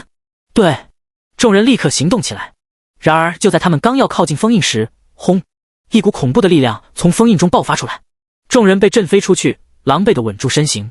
这时，只见封印的裂痕突然扩大，一只巨大的手臂从裂缝中伸了出来，那手臂通体血红，上面布满了诡异的纹路。哈哈哈！狂笑声从裂缝中传出。终于要出来了！这声音，李沧海。周不凡咬牙切齿，这家伙竟然还没死！不只是我哦，李沧海的声音充满了恶意。这3年来，我可是在里面交了不少朋友呢。话音刚落，更多的手臂从裂缝中伸出，有血红的，有漆黑的，有惨白的，各种各样，令人头皮发麻。糟了，毒王脸色煞白。这些手臂的主人，每一个的气息都不弱于李沧海。如果他们都冲出来，后果不堪设想，必须阻止他们。周不凡当机立断，列阵，12人再次组成合击阵型。但这一次，他们的目标不是攻击，而是加固封印。以5等之血，以神器之力，周不凡带头念起咒语，其他人也跟着念诵。12件神器同时发光，一个巨大的法阵在海底成型。这是封印术的逆向运用，既然能用来封印，自然也能用来加固。想阻止我们？做梦！李沧海怒吼一声，那些手臂齐齐发力，封印的裂痕越来越大。撑住！周不凡大吼。众人拼命输送力量，但面对封印内部的冲击，他们显得力不从心。就在这千钧一发之际，你们让开！羽翼的声音突然在众人耳边响起。还没等他们反应过来，一道冰蓝色的身影从天而降。羽翼浑身是血，显然刚经历了一场恶战，但他的眼神依然坚定。羽师姐，别说话，护法。羽翼落在封印前，深吸一口气，然后他做了一个让所有人都意想不到的动作。他走向了那个模糊的女子身影，然后融入了进去。刹那间，模糊的身影变得清晰起来，正是羽翼，不，准确的说是2个羽翼的融合体。原来如此，周不凡恍然大悟。当初羽翼进入封印，但他的一部分意识不知为何分离了出来，而现在他要重新合二为一。不，李沧海似乎意识到了什么，疯狂地冲击封印，但已经晚了。羽翼双手按在封印上，一股前所未有的力量爆发出来，那些裂痕以肉眼可见的速度愈合，伸出来的手臂被硬生生推了回去。该死，该死！李沧海不甘的咆哮声越来越远，终于最后一道裂痕也消失了，封印恢复如初。但是第128章禁忌之力，师尊！周不凡冲向那个光球，陈长生依然被困在里面，而且气息越来越弱。怎么办？怎么救师尊？陆浩急得团团转。羽翼缓缓转过身来，众人这才看清他的状态很不好，脸色苍白如纸，嘴角还有血迹。羽师姐，我没事。羽翼摆摆手，师尊的情况比较复杂，他的意识被困在了封印核心，想要救他需要……他话说到一半，突然脸色大变。糟了，那家伙追来了！话音刚落，轰隆隆，海面突然炸开，一个巨大的身影从天而降，正是那域外天魔。虽然他身上有些伤痕，但气势依然恐怖。找到你了，小丫头。他狞笑着，3只眼睛死死盯着羽翼，乖乖跟本座走，或者死。羽翼咬了咬牙，挡在众人身前。你们保护师尊，这家伙我来对付。羽师姐，我们一起。周不凡上前一步。不行，羽翼断然拒绝。你们的力量对他没用。只有他看了看手中的寒冰魄，眼中闪过一丝决然。只有什么？羽翼没有回答，而是轻声道：如果我出了什么事，记得告诉师尊，我从来没有后悔过。说完，他的身上突然爆发出刺目的光芒，不是冰蓝色，而是纯白色。纯白色的光芒从羽翼身上爆发，刺得人睁不开眼。这是什么力量？吕梁震惊的喃喃道。就连那域外天魔都露出了忌惮之色。原来如此，你竟然掌握了净化之力！净化之力！众人一头雾水，只有周不凡若有所思。他曾在古籍中看到过相关记载，据说在天地初开之时，有2种最原始的力量，创造与毁灭，而进化之力就是创造之力的一种体现。它能净化一切邪恶，但使用的代价与师姐。不要！周不凡大喊，这力量会燃烧你的生命本源。但羽翼充耳不闻。他缓缓举起寒冰魄，纯白色的光芒与冰蓝色的寒气完美融合。域外天魔，你不该来这个世界。他的声音空灵而冰冷，这里有我守护。狂妄！域外天魔三只眼睛同时爆发出血光，区区一个下界修士也敢在本座面前放肆。他猛地一挥爪子，黑色的魔气化作滔天巨浪向羽翼拍去。轰！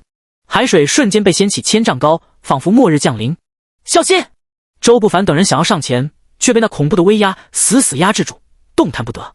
然而就在这时，唰！羽翼身形一闪，竟然直接冲进了那片魔气之中。找死！域外天魔狞笑，他的魔气能腐蚀一切，就算是神器碰到也要被污染。但下一秒，他的表情凝固了，只见那纯白色的光芒在魔气中疯狂扩散，所过之处，黑色的魔气如冰雪遇到烈火般迅速消融。净化之力，这是魔族最害怕的力量。不可能，你一个小小的冰行血脉传人，怎么可能掌握净化之力？域外天魔终于慌了。羽翼没有回答，他的身影已经冲到了域外天魔面前。寒冰魄在他手中绽放出前所未有的光芒，冰蓝色的剑身此刻完全变成了纯白色。去死！他一剑刺出，这一剑没有什么华丽的招式，没有什么玄奥的奥义，有的只是最纯粹的净化之力。吃！剑尖刺入域外天魔的胸膛，纯白色的光芒瞬间在他体内爆发。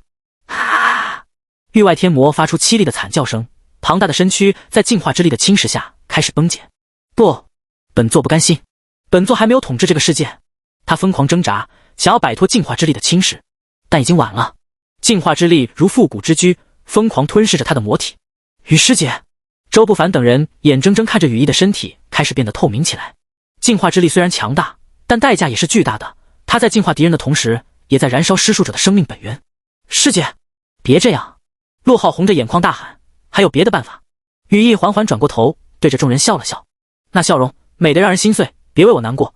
他的声音越来越轻，能为这个世界做最后一件事，我很高兴。不，羽师姐，吕梁拼命想要冲过去，却被封印的力量阻挡。就在这时，轰隆隆，封印核心突然剧烈震动起来，那个困住陈长生的光球开始出现裂纹。师尊！周不凡眼前一亮，只见光球内的陈长生缓缓睁开了眼睛，虽然脸色苍白，但眼神依然锐利如鹰。小易，他看到正在消散的羽翼，眼中闪过一丝痛苦。你这个傻丫头！说话间，光球彻底碎裂，陈长生的身影出现在众人面前。师尊，您没事？弟子们激动得差点哭出来。陈长生摆摆手，目光死死盯着已经奄奄一息的域外天魔。这畜生，交给我！他一步踏出，恐怖的威压瞬间笼罩整片海域。渡劫期巅峰的修为完全爆发。什么？域外天魔瞪大了眼睛。你怎么可能还有这种实力？在封印核心待了3年，你的修为不是应该什么？陈长生冷笑，应该被消磨殆尽。他缓缓举起右手，告诉你一个秘密，这3年来，我可不是在受苦，而是在吸收封印的力量。什么？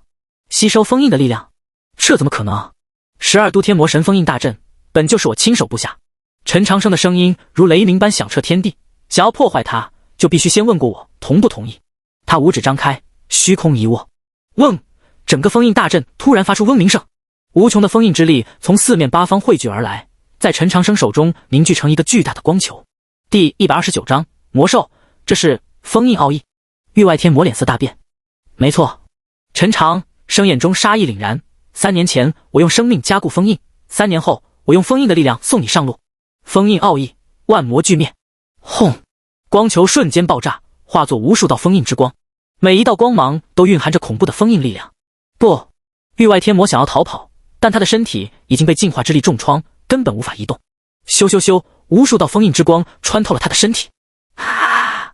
凄厉的惨叫声响彻九霄。域外天魔庞大的身躯开始崩解，化作点点星光消散在天地间。终于，这个来自域外的恶魔彻底陨落了。呼！陈长生长出一口气，脸色有些苍白。刚才那一击虽然威力惊人，但对他的消耗也很大。师尊！弟子们连忙围了上来。我没事。陈长生摆摆手，然后看向已经变得透明的羽翼。小翼，羽翼勉强撑着身体，对陈长生笑了笑。师尊，我是不是做的还不错？很好，非常好。陈长生眼眶有些湿润。你是个好孩子，那就好。羽翼的声音越来越轻。师尊，答应我一件事，你说，好好活下去，这个世界还需要您。说完，他的身影彻底消散了，只有寒冰魄静静漂浮在海水中，散发着淡淡的光芒。与师姐，众人悲痛欲绝。陈长生缓缓伸手，将寒冰魄握在手中。这件神器上还残留着羽翼的温度。师尊，周不凡眼眶通红。与师姐他没有死。陈长生突然开口。啊！众人一愣。陈长生将寒冰魄举起，只见剑身内部有一团微弱的光芒在闪烁。净化之力虽然燃烧了他的肉身，但他的灵魂还在寒冰魄里。真的？陆浩激动道。陈长生点头，不过想要让他重新凝聚肉身，需要。他话说到一半，突然抬头看向天空，只见原本被撕开的空间裂缝，此刻正在缓缓愈合。但在裂缝即将闭合的瞬间，又有几道黑影从中飞了出来。该死！还有，那些黑影落在海面上，化作几个身穿黑袍的神秘人。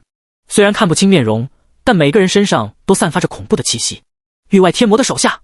陈长生脸色一沉，为首的黑袍人发出阴森的笑声：结，没想到大人竟然会陨落在这个低等世界，不过没关系。另一个黑袍人接话道：我们会替大人报仇的，就凭你们几个？陈长生冷笑，虽然这几个黑袍人的实力不弱，但和域外天魔比起来还是差了一大截。当然不止我们。为首的黑袍人诡异地笑了，还有他们。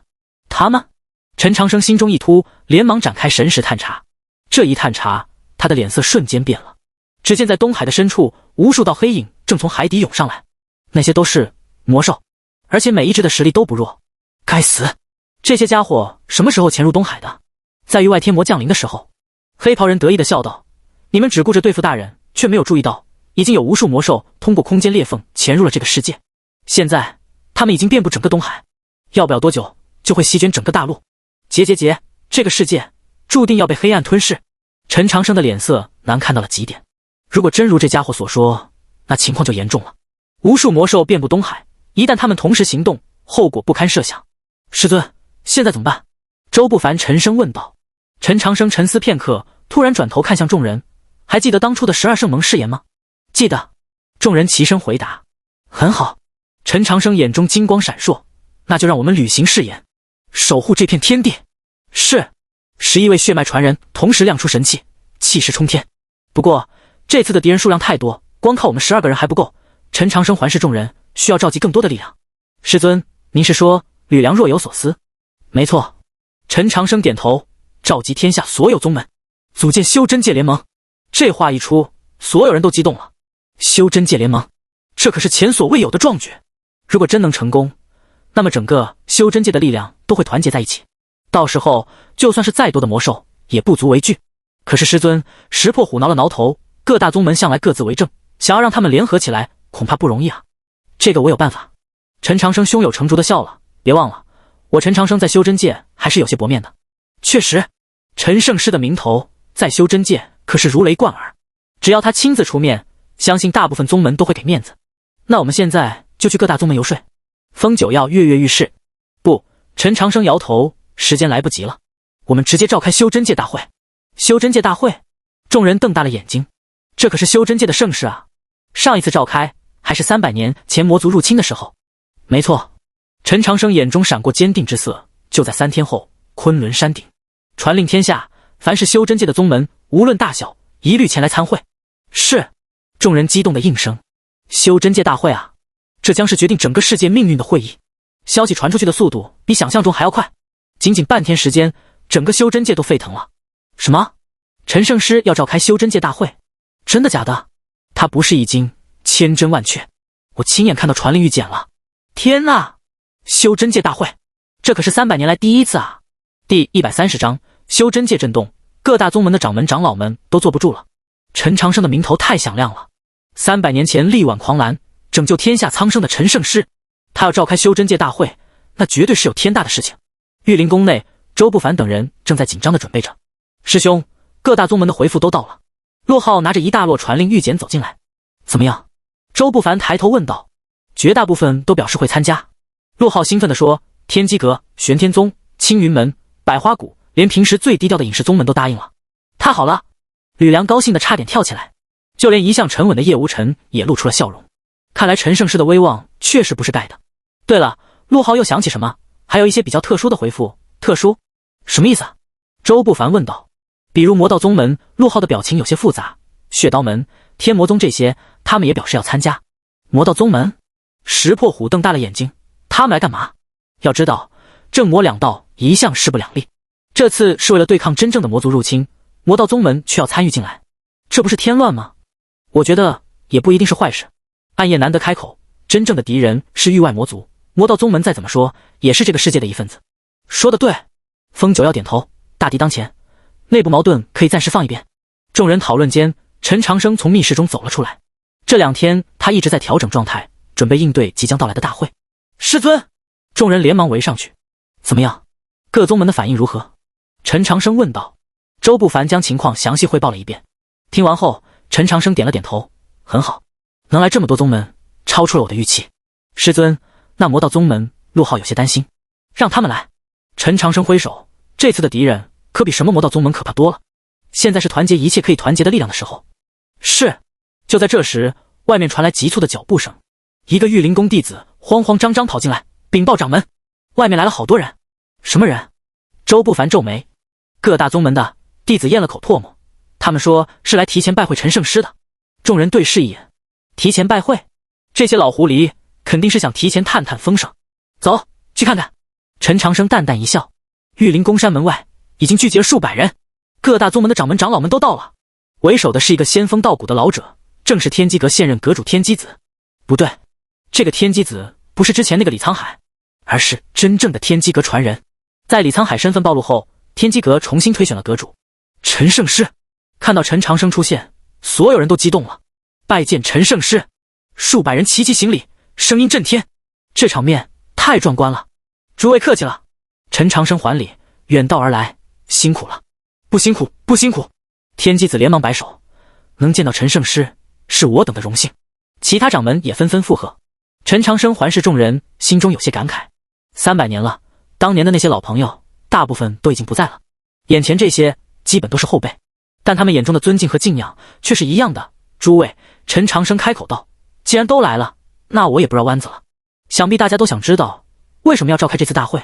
对，众人连忙点头，他们确实很好奇，到底发生了什么事让陈圣师如此郑重其事。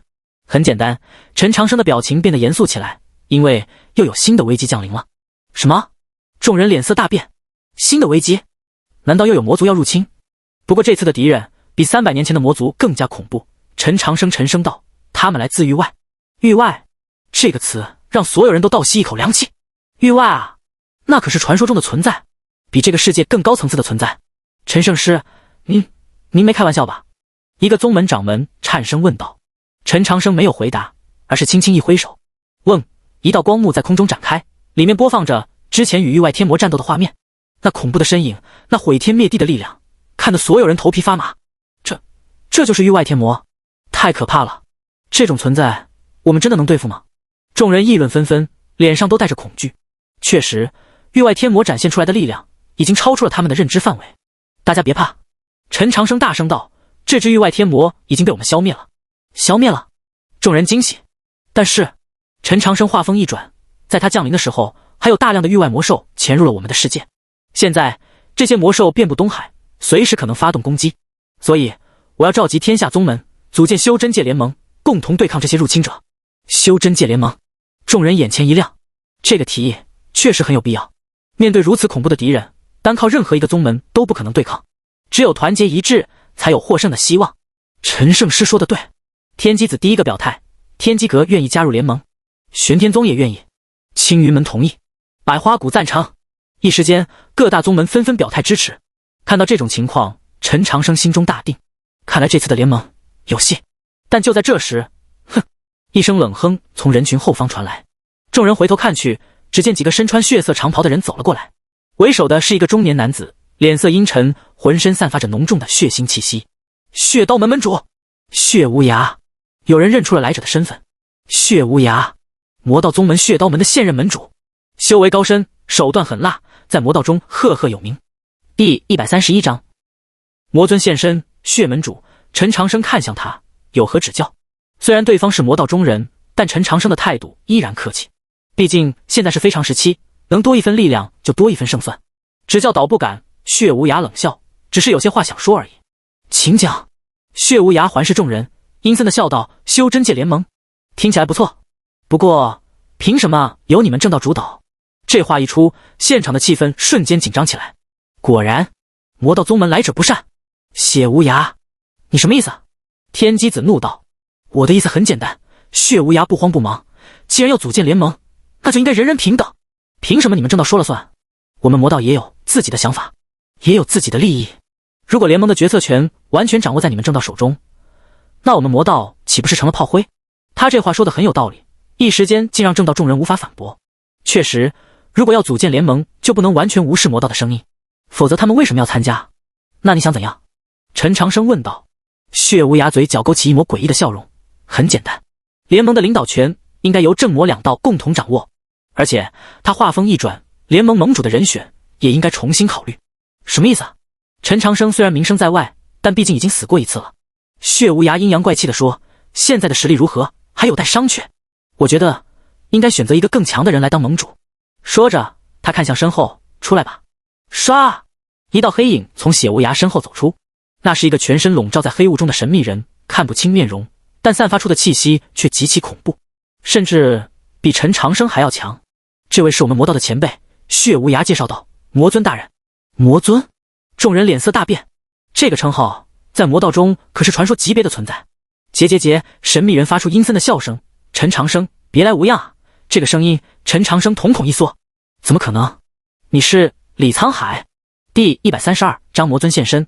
李沧海听到这个名字，在场所有人都倒吸一口凉气。这个300年来修真界最大的叛徒，竟然还活着，而且还成了什么魔尊？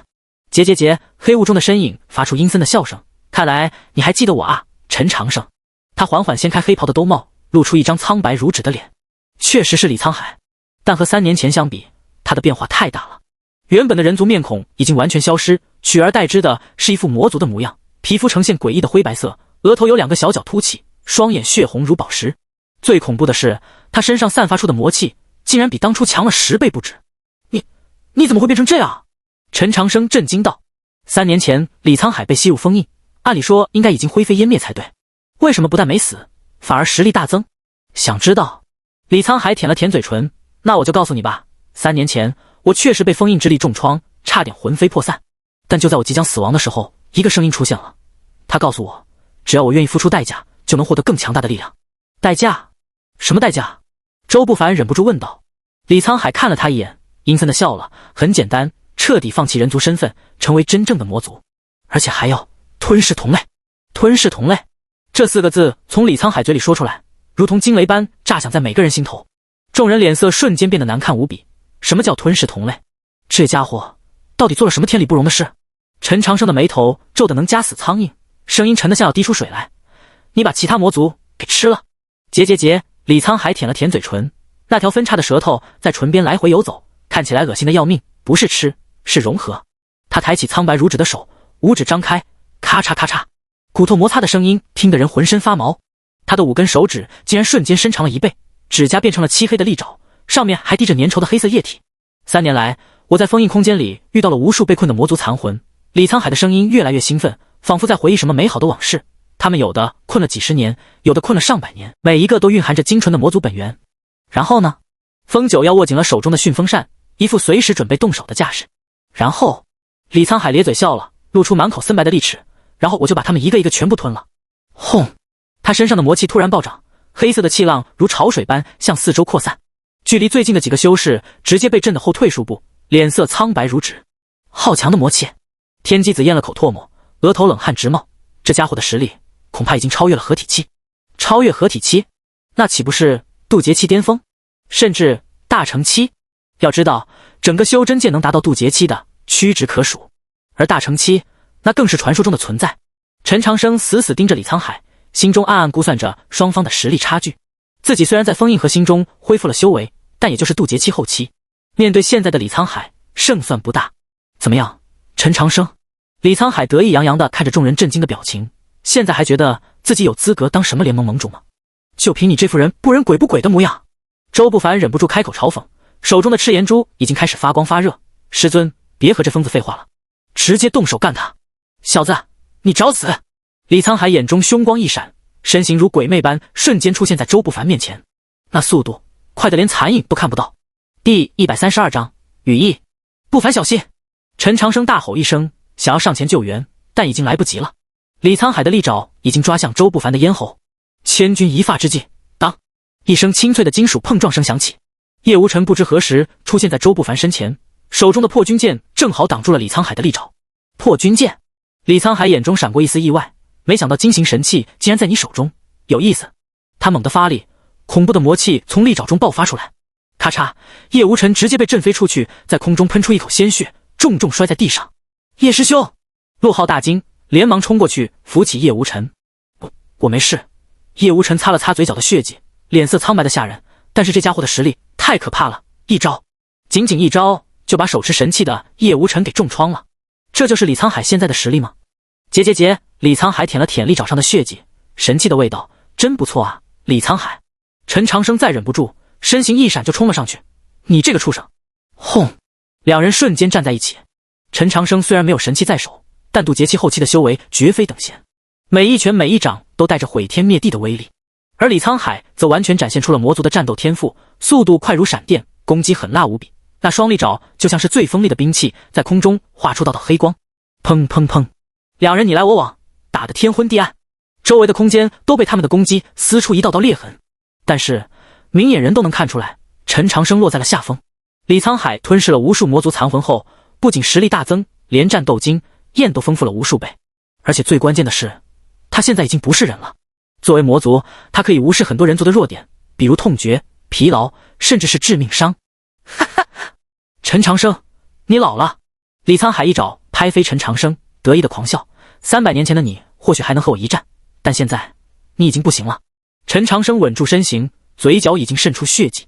确实，年龄是他最大的劣势。虽然修士的寿命很长，但也不是无限的。他现在的状态已经不是巅峰时期了。师尊，弟子们想要上前帮忙，但陈长生摆了摆手，制止了他们。这是我和他之间的恩怨。陈长生擦了擦嘴角的血迹，眼神依然坚定。你们别插手。可是师尊，周不凡急得团团转。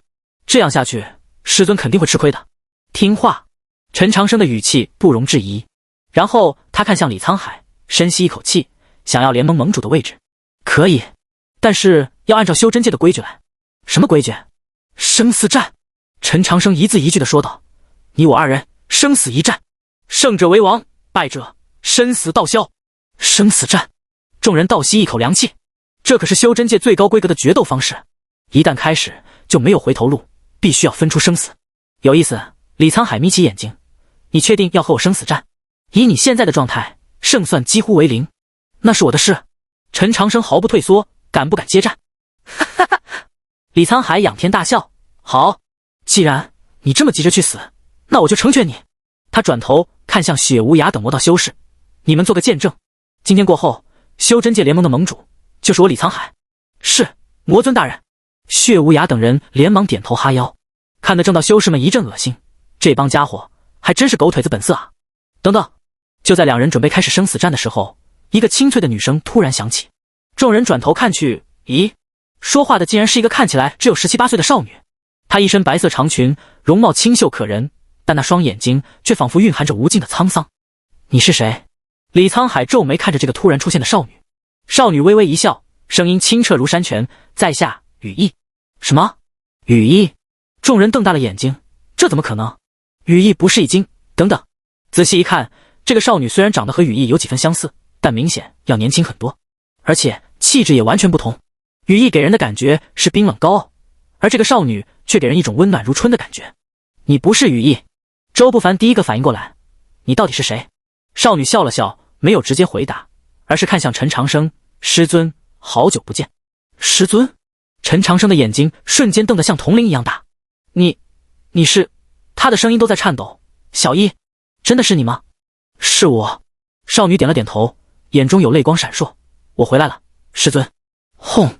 这话如同惊雷般炸响在每个人心中。真的是羽翼？可是他怎么会变成这样？不对。李沧海突然开口，眼中闪过狐疑之色。羽翼已经用进化之力自爆了，怎么可能还活着？你到底是什么人？羽翼转头看向李沧海，眼神瞬间变得冰冷如刀，想知道我是谁？他缓缓伸出右手，一把冰蓝色的长剑凭空出现在他手中，正是寒冰魄。但此刻的寒冰魄和之前有了明显的不同，剑身上多了无数复杂的符文，散发着神圣而强大的气息。这是陈长生震惊地看着这把剑，寒冰魄怎么会重生了？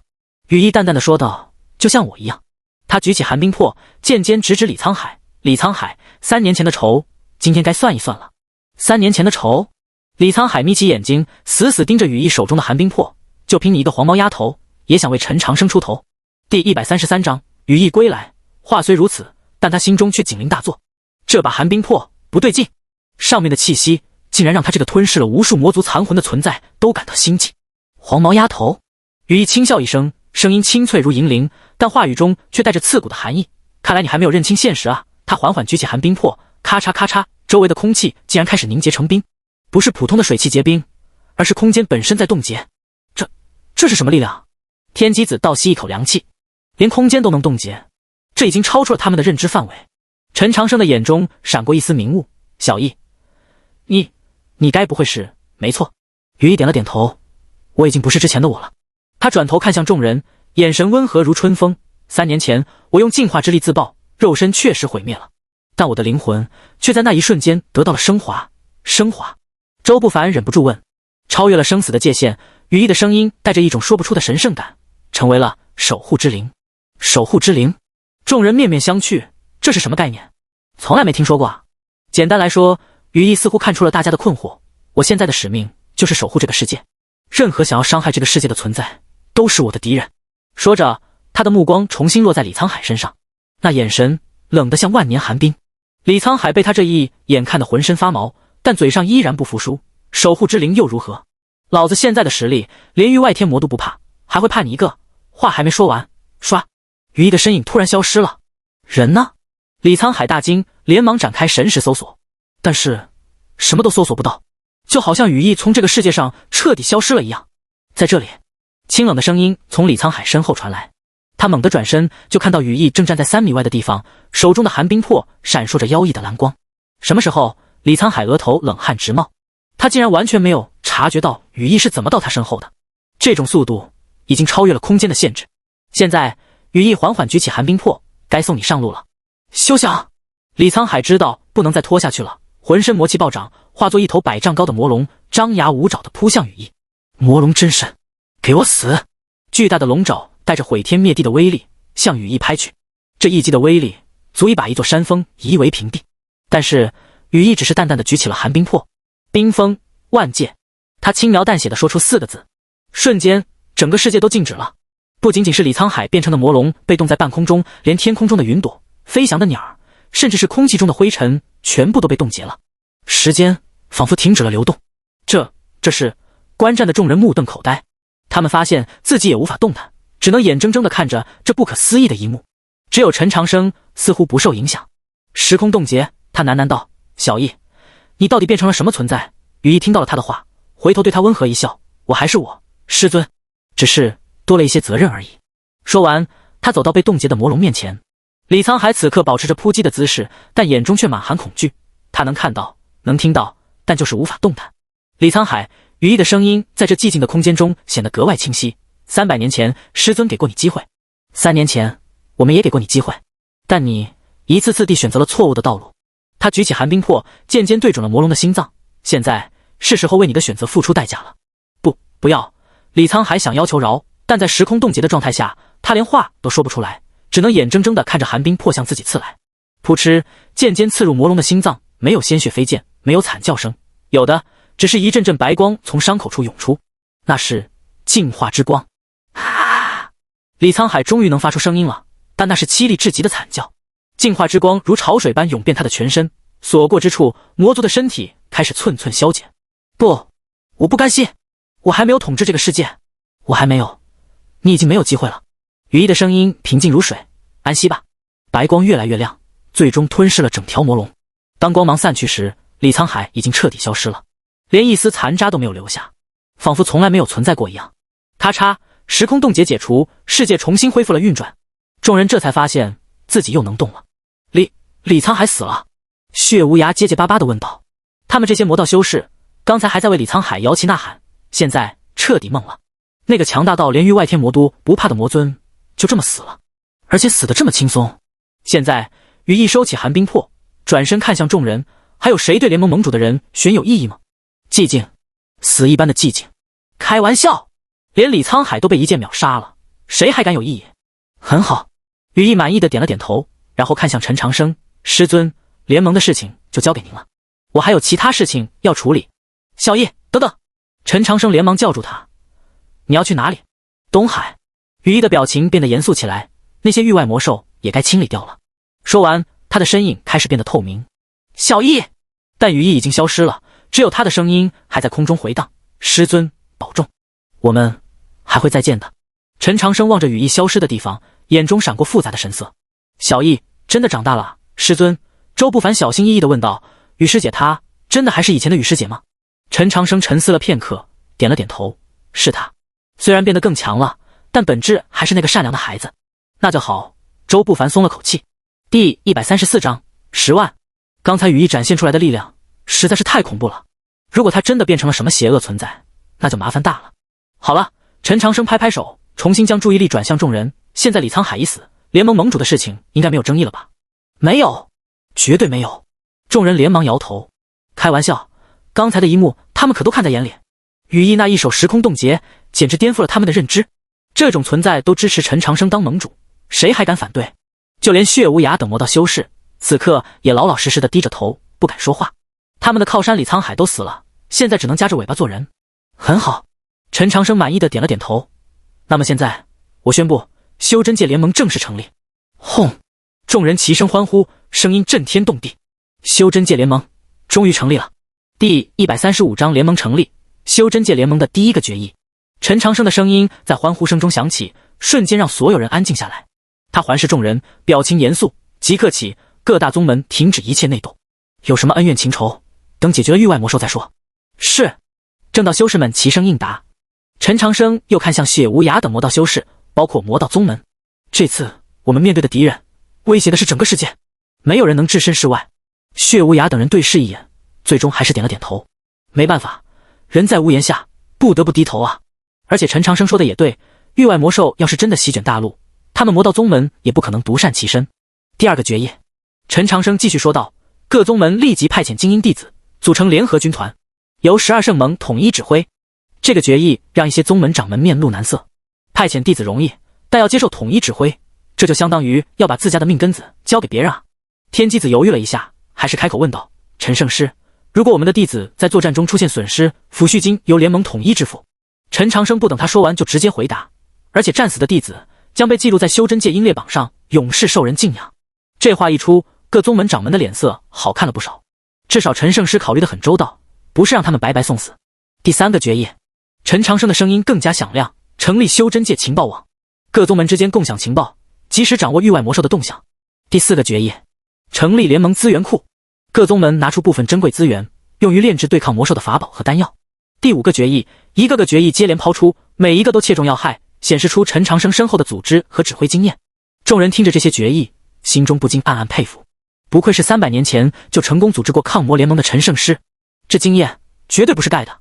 最后一个决议，陈长生的声音带着不容置疑的威严，即日起修真界进入战时状态，所有人都要做好随时迎战的准备。说完，他看向周不凡等人，12圣盟的各位立即返回各自宗门，开始组织联合军团。3天后在昆仑山集合。是。11人齐声应答，眼中满含斗志。终于要开始了，这场关乎世界存亡的大战，各宗门掌门也请回去做好准备。陈长生对众人拱手，这次的敌人非同小可，希望大家都能全力以赴，定不负陈圣师重托。众人纷纷表态。就在大家准备散去的时候，轰隆隆，远处的天空中突然传来阵阵雷鸣声。众人抬头望去，只见东方的天际乌云密布，电闪雷鸣，仿佛有什么恐怖的存在正在酝酿着。那时天机子脸色一变，东海的方向。陈长生眉头紧皱，是小翼在战斗。没错，那个方向正是羽翼离开时说要去的东海。看着天象，战斗的激烈程度绝对超乎想象。师尊，我们要不要去帮忙？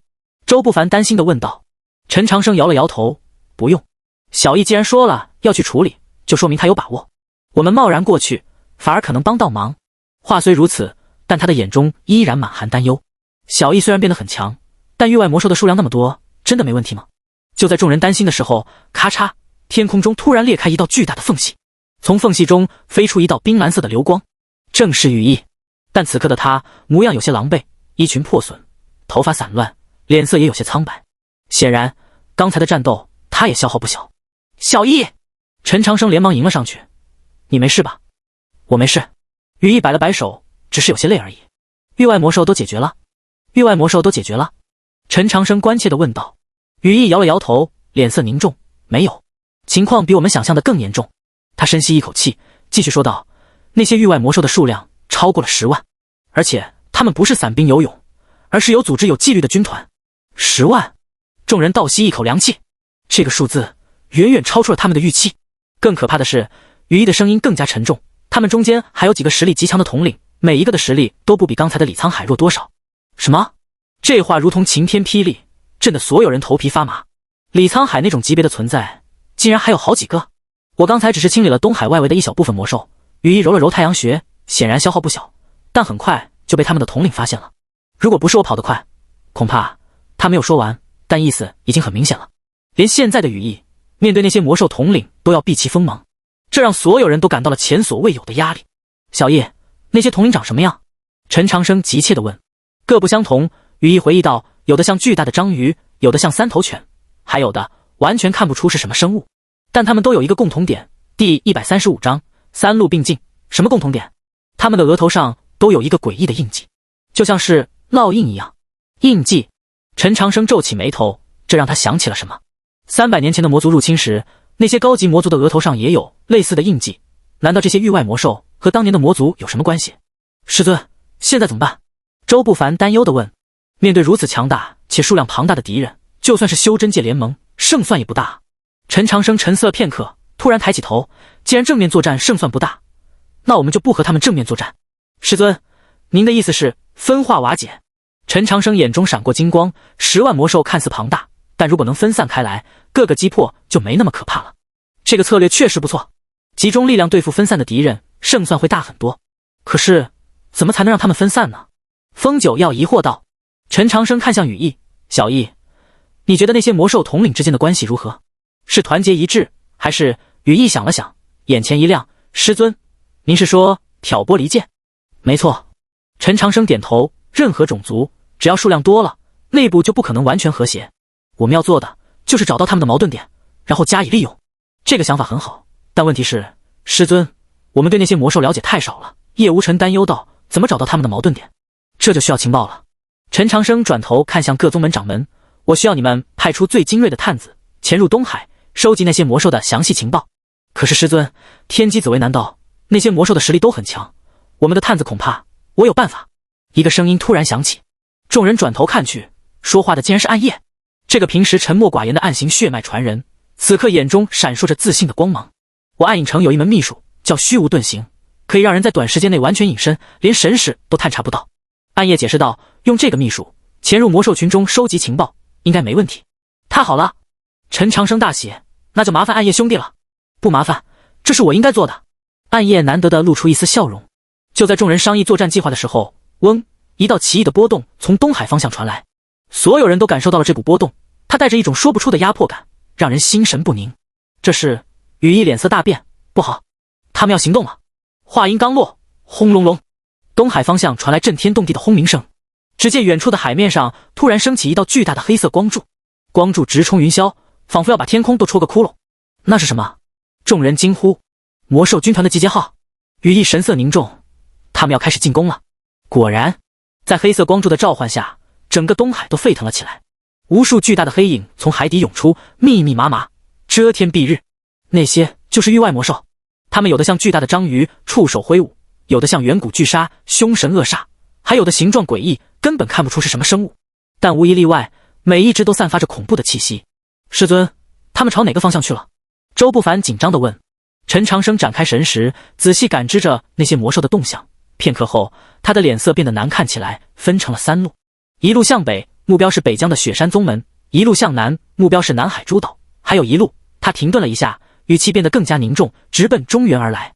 中原，那可是修真界的核心地带，无数宗门的山门都在那里。如果被魔兽大军攻破，后果不堪设想。师尊，我们现在怎么办？吕梁急问。陈长生深吸一口气，眼中闪过决绝之色，分兵应对。联盟刚刚成立，正是需要用实力证明自己的时候。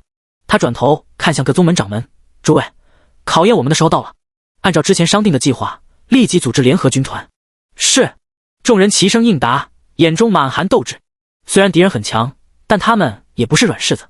修真界传承了几千年，岂是那么容易被摧毁的？周不凡、陆浩、叶无尘。陈长生点名道：你们三个带领联合军团迎击北上的魔兽。是。三人立即应声。石破虎、风九曜、毒王，你们三个负责南海方向。没问题。剩下的人跟我一起迎击中原方向的魔兽大军。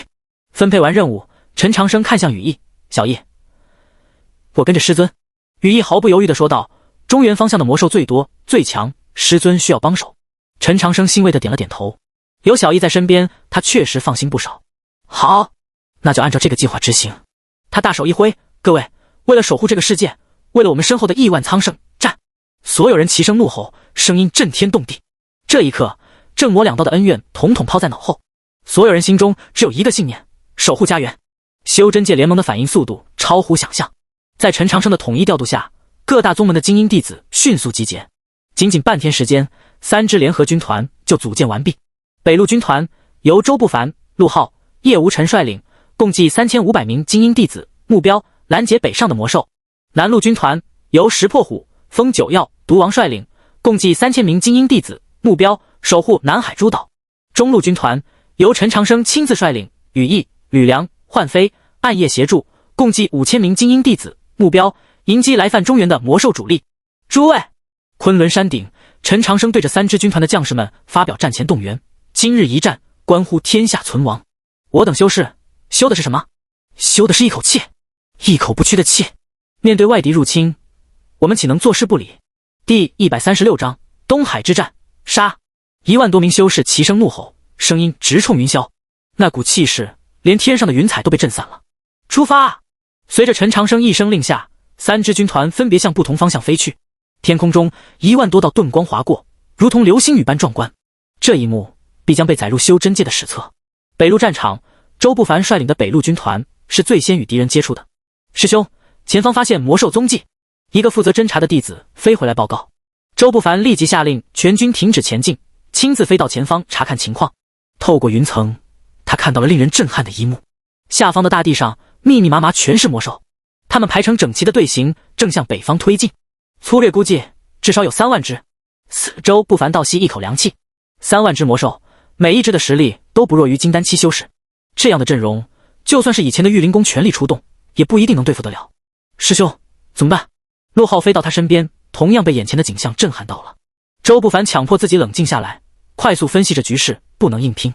我们的人数劣势太大，那用游击战术。周不凡眼中闪过金光，我们的优势是速度和机动性，分散开来，打了就跑，绝不恋战。这个策略很明智。修士最大的优势就是能飞，可以选择有利的战场，打得过就打，打不过就跑。传令下去！周不凡大声道。全军分成10个小队，每队350人，各队相距5里，轮流攻击，绝不与敌人纠缠。是。北路军团迅速分散，化作10个小队，开始对魔兽大军进行骚扰式攻击。第一队率先发起攻击，万箭齐发，350名修士同时出手，无数道剑光如暴雨般倾泻而下。噗噗噗！走在最前面的数百只魔兽瞬间被击杀，但还没等魔兽们反应过来，这队修士就已经飞远了。紧接着，第2队从另一个方向发起攻击，然后是第3队、第4队，10个小队轮番上阵，把魔兽大军搞得焦头烂额。想追吧，修士们早就跑远了；不追吧，一直被这样骚扰也不是办法。吼吼吼！魔兽们愤怒地咆哮着，但却拿这些如蚊子般烦人的修士没有办法。哈哈，效果不错。周不凡看着战况，心情大好。虽然无法彻底消灭这支魔兽大军，但至少能拖住他们的脚步，阻止他们继续北上。南路战场与北路的游击战不同，南路军团遇到的情况更加复杂。什么？魔兽们分散了？石破虎瞪大了眼睛。按照情报，南下的魔兽应该是一支完整的军团才对，但现在他们竟然分成了几10个小群体，散布在南海的各个岛屿上。看来这些畜生还挺聪明的。风九曜冷笑道，知道分散兵力，让我们无法集中力量对付。确实，面对分散的敌人，联合军团的优势就不大，么明显了。3000人打3万人，有胜算，但3000人同时对付分布在几十个岛屿上的敌人，那就有些力不从心了。没关系，毒王阴森地笑了，老夫正好有用武之地。他从怀中取出一个小瓶子，里面装着墨绿色的液体，万毒式心散。老夫的得意之作，只要在海水中投放一点，就能让方圆百里的海域变成毒海。那些魔兽再强，也扛不住剧毒的侵蚀。这会不会伤及无辜？风九要有些担心。南海可是有不少渔民的，放心。毒王摆摆手，老夫早就考虑到了。这毒只对魔族有效，对人族无害。既然如此，那就没问题了。传令下去。石破虎大手一挥，各队按照计划前往指定岛屿，配合毒王前辈清剿盘踞在那里的魔兽。南路军团立即行动起来，向着南海诸岛飞去。中路主战场相比北路和南路，中路战场的压力最大，因为来犯中原的是魔兽大军的主力，足足5万只魔兽，还有好几个实力恐怖的统领。师尊，敌人就在前方30里处。吕梁从前方侦察回来，脸色凝重，数量比情报中的还要多。陈长生点点头，他早就料到了，敌人既然把中原作为主攻方向，肯定会投入最精锐的力量。传令全军。他大声道，摆太乙五行阵。太乙五行阵，这是修真界流传了数千年的古老阵法，威力巨大，最适合以少胜多。5000名修士迅速按照5行方位站好，形成一个巨大的阵型。金木水火土5行相生相克，变化无穷。小易，陈长生看向羽翼，一会儿战斗起来，那些魔兽统领就交给你了。好。羽翼点头，手中的寒冰魄已经开始散发寒气。其他人各就各位。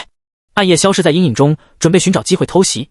幻飞开始施展幻术，迷惑敌人。吕梁举起天机神镜，随时准备发动攻击，所有人都做好了战斗准备。就在这时，轰隆隆，大地开始震动。魔兽大军到了，来了！陈长生眼神凛然，看着远方地平线上涌现的黑潮，那是魔兽大军，5万只各种各样的域外魔兽，如黑色潮水般汹涌而来，天空都被他们遮蔽了。所有人听令！陈长生的声音在5000修士中响起，太乙五行阵启动。问，5000名修士同时运转真气，按照5行方位形成了一个巨大的阵法光罩，金光、绿光、蓝光、红光、黄光5色光芒交相辉映，美轮美奂。但这美丽的光芒中却蕴含着毁天灭地的威力。吼吼吼！魔兽大军的咆哮声震天动地。第137章中原大战。为首的几个魔兽统领更是凶威滔天，一只3头巨犬，每个脑袋都有房屋大小，6只眼睛如血色宝石般闪闪发光，一只巨型章鱼，触手足有100丈长，上面布满了锋利的倒刺，还有一只形似蜘蛛的怪物，8条腿如钢铁般坚硬，腹部的花纹诡异妖冶。每一只统领级的魔兽气息都不比当初的李沧海弱多少。羽翼，陈长生大喝，那几个统领交给你。收到。羽翼身形一闪，直接冲向了那只3头巨犬。寒冰魄在他手中绽放出耀眼的光芒，冰蓝色的剑气纵横天地，冰封万里，刺骨的寒气瞬间笼罩战场，连空气都开始结冰。3头巨犬感受到威胁，3个脑袋同时张开血盆大口，吼！3道不同颜色的光柱从他嘴中喷出，红色的是烈焰，蓝色的是冰霜，黑色的是腐蚀。轰轰轰！寒气与光柱在空中相撞，爆发出惊人的能量波动。与此同时，其他的魔兽大军也冲到了阵前。太乙五行阵，金行杀阵。金行方位的1000名修士同时出手，无数金色剑气如暴雨般倾泻而下。噗噗噗！冲在最前面的数百只魔兽瞬间被撕成碎片，但更多的魔兽踏着同伴的尸体继续冲锋。木行束缚。木行方位的修士施展法术，大地上瞬间长出无数藤蔓，将冲锋的魔兽缠住。火行焚天。火行修士趁机攻击，熊熊烈火将被束缚的魔兽烧成灰烬。水行冲击。土行重压。5行阵法配合默契，将魔兽大军的冲锋势头硬生生挡了下来。但是魔兽的数量实在太多了，5万对5000，10倍的数量差距。即便有阵法加持，修士们的压力也越来越大。该死，这样下去不行。吕梁咬牙道，额头已经渗出汗珠。维持大阵的消耗太大了，按照这个速度，用不了多久，他们的真气就会耗尽。就在这时，结结结，一声阴森的笑声从魔兽大军后方传来。只见一个身高3丈，浑身漆黑如墨的人形怪物缓缓走出。他有着人类的基本轮廓，但皮肤粗糙如鳞片，双眼血红，额头上有一个诡异的印记。最恐怖的是，他身上散发出的气息竟然比那些魔兽统领还要强大。又一个统领级的。陈长生脸色一沉，羽翼已经被3头巨犬缠住，无法分身。现在又来一个更强的人类。那个人形怪物开口了，声音如金属摩擦般刺耳，你们的抵抗很顽强，但也仅此而已了。本座乃暗影魔王萨罗，奉主上之命前来踏平这个世界。萨罗这个名字让陈长生心中一跳，他在古籍中见过这个名字，传说中的域外魔王，实力恐怖，曾经毁灭过数个世界。没想到连你这种级别的存在都来了。陈长生苦笑，看来这次的危机比想象中更严重。识货！萨罗咧嘴笑了，露出满口森白的利齿。既然知道本座的身份，那就乖乖受死吧。他抬起右手，掌心凝聚出一团黑色的能量球。那能量球虽然不大，但散发出的威压却让所有人都感到窒息。不好！所有人散开！陈长生大喝。魔尊现身，血门主。陈长生看向他，有何指教？虽然对方是魔道中人，但陈长生的态度依然客气。毕竟现在是非常时期，能多一分力量就多一分胜算。指教倒不敢。血无涯冷笑，只是有些话想说而已。请讲。血无涯环视众人，阴森的笑道：修真界联盟，听起来不错。不过，凭什么由你们正道主导？这话一出，现场的气氛瞬间紧张起来。果然，魔道宗门来者不善。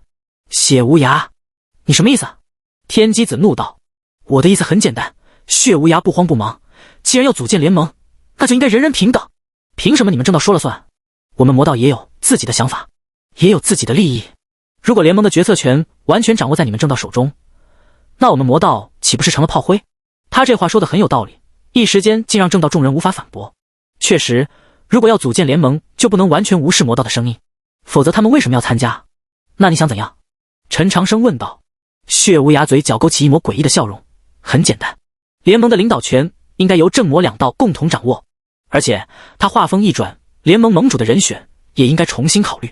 什么意思啊？陈长生虽然名声在外，但毕竟已经死过一次了。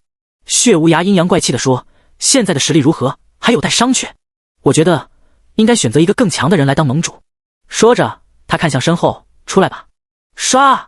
一道黑影从血无涯身后走出，那是一个全身笼罩在黑雾中的神秘人，看不清面容，但散发出的气息却极其恐怖，甚至比陈长生还要强。这位是我们魔道的前辈，血无涯介绍道。魔尊大人。魔尊？众人脸色大变，这个称号在魔道中可是传说级别的存在。结，神秘人发出阴森的笑声。陈长生，别来无恙啊！这个声音，陈长生瞳孔一缩，怎么可能？你是李沧海？第132章魔尊现身。李沧海。听到这个名字，在场所有人都倒吸一口凉气。这个300年来修真界最大的叛徒，竟然还活着，而且还成了什么魔尊？结，黑雾中的身影发出阴森的笑声。看来你还记得我啊，陈长生。他缓缓掀开黑袍的兜帽，露出一张苍白如纸的脸。确实是李沧海，但和3年前相比，他的变化太大了。原本的人族面孔已经完全消失，取而代之的是一副魔族的模样，皮肤呈现诡异的灰白色，额头有2个小角凸起，双眼血红如宝石。最恐怖的是，他身上散发出的魔气竟然比当初强了10倍不止。你怎么会变成这样？陈长生震惊道。3年前李沧海被吸入封印，按理说应该已经灰飞烟灭才对，为什么不但没死，反而实力大增？想知道？李沧海舔了舔嘴唇，那我就告诉你吧。3年前我确实被封印之力重创，差点魂飞魄散，但就在我即将死亡的时候，一个声音出现了，他告诉我，只要我愿意付出代价，就能获得更强大的力量。代价？什么代价？周不凡忍不住问道。李沧海看了他一眼，阴森的笑了。很简单，彻底放弃人族身份，成为真正的魔族，而且还要吞噬同类。吞噬同类，这4个字从李沧海嘴里说出来，如同惊雷般炸响在每个人心头。众人脸色瞬间变得难看无比。什么叫吞噬同类？这家伙到底做了什么天理不容的事？陈长生的眉头皱得能夹死苍蝇，声音沉得像要滴出水来。你把其他魔族给吃了？结，李沧海舔了舔嘴唇，那条分叉的舌头在唇边来回游走，看起来恶心的要命。不是吃，是融合。他抬起苍白如纸的手，五指张开，咔嚓咔嚓，骨头摩擦的声音听得人浑身发毛。他的5根手指竟然瞬间伸长了1倍，指甲变成了漆黑的利爪，上面还滴着粘稠的黑色液体。3年来，我在封印空间里遇到了无数被困的魔族残魂。李沧海的声音越来越兴奋，仿佛在回忆什么美好的往事。他们有的困了几十年，有的困了上百年，每一个都蕴含着精纯的魔族本源。然后呢？风九要握紧了手中的旋风扇，一副随时准备动手的架势。然后，李沧海咧嘴笑了，露出满口森白的利齿。然后我就把他们一个一个全部吞了。轰！他身上的魔气突然暴涨，黑色的气浪如潮水般向四周扩散。距离最近的几个修士直接被震得后退数步，脸色苍白如纸。好强的魔气！天机子咽了口唾沫，额头冷汗直冒。这家伙的实力恐怕已经超越了合体期。超越合体期，那岂不是渡劫期巅峰，甚至大成期？要知道，整个修真界能达到渡劫期的屈指可数，而大成期那更是传说中的存在。陈长生死死盯着李沧海，心中暗暗估算着双方的实力差距。自己虽然在封印核心中恢复了修为，但也就是渡劫期后期，面对现在的李沧海，胜算不大。怎么样，陈长生？李沧海得意洋洋地看着众人震惊的表情，现在还觉得自己有资格当什么联盟盟主吗？就凭你这副人不人鬼不鬼的模样！周不凡忍不住开口嘲讽，手中的赤炎珠已经开始发光发热。师尊，别和这疯子废话了，直接动手干他！小子，你找死！李沧海眼中凶光一闪，身形如鬼魅般瞬间出现在周不凡面前，那速度快得连残影都看不到。第132章羽翼。不凡小心！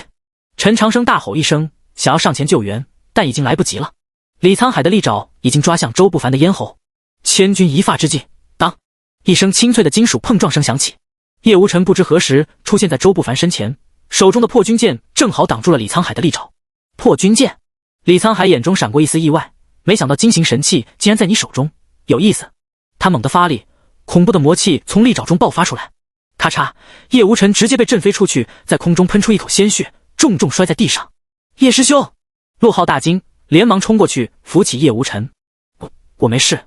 叶无尘擦了擦嘴角的血迹，脸色苍白的吓人，但是这家伙的实力太可怕了，一招，仅仅一招就把手持神器的叶无尘给重创了。这就是李沧海现在的实力吗？结！李沧海舔了舔利爪上的血迹，神器的味道真不错啊，李沧海。陈长生再忍不住，身形一闪就冲了上去。你这个畜生！轰！诸魔女王，正是柳若素，是师娘。有眼尖的修士认出了他。刚才中路战场的战况已经通过传讯玉符传遍了各个军团，柳若素一剑秒杀魔王的事迹让所有人都震撼不已。师娘救我们来了！修士们顿时精神大振。柳若素扫视了一下战场，眉头微皱，伤亡这么大，他看向那些正在进攻山头的魔兽，眼中闪过一丝怒意。既然如此，那就全部去死吧！他举起净世神剑，净世领域，但话还没说完，轰！远处突然传来一声巨响，一个庞大的身影从魔兽群中冲了出来，那是一只身高100丈的巨型蜘蛛，8条腿如擎天巨柱，腹部的花纹诡异妖冶，8只眼睛闪烁着血色光芒。又一个统领级的。周不凡倒吸一口凉气，这只巨型蜘蛛的气息比之前的萨罗还要强。巨型蜘蛛发出刺耳的笑声，尽是圣女，有意思，本座正愁没有合适的对手呢。他8只眼睛死死盯着柳若素，本座乃诸魔女王阿拉克尼，今天就让你见识一下什么叫真正的绝望。阿拉克尼这个名字一出，连柳若素都微微色变。诸魔女王阿拉克尼在域外魔族中也是赫赫有名的存在，传说她曾经独自毁灭过3个世界，实力极其恐怖。没想到连你这种级别的存在都来了。柳若素握紧净世神剑，神色凝重，看来这次的域外入侵比想象中更严重。阿拉克尼狞笑着，8条腿在地面上敲击，发出咚咚咚的巨响，区区一个下界居然让本座亲自出手，你们应该感到荣幸。说着，他张开血盆大口，喷出一股绿色的毒物，那毒物一接触空气，立即发出嗤嗤的腐蚀声，连空间都开始扭曲。小心，这是腐魂毒物！柳若素大喝一声，连忙施展净世之力护住众人。白色光照将所有修士笼罩，挡住了毒物的侵蚀。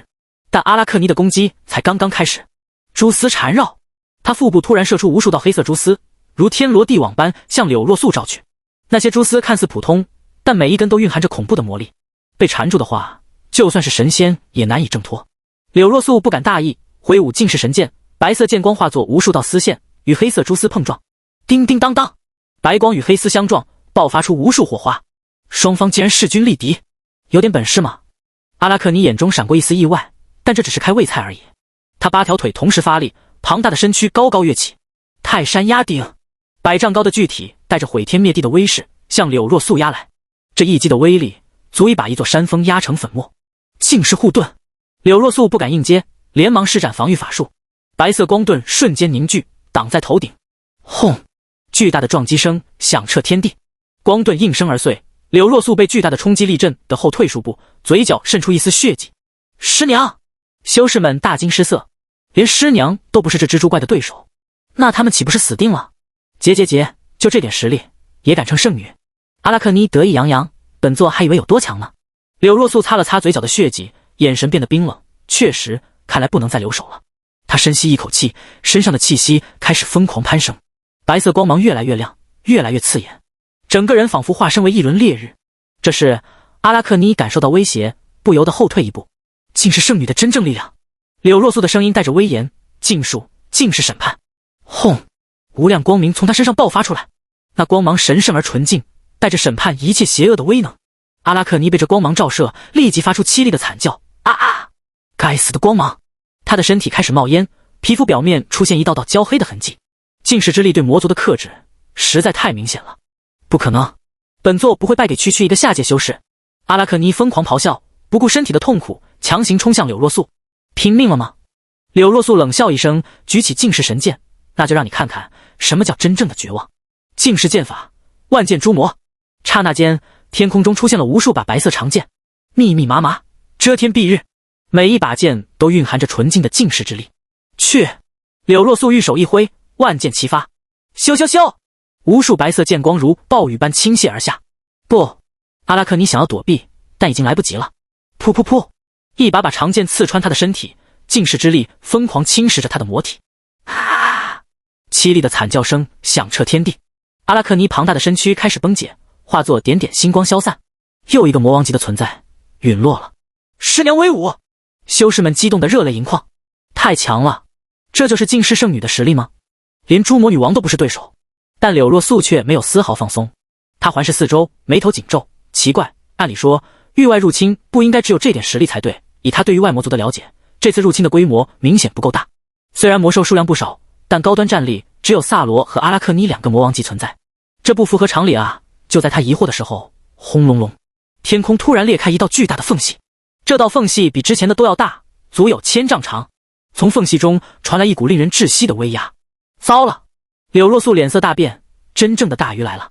话音刚落，一只巨大的手掌从缝隙中探了出来，那手掌足有100丈大小，上面布满了诡异的符文，散发着毁灭一切的气息。结，阴森的笑声从缝隙中传来。有意思，这个小世界居然有净世圣女存在，看来本魔主亲自出马是对的。第141章，魔主降临。魔主，柳若素倒吸一口凉气。域外魔主级别的存在，那可是比魔王还要高一个层次的恐怖存在啊！完了，他喃喃道，这下麻烦大了。净世圣女虽然强大，但面对魔主级的存在，胜算渺茫。完了，柳若素咬了咬牙，眼中闪过一丝决绝，看来只能……他正要施展某种禁术，突然，若素，我来了！一个熟悉的声音从远方传来。陈长生以最快速度赶到了战场，看到天空中那道巨大的裂缝，他的脸色瞬间变得难看。该死，怎么会有魔主级的存在降临？长生，你快走！柳若素急切地说道，这里太危险了。走！陈长生冷笑一声，我陈长生什么时候逃避过战斗？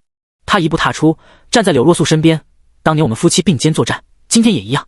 可是长生，魔主的实力我知道很强，但不试试怎么知道打不过？陈长生眼中战意熊熊，浑身气势暴涨。300年的分离让他对柳若素的思念到了极点，现在好不容易重逢，他绝不允许任何人伤害自己的女人，就算是魔主也不行。阴森的笑声继续从裂缝中传来，多了一个蝼蚁又如何？在本魔主面前，你们都是蚂蚁。巨大的手掌继续往外伸，紧接着是手臂、肩膀，一个身高1000丈的恐怖身影正在挤出空间裂缝。那身影浑身漆黑如墨，头生双角，背生6翼。最恐怖的是他的眼睛竟然有3只，2只正常位置的眼睛血红如宝石，而额头上的第3只眼睛则是诡异的紫色，光是看一眼就让人灵魂战栗。域外魔主，灭世者巴洛。柳若素认出了来者，脸色煞白。灭世者巴洛，传说中毁灭了10几个世界的恐怖存在，他的实力已经接近半神级别。认识本魔主？看来你这个净世圣女也不是完全无知。巴洛终于完全挤出了空间裂缝，庞大的身躯遮天蔽日，他居高临下的俯视着下方的蝼蚁们，眼中满含轻蔑。不过认识又如何？今天你们都要死！说着，他随手一挥，轰！一道黑色光柱轰然落下，直奔陈长生和柳若素。那光柱的威力足以瞬间蒸发一座城市。小心！夫妻2人同时出手。陈长生施展封印奥义，无数金色符文在空中闪烁。柳若素则挥舞净世神剑，白色剑光冲天而起。轰轰轰！3股力量在空中碰撞，爆发出惊天动地的轰鸣声。但是仅仅坚持了3秒钟，夫妻二人的攻击就被完全压制。巴洛的力量太强了，强到让人绝望。噗！陈长生和柳若素同时吐血，身形暴退。仅仅一击，他们就受了重伤。这就是你们的实力？巴洛不屑地笑了，真是让本魔主失望啊。他再次抬起手，准备发动第2击。这一击绝对是致命的。就在这千钧一发之际，住手！一声娇喝从天边传来，只见一道七彩流光急速飞来，转眼间就到了战场上空。流光散去，露出一个绝美的身影，竟然是羽翼。但此刻的羽翼和之前有了明显的变化，他的头发变成了七彩色，双眼也闪烁着彩虹般的光芒。最神奇的是，他身后竟然生出了一对洁白的翅膀。羽翼！陈长生惊讶道：“你怎么？师尊，稍后再解释。”羽翼的声音带着前所未有的威严。现在先对付这个家伙。他看向巴洛，眼中闪过一丝凌厉。域外魔主是吧？正好让我试试新获得的力量。咦？巴洛感受到羽翼身上的气息，眼中闪过一丝惊讶。这气息，你难道是？没错。羽翼冷笑一声，身上的七彩光芒越来越亮。我已经觉醒了天使血脉。天使血脉？众人倒吸一口凉气。天使啊，那可是传说中的神族存在。原来如此。巴洛眯起眼睛，怪不得本魔主总觉得这个世界有些古怪，原来是有天使血脉的存在。他舔了舔嘴唇，不过这样更好。天使的血肉可是大补之物啊！做梦！羽翼怒喝一声，身后的翅膀猛地张开，天使奥义，神圣审判。轰！无量光明从他身上爆发，比柳若素的净世之力还要神圣，还要纯净。那光芒所过之处，一切邪恶都在净化。啊！巴洛被光芒照射，立即发出痛苦的嚎叫。他庞大的身躯上出现了一道道焦黑的痕迹，魔气都在快速消散。该死的光芒！巴洛暴怒，3只眼睛同时发出血光。魔主奥义，万魔是天！咆哮声中，他身后突然出现无数恶魔虚影。那些恶魔张牙舞爪，发出震天的咆哮，向羽翼扑去。雕虫小剑！羽翼不屑一笑，手中寒冰魄已经完全转化为一把金色长剑。天使剑法，万剑尽魔！无数金色剑光从长剑中飞出，与那些恶魔虚影碰撞。砰砰砰！恶魔虚影纷纷被净化，化作点点星光消散。什么？巴洛不敢置信，这个小丫头的实力竟然不比金师圣女弱。还没完呢！羽翼趁胜追击，身形化作一道金光，瞬间冲到巴洛面前。天使禁术，神罚之剑！金色长剑爆发出刺目光芒，直刺巴洛心脏。这一剑蕴含着天使一族的终极奥义，就算是魔主也不敢小觑。想伤本魔主，门都没有！巴洛咆哮着，双手合十，用尽全力抵挡。当！金剑刺在他的手掌上，爆发出震耳欲聋的金属碰撞声。第142章太上道祖。僵持了片刻，噗嗤，金剑终于刺穿了巴洛的防御，在他胸口留下一道深深的伤口。啊啊！巴洛痛苦的后退，伤口处金光闪烁，魔血不断流淌。不可能，本魔主怎么可能被一个下界的蝼蚁伤到？他彻底暴怒了，3只眼睛同时爆发出恐怖的光芒，整个人的气势疯狂攀升。既然如此，那就让你们见识一下本魔主的真正实力。魔主真身，灭世形态！轰隆隆！巴洛的身体开始发生剧烈变化，原本1000丈高的身躯继续膨胀，很快就达到了3000丈。皮肤变得更加漆黑，肌肉更加结实，背后的6翼也变得巨大无比。最恐怖的是，他的额头上又长出了3只眼睛。现在他有6只眼睛，每一只都散发着毁灭一切的光芒。这是什么怪物？山头上的修士们看到这一幕，都被吓得浑身发抖。太恐怖了！这种存在，还是人能对付的吗？糟了！柳若素脸色苍白，她动真格的了。魔主的真身形态，那可是她最强的状态。在这种状态下，巴洛的实力会提升10倍不止。羽翼小心！陈长生大喊，但已经晚了。死吧！巴洛6只眼睛同时发射光束，6道不同颜色的毁灭光柱向羽翼轰去，那威力连空间都被撕裂了。羽翼想要躲避，但光柱的速度太快，覆盖面积太广，根本躲不掉。完了，他闭上眼睛，准备迎接死亡。但就在这时，小翼，一个身影突然出现在他面前，是陈长生。他不顾自己的安危，用身体挡在羽翼前面。师尊，不要！轰！6道光柱轰在陈长生身上，恐怖的能量瞬间将他吞噬。第143章师尊之伤。师尊！羽翼和柳若素同时发出撕心裂肺的喊声。光芒散去，陈长生的身影摇摇欲坠，他的衣服已经完全破碎，身上到处都是血痕，气息微弱的像风中残烛。长生！柳若素泪如雨下，连忙冲过去扶住他。师尊，您怎么这么傻？羽翼也哭了，为什么要替我挡这一击？陈长生虚弱的笑了笑，傻丫头，你是我的弟子，我怎么能眼睁睁看着你死呢？他艰难地抬起手，轻抚羽翼的脸颊。而且，你现在是天使血脉，是守护这个世界的希望。我这个老头子死了不要紧，你一定要活下去。不，师尊您不会死的。不会的。羽翼紧握着陈长生的手，眼泪如断线珍珠般落下。陈长生的伤势太重了，巴洛那一击几乎要了他半条命，以他现在的状态，恐怕撑不了多久。哈哈哈！巴洛狂笑着从天而降，感人的师徒情深啊！不过很快你们就能在地狱里团聚了。他举起巨大的拳头，准备给陈长生最后一击。去死吧！住手！羽翼怒吼一声，身上的七彩光芒瞬间暴涨。他的愤怒已经达到了极点。师尊为了救他身受重伤，这个仇他一定要报。天使暴怒，神罚降世。轰！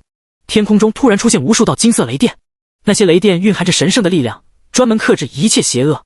咔嚓咔嚓，无数雷电劈向巴洛，将他庞大的身躯完全包围。啊！该死的雷电！巴洛痛苦地嚎叫着，身上的魔气在雷电轰击下快速消散。但他毕竟是魔主级的存在，很快就稳住了身形。区区雷电也想伤本魔主。他6只眼睛同时发光，一股恐怖的魔气从体内爆发出来。那些金色雷电竟然被魔气生生撞散。什么？羽翼不敢置信，他最强的攻击竟然被这么轻松地化解了。小丫头，本魔主承认你很有天赋。巴洛冷笑道，但可惜你觉醒得太晚了。如果给你再修炼几百年，或许还能与本魔主一战，但现在你还差得远呢。说着，他再次举起拳头，现在轮到你们去死了。这一拳蕴含着巴洛全部的力量，别说是重伤的陈长生，就算是全盛状态的羽翼也绝对挡不住。眼看拳头就要落下，突然，等一下！一个苍老但威严的声音从远方传来。众人循声望去，只见天边有一道白光急速飞来，白光停在战场上空，显现出一个白发苍苍的老者身影。那老者仙风道骨，身穿白色道袍，手持一柄拂尘，整个人散发着超凡脱俗的气息。这位前辈是？羽翼疑惑地看着来人，他从来没见过这个老者，但对方身上的气息竟然让他都感到敬畏。老夫太上道祖。老者缓缓开口，声音如洪钟大吕，震彻天地。太上道祖，这个名字一出，所有人都震惊了。太上道祖啊，那可是传说中的存在，修真界的创始者之一。据说他早在万年前就已经羽化成仙了，怎么会突然出现在这里？咦，就连巴洛都停下了攻击，谨慎地看着太上道祖。没想到这个小世界还有你这种级别的存在，有意思。太上道祖淡淡地扫了巴洛一眼，域外魔主，本道祖还以为是什么了不起的存在，原来只是个半吊子。什么？巴洛勃然大怒，你敢侮辱本魔主？侮辱？太上道祖摇了摇头，本道祖只是在陈述事实而已，真正的魔主可不是你这种货色能比的。这话说的巴洛脸色铁青，他纵横域外这么多年，还从来没有人敢这么侮辱他。既然你找死，本魔主就成全你。巴洛咆哮着，6只眼睛同时发射光束，向太上道祖攻去。面对这毁天灭地的攻击，太上道祖却异常淡定，他只是轻轻挥了挥手中的拂尘。第143章道祖传承。嗖，无数白色丝线从拂尘中飞出，轻松地将所有光束缠住。然后，啪！太上道祖手腕一抖，那些光束竟然被反弹回去，重新轰向巴洛。什么？巴洛大惊失色，连忙闪避，但那些光束如枯骨之躯，紧紧跟随。轰轰轰！他自己发出的攻击重重地轰在自己身上。噗！巴洛吐出一口魔血，身形踉跄后退。这怎么可能？他引以为傲的攻击竟然被人家轻描淡写地化解了，还反过来伤到了自己。现在知道差距了吧？太上道祖淡淡道，本道祖劝你还是乖乖滚回域外去，免得丢人现眼。不可能！巴洛不甘心地咆哮，本魔主绝不会败给区区一个下界修士。他疯狂运转魔功，身上的气势再次暴涨，魔主禁术灭世黑洞。轰！巴洛的身体突然爆炸，化作一个巨大的黑洞。那黑洞疯狂旋转，吞噬着周围的一切，光线、空间，甚至时间都被吸入其中。这是羽翼脸色大变，他要毁掉整个世界。灭世黑洞，那是魔主一族的禁术，施展者会燃烧自己的生命，换取毁灭一切的力量。一旦这个黑洞完全成型，整个世界都会被吞噬。疯了！柳若素喃喃道，这家伙真的疯了。为了报复，巴洛居然选择与整个世界同归于尽。面对这种程度的攻击，就算是太上道祖也要认真对待了。看来不能再留手了。太上道祖叹了口气，身上的气息开始发生变化。既然如此，那就让你见识一下什么叫真正的力量。他缓缓举起拂尘，口中开始念诵古老的咒语：太上忘情，道法自然，无极生太极，太极生两仪，阴阳化五行，五行演万物。随着咒语的念诵，太上道祖身上爆发出无量光明，那光明比羽翼的神圣之光还要纯净，比柳若素的净世之力还要强大，整个天地都被这光明所笼罩。这是道之本源。巴洛化成的黑洞感受到这股力量，发出恐惧的波动。道之本源，那是宇宙中最原始、最强大的力量，就算是魔主，在这种力量面前也要颤抖。太上道法，开天辟地。太上道祖一拂尘挥出，咔嚓，虚空瞬间裂开，露出混沌的本源。一股创世般的力量从裂缝中涌出，直冲那个灭世黑洞。轰！创世之力与毁灭之力相撞，爆发出前所未有的大爆炸，整个天地都在震动，山河破碎，日月无光，就连空间本身都在这种力量冲击下摇摇欲坠。不知过了多久，爆炸终于平息了，巴洛的黑洞彻底消散，连一丝残渣都没有留下。而太上道祖依然淡定地站在原地，仿佛什么都没发生过一样。结束了，他轻叹一声：前辈威武！幸存的修士们激动地大喊起来：太强了！这位太上道祖的实力简直就是神仙级别，连那么恐怖的魔主在他面前都不堪一击。太上道祖摆了摆手，制止了众人的欢呼：诸位，危机虽然暂时解除，但这次的域外入侵只是一个开始而已。什么？众人脸色大变。只是开始？连魔主级别的存在都出动了，这还只是开始？那真正的入侵会有多恐怖？前辈，您的意思是？羽翼忐忑地问道。太上道祖看向远方，眼中闪过一丝忧虑。域外有一位存在，叫做终极魔帝，他统治着无数个魔族世界，实力远在本道祖之上。刚才的巴洛只不过是他手下的一个小喽啰而已。小喽啰？众人倒吸一口凉气。那么强的魔主，在终极魔帝眼里居然只是小喽啰，那终极魔帝得强到什么程度？不过太上道祖话锋一转，终极魔帝想要降临这个世界还需要一些时间，在这段时间里，你们必须做好准备。前辈，我们该怎么做？陈长生虚弱地问道。虽然身受重伤，但他依然关心着世界的安危。太上道祖看了看他，眼中闪过一丝赞许：陈长生，你的品格不错，虽然修为不算顶尖，但有一颗赤子之心。本道祖决定传授你们一些东西。传授？众人精神一振。太上道祖要传授功法，那可是千载难逢的机会啊。不过太上道祖又说道，本道祖的传承不是随便给的，你们必须通过考验才行。什么考验？羽翼急切地问。太上道祖微微一笑，很简单，在1个月内将修真界联盟的实力提升10倍。10倍？众人面面相觑。这可能吗？1个月的时间怎么可能让联盟的实力提升10倍？前辈，这个要求是不是太……柳若素忍不住开口。太苛刻了。太上道祖摇摇头，如果连这都做不到，那面对终极魔帝的时候，你们只有死路一条。而且本道祖也不是让你们空手做这件事。说着，他从袖中取出3样东西，一本古朴的秘籍，一颗闪闪发光的丹药，还有一把看起来平平无奇的木剑。这是太上炼气诀，修真界最顶级的功法之一。他将秘籍递给陈长生：你的伤势很重，但修炼此功不仅能痊愈，还能让实力更上一层楼。陈长生接过秘籍，如获至宝，多谢前辈。这是天元造化丹。太上道祖又将丹药递给羽翼：你的天使血脉还没有完全觉醒，服下此丹可以让血脉彻底稳定。羽翼小心翼翼地接过丹药，前辈恩情，羽翼永生不忘。至于这把剑，太上道祖看向柳若素，虽然看起来普通，但它是本道祖亲手炼制的道器，与你的净世神剑融合后，威力会提升数倍。第144章天魔谷。柳若素接过木剑，立即感受到了其中蕴含的恐怖力量。这是道器？道器啊，那可是比神器还要高一个级别的存在，整个修真界恐怕都找不出几件。好了，本道祖该走了。太上道祖说着，身形开始变得透明。记住，1个月后，本道祖会再来检验你们的成果。前辈等等。陈长生想要挽留，但太上道祖已经消失了，只有他的声音还在空中回荡：好好修炼吧，这个世界的未来就看你们的了。3天后，玉灵宫。陈长生盘坐在密室中，正在修炼太上炼气诀。这本功法果然不凡，仅仅3天时间，他身上的伤势就已经完全愈合，实力更是突飞猛进，从渡劫期后期直接突破到了大成期初期。要知道，这可是一个大境界的跨越，按照正常情况，至少需要几百年的苦修才能达到。柳若素双手接过木剑，剑身传来温润触感，看似平凡的木质，却有股说不出的沉重。多谢道祖恩赐。他话音刚落，木剑突然绽放淡淡光芒，嗡！净世神剑自动从他手中飞出，与木剑缓缓贴近。两柄剑接触瞬间爆发刺眼白光，光芒散去后，只剩一把通体如玉的长剑，剑身流转着道运和净世之力的双重气息，好强的力量！柳若素握剑试了试，体内真气瞬间暴涨3倍。太上道祖满意点头，3件宝物已经给出，能否完成考验就看你们自己了。道祖，陈长生挣扎着想要起身，还请指点，我们该如何在1月内提升联盟实力？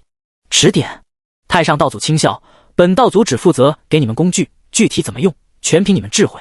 他身形开始变得透明，记住，终极魔帝降临之日就是考验结束之时。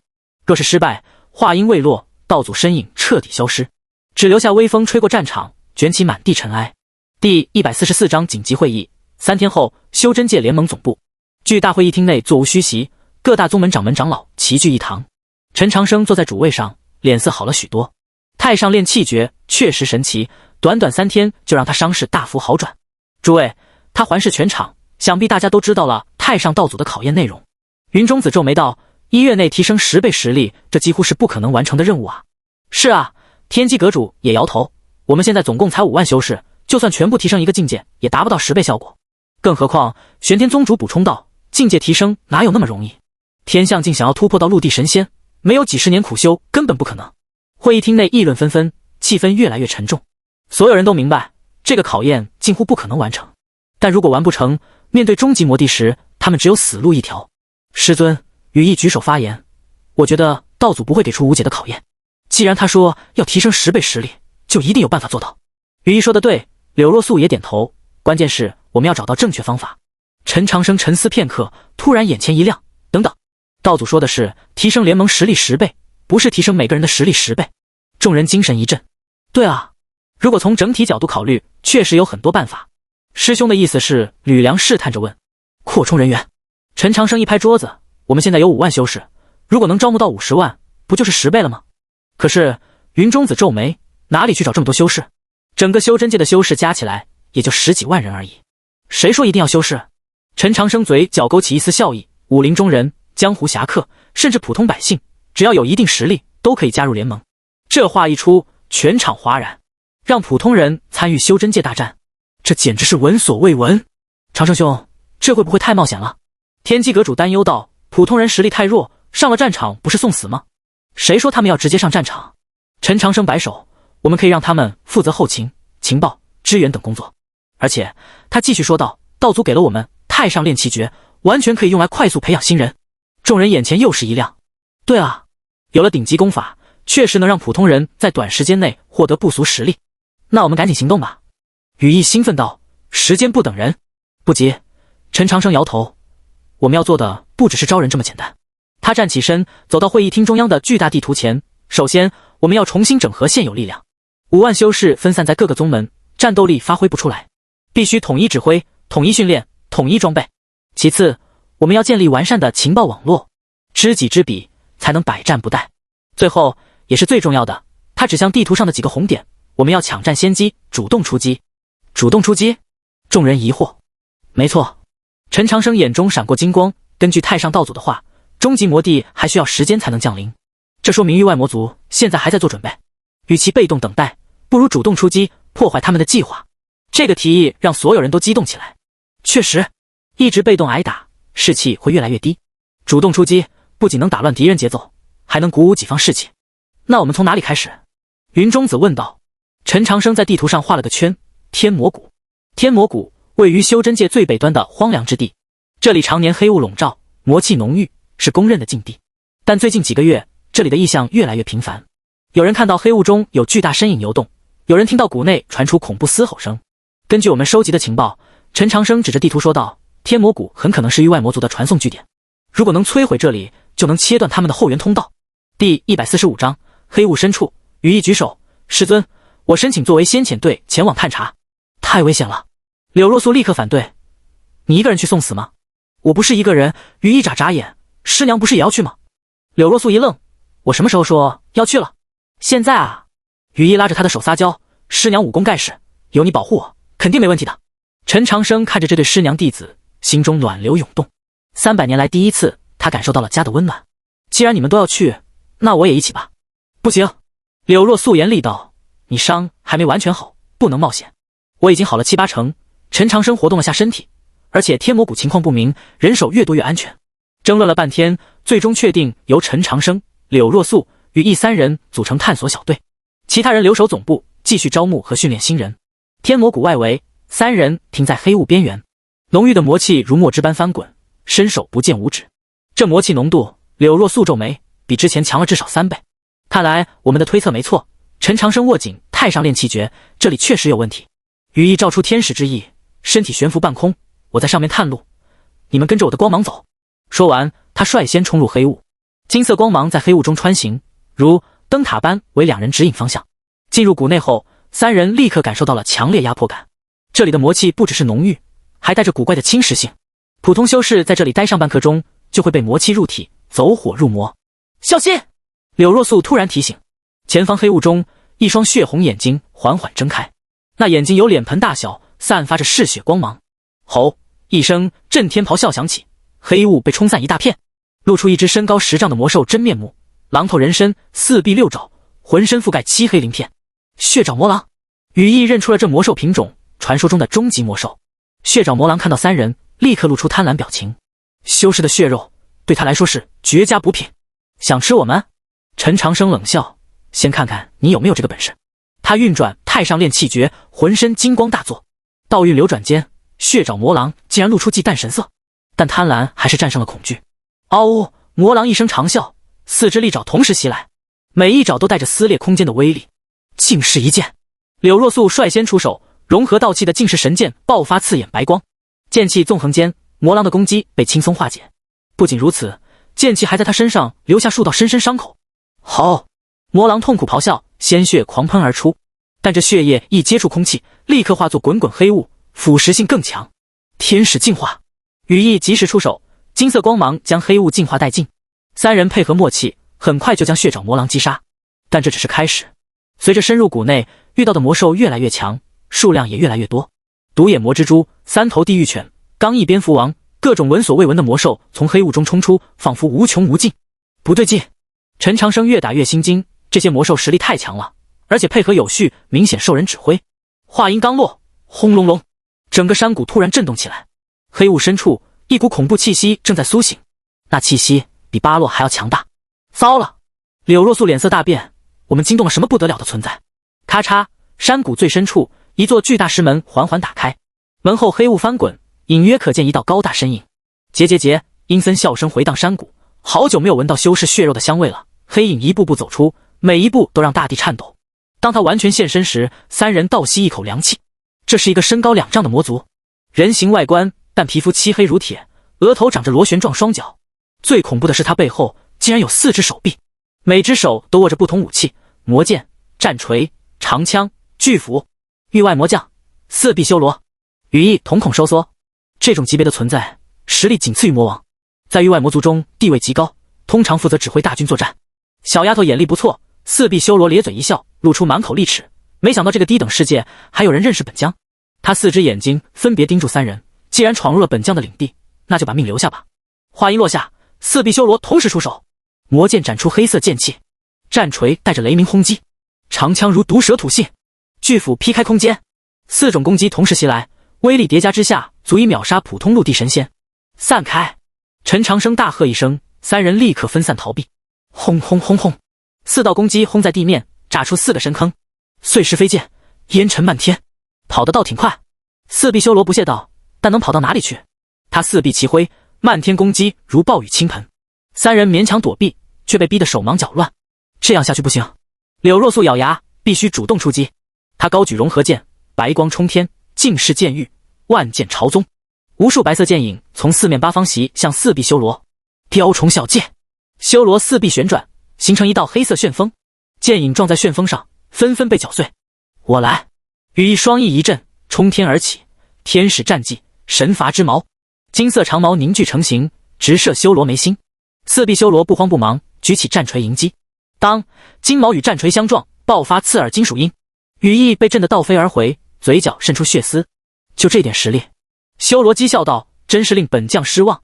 就在这时，太上封印术，万法归元。陈长生抓住机会，双手结印，无数金色符文从天而降，试图将4臂修罗束缚。咦？修罗眼中闪过惊讶，这是道门秘术。他四臂挥舞，试图挣脱符文束缚，但这些符文韧性极强，越挣扎束缚越紧。有点意思，修罗不再轻视，看来你得到了什么奇遇。不过这种程度的封印还困不住本将。第146章全面备战。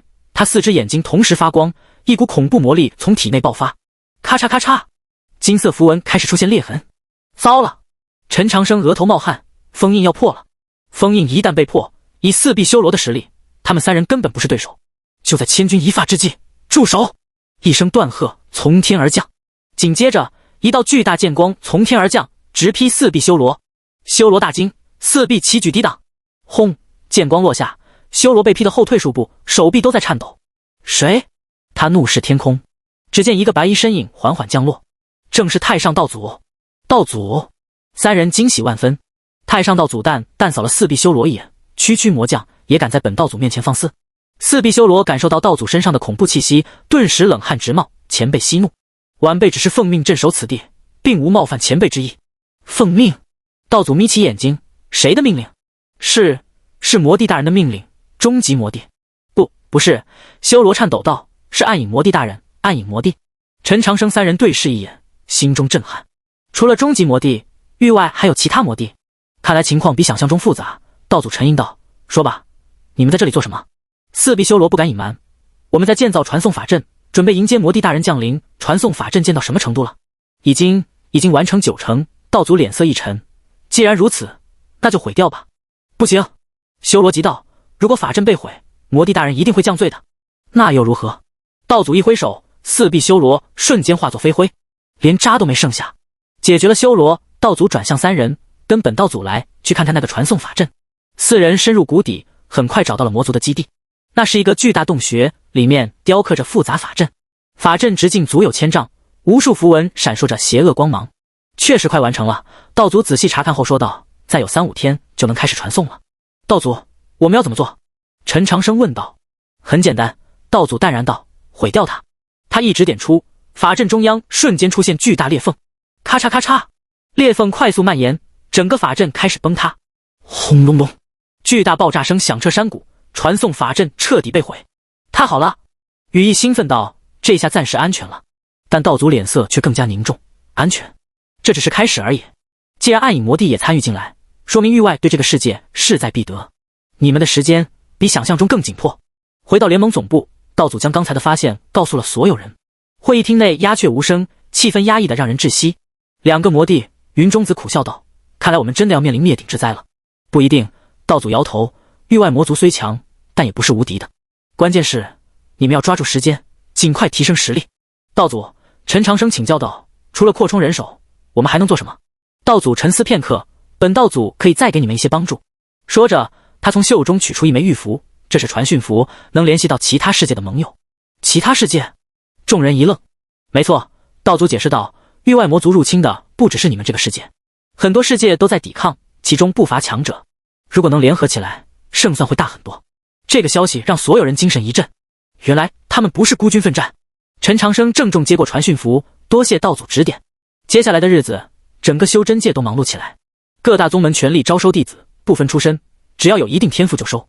太上炼气诀被大量复制，分发给新入门弟子修炼。短短半个月，联盟人数就从5万暴增到20万。虽然新人实力还很弱，但胜在人多势众。而且随着太上炼气诀的修炼，很多人实力提升速度惊人，原本需要10年才能达到的境界，现在3-5个月就能突破。与此同时，陈长生也通过传讯符联系上了其他世界的强者，烈焰世界的火神，冰霜世界的冰女王，光明世界的圣骑士，一个个强者都表示愿意在关键时刻提供援助，这让联盟的实力又上了一个台阶。时间一天天过去，距离道祖的1月期限越来越近，终极魔帝降临的日子也越来越近了。夜色如墨，陈长生站在玉灵宫最高处，凝视远方天际。风声呼啸过耳，却压不住心中涌动的不安。距离道祖约定的期限还剩最后3天。师尊，羽翼轻步走来，手中端着一壶热茶，雾气袅袅升腾，他脸上带着淡淡皮色。这半个月来，他几乎没有休息。天使血脉彻底觉醒后，他能感知到更多常人察觉不到的异象。喝点茶吧。他将茶盏递给陈长生，今夜的魔气格外浓郁。陈长生接过茶盏，茶水微烫，掌心传来温热。他轻啜一口，苦涩中带着淡香。感觉到了吗？他没有回头，声音低沉。羽翼点头，神色凝重。从昨夜开始，天地间的魔气就在急剧攀升，而且他顿了顿，我能感受到有什么巨大的存在正在苏醒。话音刚落，轰隆，远方天空突然响起沉闷雷鸣，但今夜无云，哪来的雷声？陈长生猛然转身，瞳孔骤缩，只见天边一轮血红色的月亮正缓缓升起，那绝不是正常的月亮，血月散发着诡异红光，将整片天空染成暗红色。更恐怖的是，血月表面竟然有黑影在蠕动，仿佛活物一般。血月现世，羽翼脸色煞白，这是域外魔族大举入侵的预兆。嗡！传讯玉符突然亮起，陈长生连忙接通，云中子急促的声音传出：“师兄！”各地都出现异象了。血月一现，所有魔兽都在疯狂暴动。修真界东南西北四方同时出现了巨大的空间裂缝，裂缝中正有大量魔族涌出。陈长生心中一沉，看来魔族等不及了，提前发动了总攻。第147章四方烽火，立即传令。他断然下令，所有联盟成员按预定计划集结，准备迎战。是。玉符熄灭，陈长生深吸一口气，来了，最终的决战终于来了。修真界各处战火骤起，东方青龙门总部，门主萧炎正在指挥门人布阵。突然，咔嚓，天空裂开一道1000丈长的巨大缝隙，缝隙中魔气翻滚如潮，无数狰狞身影蠢蠢欲动。来了！萧炎握紧青龙剑，所有弟子，百青龙护山大阵。是。数千弟子迅速就位，真气连接，形成一道青色光罩。就在这时，吼！一声震天龙吟从裂缝中传出，紧接着，一头身长100丈的古龙冲出裂缝。那古龙通体森白，眼眶燃烧着绿色鬼火，浑身散发着死亡气息。亡灵古龙！萧炎倒吸一口凉气。这种魔兽据说是由真龙尸体炼制而成，实力堪比陆地神仙。古龙盘旋空中，俯视下方的青龙门。下一秒，呼！他张开巨口，喷出一股绿色死亡吐息。那吐息所过之处，花草瞬间枯萎，山石化作齑粉。青龙护山阵！萧炎大喝。青色光罩迎上死亡吐息，但仅仅坚持了3息，就开始出现裂痕。咔嚓咔嚓，光罩越来越脆弱，眼看就要破碎。就在千钧一发之际，雷来！一声暴喝从天而降，轰隆隆，无数道紫色雷电从天而降，劈在古龙身上。雷电蕴含着至阳至刚之力，正是亡灵生物的克星。嗷！古龙痛苦咆哮，身上的鬼火都暗淡了几分。一道身影从雷光中走出，正是雷音寺的大师兄雷无极。萧师弟，贫道来助你。西方天机阁，阁主正在观测天象，突然脸色大变，不好！西方裂缝中出现的是幻魔一族。幻魔最擅长制造幻境和迷惑人心，普通修士一旦中招，很难挣脱。果然，从西方裂缝中涌出的魔族，个个身形虚幻，如梦如幻。他们刚一出现，整个天机阁周围的景象就开始扭曲变形，山变成了海，树变成了剑，天空变成了深渊。所有弟子闭目凝神，不要被幻象迷惑。阁主大声提醒，但已经晚了。不少弟子看到幻象，立刻陷入迷乱状态，有的哈哈大笑，有的痛哭流涕，有的甚至开始自相残杀。该死！阁主咬牙，取出一面古镜，照妖镜。现！古镜光芒大作，照破了部分幻象，但幻魔的数量太多，他一个人根本应付不过来。南方万毒谷，毒王正在炼制毒药，突然感到一阵心悸。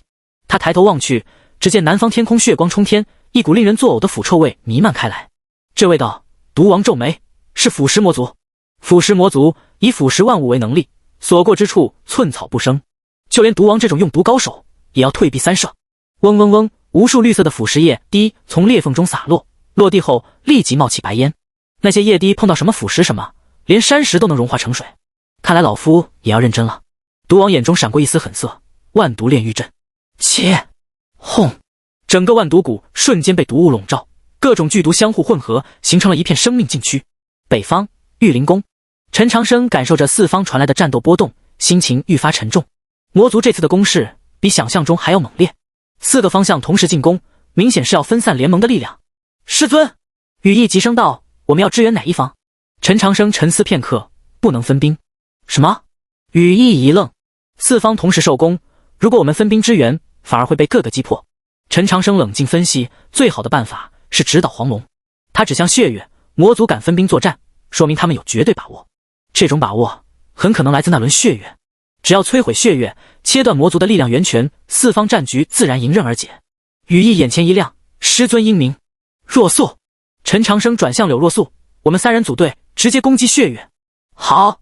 柳若素点头，融合剑已经出鞘，三人正要腾空而起，突然，咚！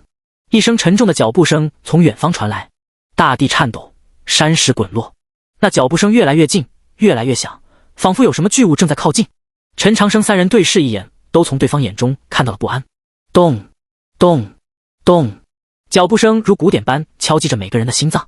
终于，一个巨大身影出现在视野中，那是一个身高1000丈的恐怖存在，人形外貌，但全身覆盖着暗金色鳞甲，头生双角，背生6翼。最恐怖的是他的眼睛竟然有9只，分布在面部各处，每一只都闪烁着不同颜色的光芒。这是柳若素声音颤抖，九眼魔神。羽翼脸色煞白，传说中的魔帝亲卫。九眼魔神，那可是仅次于魔帝的超级存在，实力远超普通魔王。结，九眼魔神发出低沉笑声，9只眼睛同时转动，锁定了三人。找到你们了，修真界的蝼蚁们。九眼魔神缓缓抬起右手，那只手掌足有100丈大小，五指如山峰般粗壮，指甲如刀刃般锋利，能让本神亲自出手，你们应该感到荣幸。他的声音如雷鸣般轰隆作响。陈长生三人严阵以待，但心中都清楚，面对这种级别的存在，他们胜算渺茫。九眼魔神随手一挥，轰！一道黑色能量波横扫而出，所过之处，山峰崩塌，大地龟裂。散开！三人同时闪避，但那能量波的范围太广，根本躲不掉。竟是护盾！柳若素咬牙施展防御，天使庇护，羽翼也拼命抵挡。太上金钟罩！陈长生运转功法，3重防御叠加，勉强挡住了这一击。但三人都被震得气血翻腾，嘴角渗血。仅仅一击就让他们受伤？咦？九眼魔神眼中闪过一丝意外，居然挡住了。有点意思，他9只眼睛同时发光，9道不同颜色的光束射出。第148章，暗影魔帝，红、橙、黄、绿、青、蓝、紫、黑、白，9色光芒交织在一起，形成一道毁天灭地的彩色光柱。完了！陈长生看着那道光柱，心中绝望。这种攻击，就算是太上道祖来了，也得认真对待。他们3个根本不可能挡住。眼看光柱就要命中，突然，住手！一声暴喝从天而降，紧接着一道金色身影从天而降，挡在三人面前，正是太上道祖。道祖！三人惊喜万分。太上道祖面色凝重，双手结印，太上护法，乾坤大挪移。轰！9色光柱撞在一层透明屏障上，被硬生生转移到了别处。远方一座山峰瞬间蒸发，连渣都不剩。太上道祖、九眼魔神眯起眼睛，没想到这个小世界还有你这种存在。九眼魔神，道祖淡淡回应，本道祖倒是没想到，连你都被派来了。看来域外对这个世界很重视啊。当然重视。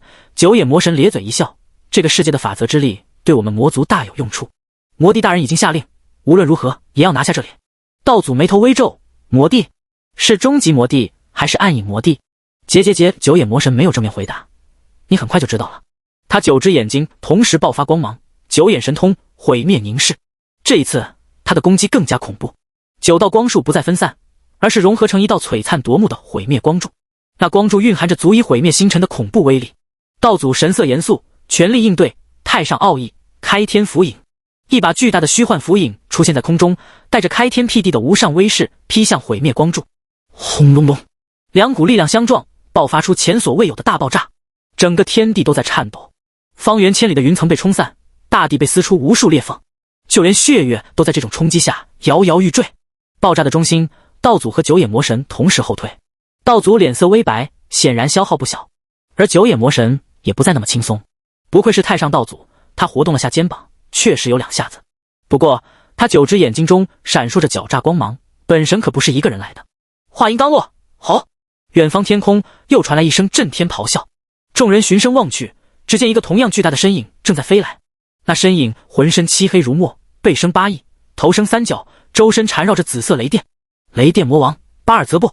羽翼认出了来者，脸色煞白，又一个魔王级存在，而且这个巴尔泽布实力仅次于九眼魔神。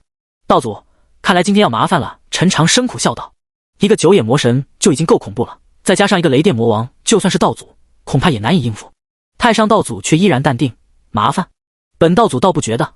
他看向天空，既然他们叫了帮手，那本道祖也不客气了。道祖取出传讯符，输入真气，诸位道友，该出手了。话音刚落，咻咻咻，数道流光从远方飞来，瞬间到达战场。为首的是一个身穿火红道袍的中年男子，手持一把火焰长剑，浑身散发着炽热气息。火焰道君。第二个是身穿冰蓝长裙的绝美女子，所过之处寒气逼人，连空气都结成了冰霜。寒冰女帝。第三个是一个身材魁梧的大汉，手持巨大战锤，每一步踏出都让大地震动。雷神战王。其他世界的强者到了。九眼魔神看到突然出现的强者们，眼中终于露出了一丝凝重。没想到太上道祖还有这种人脉，他沉声道：不过就凭你们几个也想阻止我们魔族大业，试试不就知道了。火焰道君冷笑一声，火焰长剑指向九眼魔神，本君很久没有活动筋骨了。寒冰女帝也柳眉倒竖，敢入侵我们的世界联盟，真当我们是好欺负的？雷神战王更是直接举起战锤就要冲上去，废话少说，直接开打。慢着！太上道祖制止了众人的冲动，现在还不是决战的时候。他指向天空的血月，那轮血月才是关键。只要血月不灭，魔族就有源源不断的力量补充。我们必须先摧毁血月，再对付这些魔王。众人抬头看向血月，都从中感受到了恐怖的魔力波动。道祖说的对，寒冰女帝点头，那轮血月确实邪门得很。那还等什么？雷神战王握紧战锤，我们一起上，把它砸碎。没那么简单。火焰道君摇头，血月周围有强大的防御结界，而且他眯起眼睛，本君感觉血月里面还有更恐怖的存在。正说着，血月突然剧烈颤动起来，表面的黑影蠕动得更加剧烈，仿佛有什么东西要冲出来。咔嚓，血月表面出现一道裂缝，裂缝越来越大，一股令人窒息的威压从中泄露出来。不好！道祖脸色大变，有魔帝要降临了。话音刚落，轰！血月彻底裂开，一个巨大身影从中缓缓走出。那身影身高3000丈，通体暗金色，头戴王冠，手持权杖。最恐怖的是他身后竟然有12道光环，每一道光环都代表着一种法则之力。终极魔帝太上道祖倒吸一口凉气。终极魔帝，域外魔族的最高统治者，实力已经超越了半神，接近真神级别。结！终极魔帝俯视下方的蝼蚁们，声音如雷鸣般轰鸣。太上道祖，我们又见面了。终极魔帝，道祖神色凝重，没想到你会亲自降临。为了这个世界的法则之力，本帝当然要亲自出马。终极魔帝冷笑道，上次让你逃了，这次可没那么好运。上次？陈长生等人对视一眼，心中震撼。原来道祖和终极魔帝早就交过手，而且道祖还逃过。那是因为本道祖不想与你死斗。道祖淡然道，但今天不同，为了保护这个世界，本道祖会全力以赴。全力以赴？终极魔帝不屑地笑了，就凭你一个人？当然不是一个人。道祖看了看身边的盟友们，还有这些道友，虽然他们实力不如本道祖，但联手之下未必不能与你一战。终极魔帝扫视了一遍火焰道君等人，眼中闪过一丝轻蔑，区几个半神也敢挑战本帝。他12道光环同时发光，既然如此，本帝就让你们见识一下什么叫绝望。魔帝尽数，万界湮灭。轰！无量魔光从终极魔帝身上爆发，瞬间笼罩了整个天地。那魔光所过之处，空间开始扭曲，时间开始停滞，就连法则之力都在这股威压下瑟瑟发抖。所有人全力防御！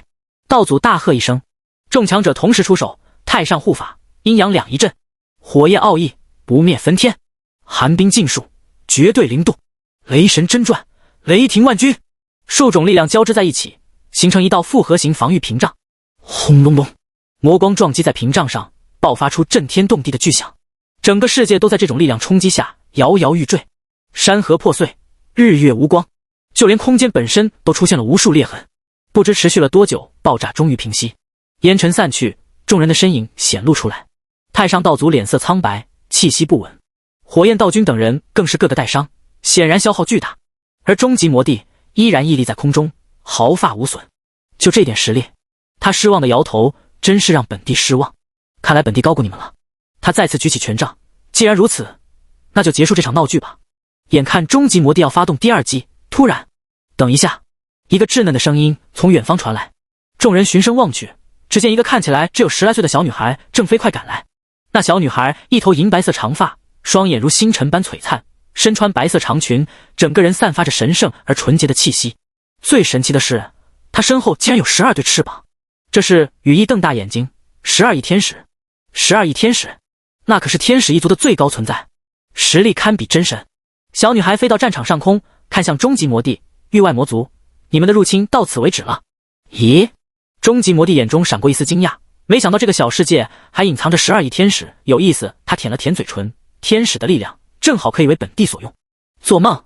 小女孩怒喝一声，12亿同时张开，天使尽数，神罚天降。轰！无量神光从天而降，每一道都蕴含着审判邪恶的威能。终极魔帝不敢小觑，举起权杖迎击，魔帝权威，万魔朝拜。两股力量在空中碰撞，爆发出前所未有的大爆炸。这一次，就连终极魔帝都被震得后退了一步。不错，他眼中闪烁着兴奋的光芒，终于遇到一个像样的对手了。看到12亿天使的出现，太上道祖等人精神大振。有了他的加入，或许真的有机会战胜终极魔帝。但陈长生心中依然担忧，就算能战胜终极魔帝，四方战场的情况如何？其他魔王会不会趁机突破？而且，除了终极魔帝，域外是否还有其他强者？这场战争远比想象中复杂。正当众人准备联手对付终极魔帝时，咔嚓，天空中又出现了一道巨大裂缝，一个更加恐怖的身影正在缓缓挤出。不会吧？火焰道君脸色煞白。还有，从新的裂缝中缓缓走出一个身影，与终极魔帝的威严霸道不同，这个身影显得更加阴森诡异。他没有固定的形体，时而是人形，时而化作黑雾，时而凝聚成各种怪异形状。唯一不变的是那双血红色的眼睛，如地狱之火般燃烧着恶毒的光芒。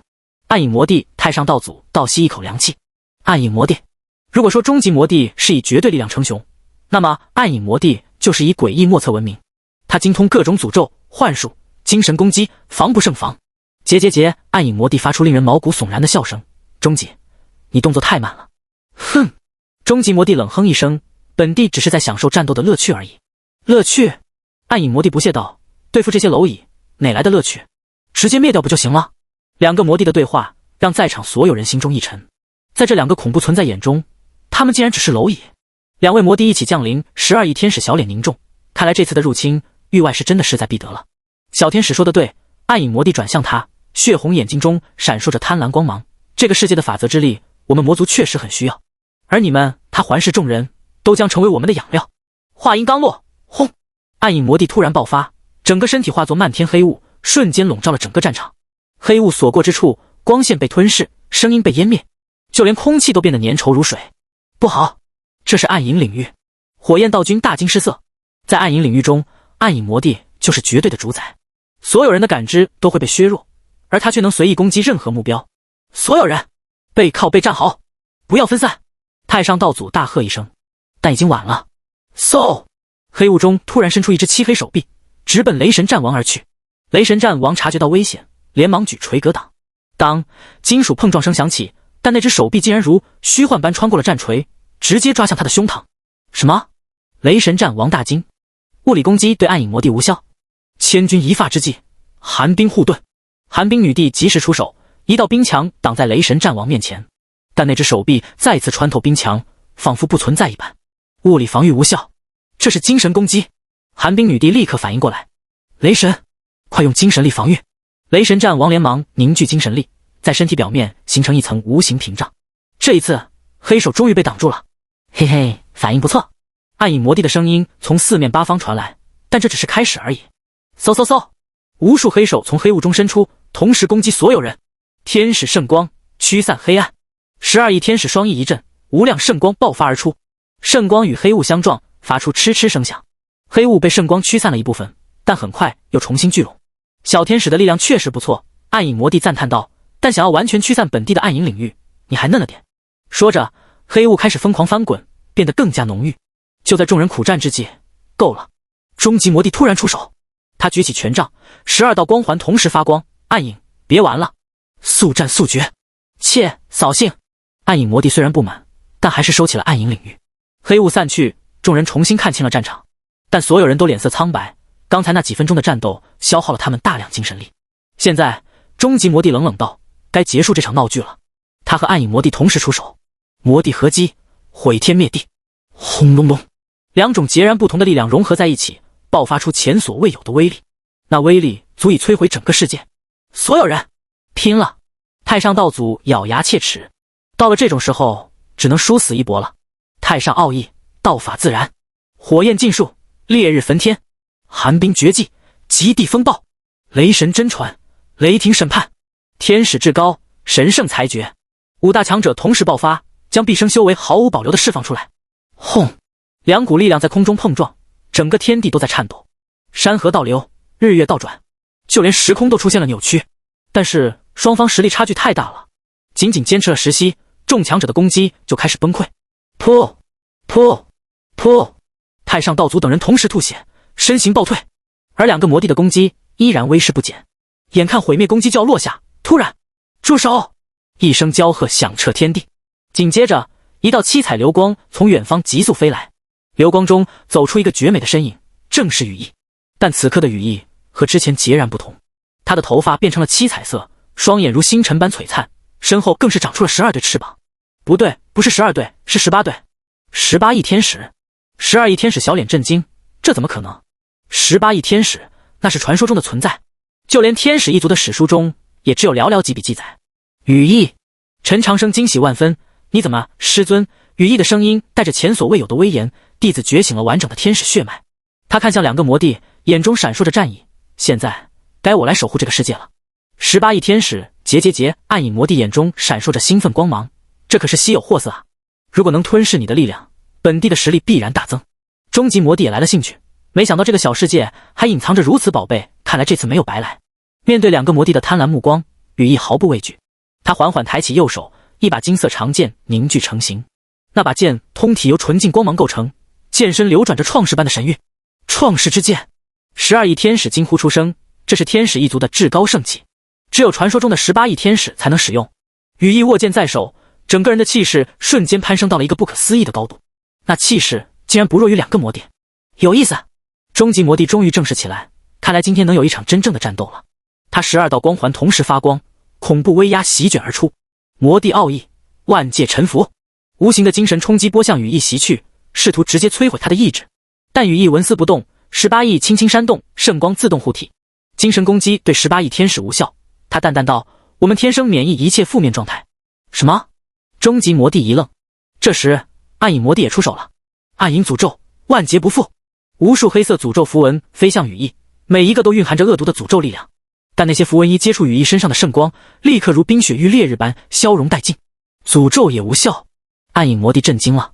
羽翼微微一笑，18翼天使代表着光明与正义的极致，你们这些邪恶力量在我面前毫无用处。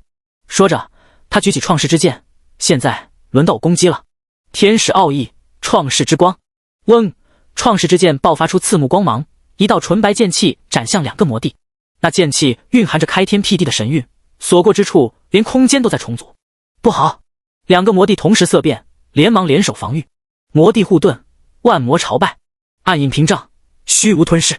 两道防御叠加，但在创世剑气面前竟然如纸糊般脆弱。吃！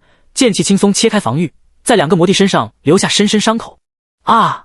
两个魔帝同时惨叫，魔血狂喷而出。这怎么可能？终极魔帝不敢置信地看着胸前的伤口。自从成为魔帝以来，他还从来没有受过这么重的伤。18翼天使的力量，暗影魔帝脸色阴沉，竟然恐怖如斯。这只是开始。羽翼战意昂扬，18翼同时张开，接下来这一招，你们可要小心了。天使禁术，末日审判。轰！整个天空突然燃烧起来，无数天使虚影从火焰中走出，每一个都手持审判之剑，眼中燃烧着圣火。密密麻麻的天使大军，遮天蔽日。这是太上道祖震撼不已，传说中的天使军团。没错，羽翼的声音如天籁般响起，末日审判，召唤天使军团，对邪恶进行最终裁决。第149章，光明降临。他一剑指下，审判开始。无数天使同时出剑，漫天剑光如流星雨般倾泻而下，每一道剑光都蕴含着审判邪恶的神圣力量。糟了！两个魔帝脸色大变，这种程度的攻击，就算是他们也要全力应对。终极奥义，魔帝真身。终极魔帝身体开始膨胀，很快就变成了万丈巨人。12道光环化作12件神兵，环绕在身体周围。暗影禁术，万影分身。暗影魔帝则分裂成无数道影子，密密麻麻布满天空。两个魔帝同时使出最强手段，迎接天使军团的审判。轰轰轰！无数剑光落下，与魔帝的防御碰撞，爆发出震天动地的巨响。整个世界都在这种冲击下摇摇欲坠。战斗持续了整整1刻钟，当烟尘散去时，所有人都屏住了呼吸。结果如何？烟尘散去，战场上的景象让所有人震撼不已。天使军团已经消失，羽翼单膝跪地18亿都变得暗淡无光，显然消耗巨大。而2个魔帝，终极魔帝的魔帝真身千疮百孔，12件神兵也断裂了大半。暗影魔帝更惨，万影分身被消灭了90%以上，本体虚弱的随时可能消散。居然真的伤到我们了！终极魔帝喘着粗气，眼中满含不敢置信。18亿天使果然名不虚传，暗影魔帝的声音虚弱无比，但羽翼的状态也好不到哪去。末日审判虽然威力惊人，但消耗同样恐怖，以他现在的实力只能使用1次。可恶，他咬牙支撑着身体，还是不够强，如果再强一些，刚才那一击就能彻底消灭2个魔帝了。现在只是重伤他们，根本解决不了问题。羽翼，陈长生连忙冲过来扶住他，你已经做得很好了。师尊，羽翼苦笑道，对不起，我还是没能保护好大家。傻丫头，陈长生心疼地看着他，你已经拼尽全力了。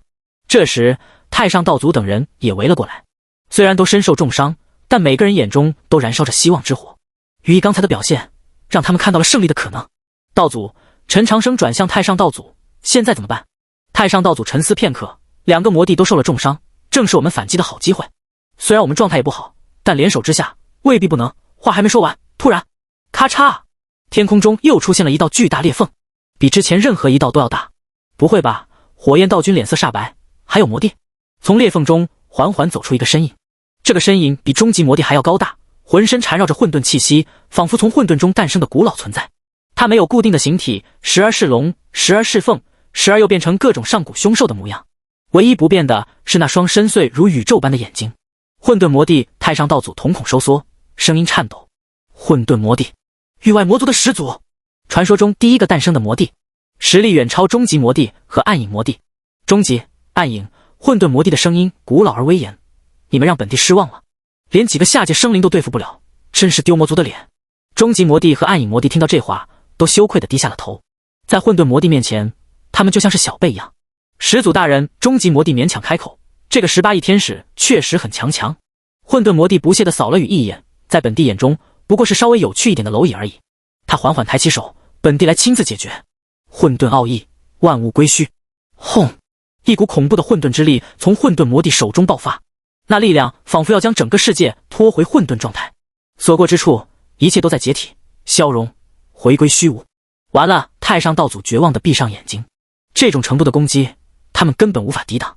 就在千钧一发之际，时间静止。一个威严的声音响起，瞬间整个世界都静止了，混沌之力停在半空，所有人都无法动弹。只有一个身影缓缓走出，身穿星空长袍，头戴时间王冠，手持命运权杖。时空道祖！太上道祖惊喜万分。时空道祖，传说中掌控时间和空间的最强存在，实力甚至还在太上道祖之上。太上，好久不见。时空道祖淡淡一笑。时空道友。太上道祖激动道，你怎么来了？本道祖感应到这里的时空波动异常。时空道祖解释道，没想到是域外魔族入侵。他看向被时间静止的混沌魔帝，混沌老魔，你胆子不小啊，敢入侵本道祖守护的世界。虽然被时间静止，但混沌魔帝依然能够说话。时空，没想到你还活着。当然活着。时空道祖冷笑，而且活得很好。倒是你，当年被本道祖打得抱头鼠窜，现在又敢出来兴风作浪。当年，众人面面相觑，原来时空道祖和混沌魔帝早就交过手，而且时空道祖还赢了。哼！混沌魔帝怒道，当年是本帝大意了，这次绝不会重蹈覆辙。是吗？时空道祖不置可否，那就让本道祖看看你这些年有没有长进。他举起命运权杖，时空禁术，命运审判。命运审判！时空道祖手中的命运权杖爆发出璀璨光芒，无数条命运之线从虚空中显现，密密麻麻如蛛网般交织在一起，每一条线都代表着一种可能的未来。在这些命运线中，时空道祖冷冷道，你败亡的概率是 99.9%， 只有 0.1% 的可能逃脱。但很可惜，他轻轻一挥权杖，无数命运线开始重组，本道祖要把这 0.1% 也抹消。混沌魔帝感受到命运的束缚，脸色大变，该死！时空禁术果然难缠，他拼命挣扎，想要挣脱命运之网的束缚。混沌本源，万象更新。轰！混沌之力疯狂爆发，试图重塑周围的一切，但命运之力岂是那么容易破解的？无论混沌魔帝如何变化，命运线始终紧紧缠绕着他。没用的。时空道祖淡然道，在本道祖的命运审判下，你的结局已经注定。是吗？突然，混沌魔帝露出了诡异的笑容。时空，你难道忘了吗？本帝可不是一个人来的。话音刚落，咔嚓咔嚓，咔嚓，天空中接连出现3道巨大裂缝，从中走出3个恐怖身影。第一个浑身燃烧着毁灭之火，如太阳般炽热，毁灭魔帝；第二个周身缠绕着死亡气息，如地狱般阴冷，死亡魔帝；第三个身体由纯粹的空间构成，虚实不定，虚空魔帝。加上之前的终极魔帝、暗影魔帝，一共5个魔帝。这怎么可能？太上道祖震撼不已，域外魔族竟然出动了5个魔帝，这是要灭世的节奏啊！时空混沌魔帝得意洋洋，现在你还觉得胜券在握吗？时空道祖眉头微皱，一个混沌魔帝他还能轻松应付，但5个魔帝联手确实有些棘手了。哈哈，毁灭魔帝狂笑着，时空道祖受死吧！毁灭奥义，万物湮灭，炽热的毁灭之火席卷而出，要将整个世界化为灰烬。死亡审判，万灵枯萎。死亡魔帝也出手了，恐怖的死亡气息扩散，所过之处生机尽失，虚空崩塌，万界归虚。虚空魔帝更是直接挥手间空间开始崩塌，要将所有人拖入虚无。3大魔帝同时出手，威力叠加之下，就连时空道祖也不敢小觑。时空护盾，万法不侵。他挥动权杖，在周围构建起层层时空屏障。轰轰轰，3种毁灭力量轰击在时空屏障上，爆发出震天动地的巨响。时空屏障坚持了片刻，但在3大魔帝的联合攻击下，还是出现了裂痕。结，混沌魔帝趁机挣脱了命运之网。时空，你也有今天。还有我们，终极魔帝和暗影魔帝虽然受伤，但还有一战之力。5大魔帝包围了时空道祖，形势急转直下。时空道友，太上道祖想要上前援助，别过来！时空道祖制止了他，你们实力不够，只会成为累赘，带着那些孩子们赶紧撤退。可是没有可是，时空道祖斩钉截铁，本道祖还死不了。他深吸一口气，身上的气息开始疯狂攀升。既然如此，那就让你们见识一下本道祖的真正实力。时空禁术，时光倒流，轰！恐怖的时空之力爆发，整个世界的时间开始倒转，所有人都感觉到了眩晕，仿佛回到了刚才的时刻。什么？5大魔帝同时色变。时光倒流，这是时空道祖的最强禁术，能够让时间倒退，重新来过。但这种禁术消耗极大，就连时空道祖也不能随意使用。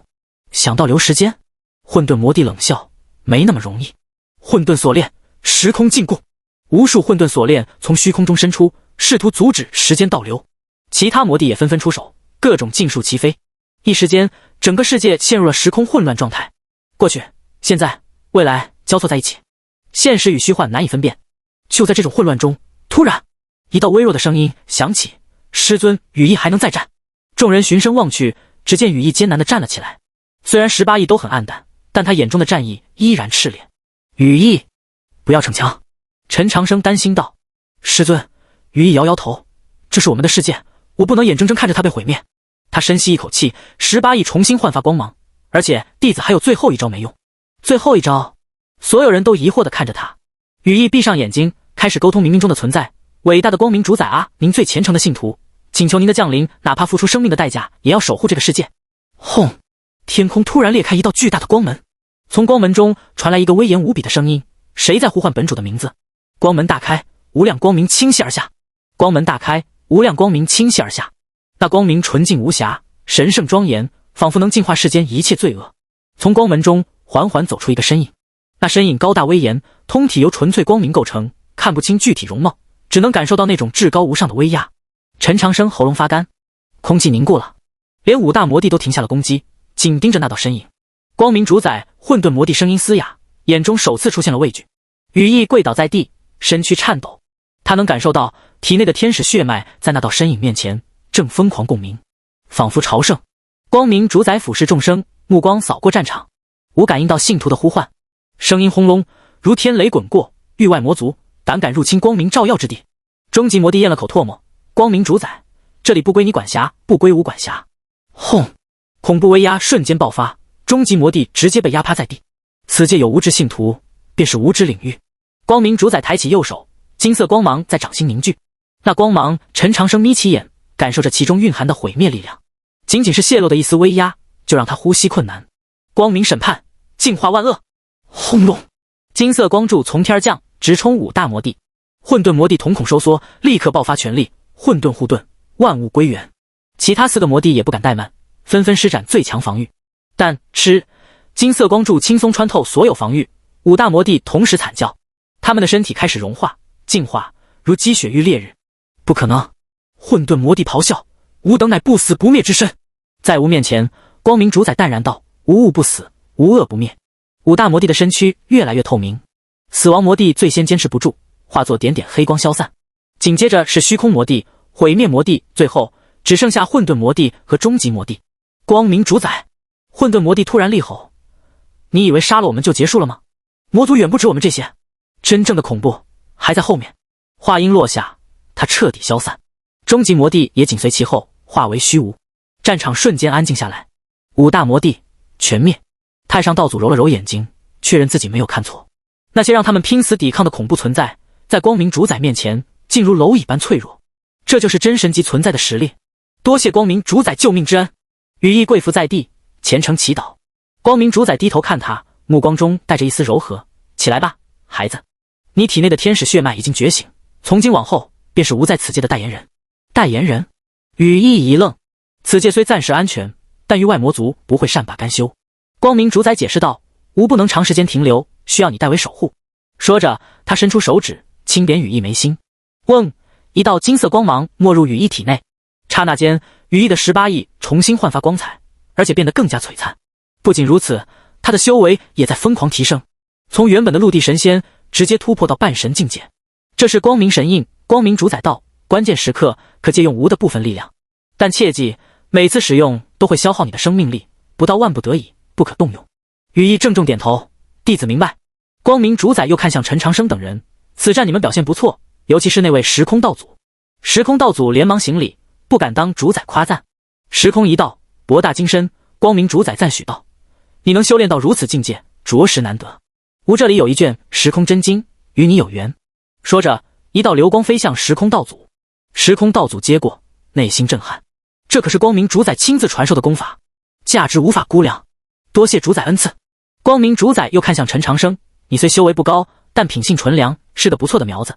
这枚光明种子给你，好生修炼。”又一道流光飞出，没入陈长生体内。陈长生感觉全身一暖，仿佛有无穷力量在血管中流淌。太上炼气诀也在光明种子的滋养下开始发生奇妙变化。至于其他人，光明主宰最后道：“都有不同程度的奖赏，自行领悟即可。”话音落下，每个人身上都闪过一道金光，他们都得到了属于自己的机缘。好了，光明主宰准备离开，吾该回去了。记住，这次只是开始，真正的考验还在后面。好好修炼，莫要辜负吾的期望。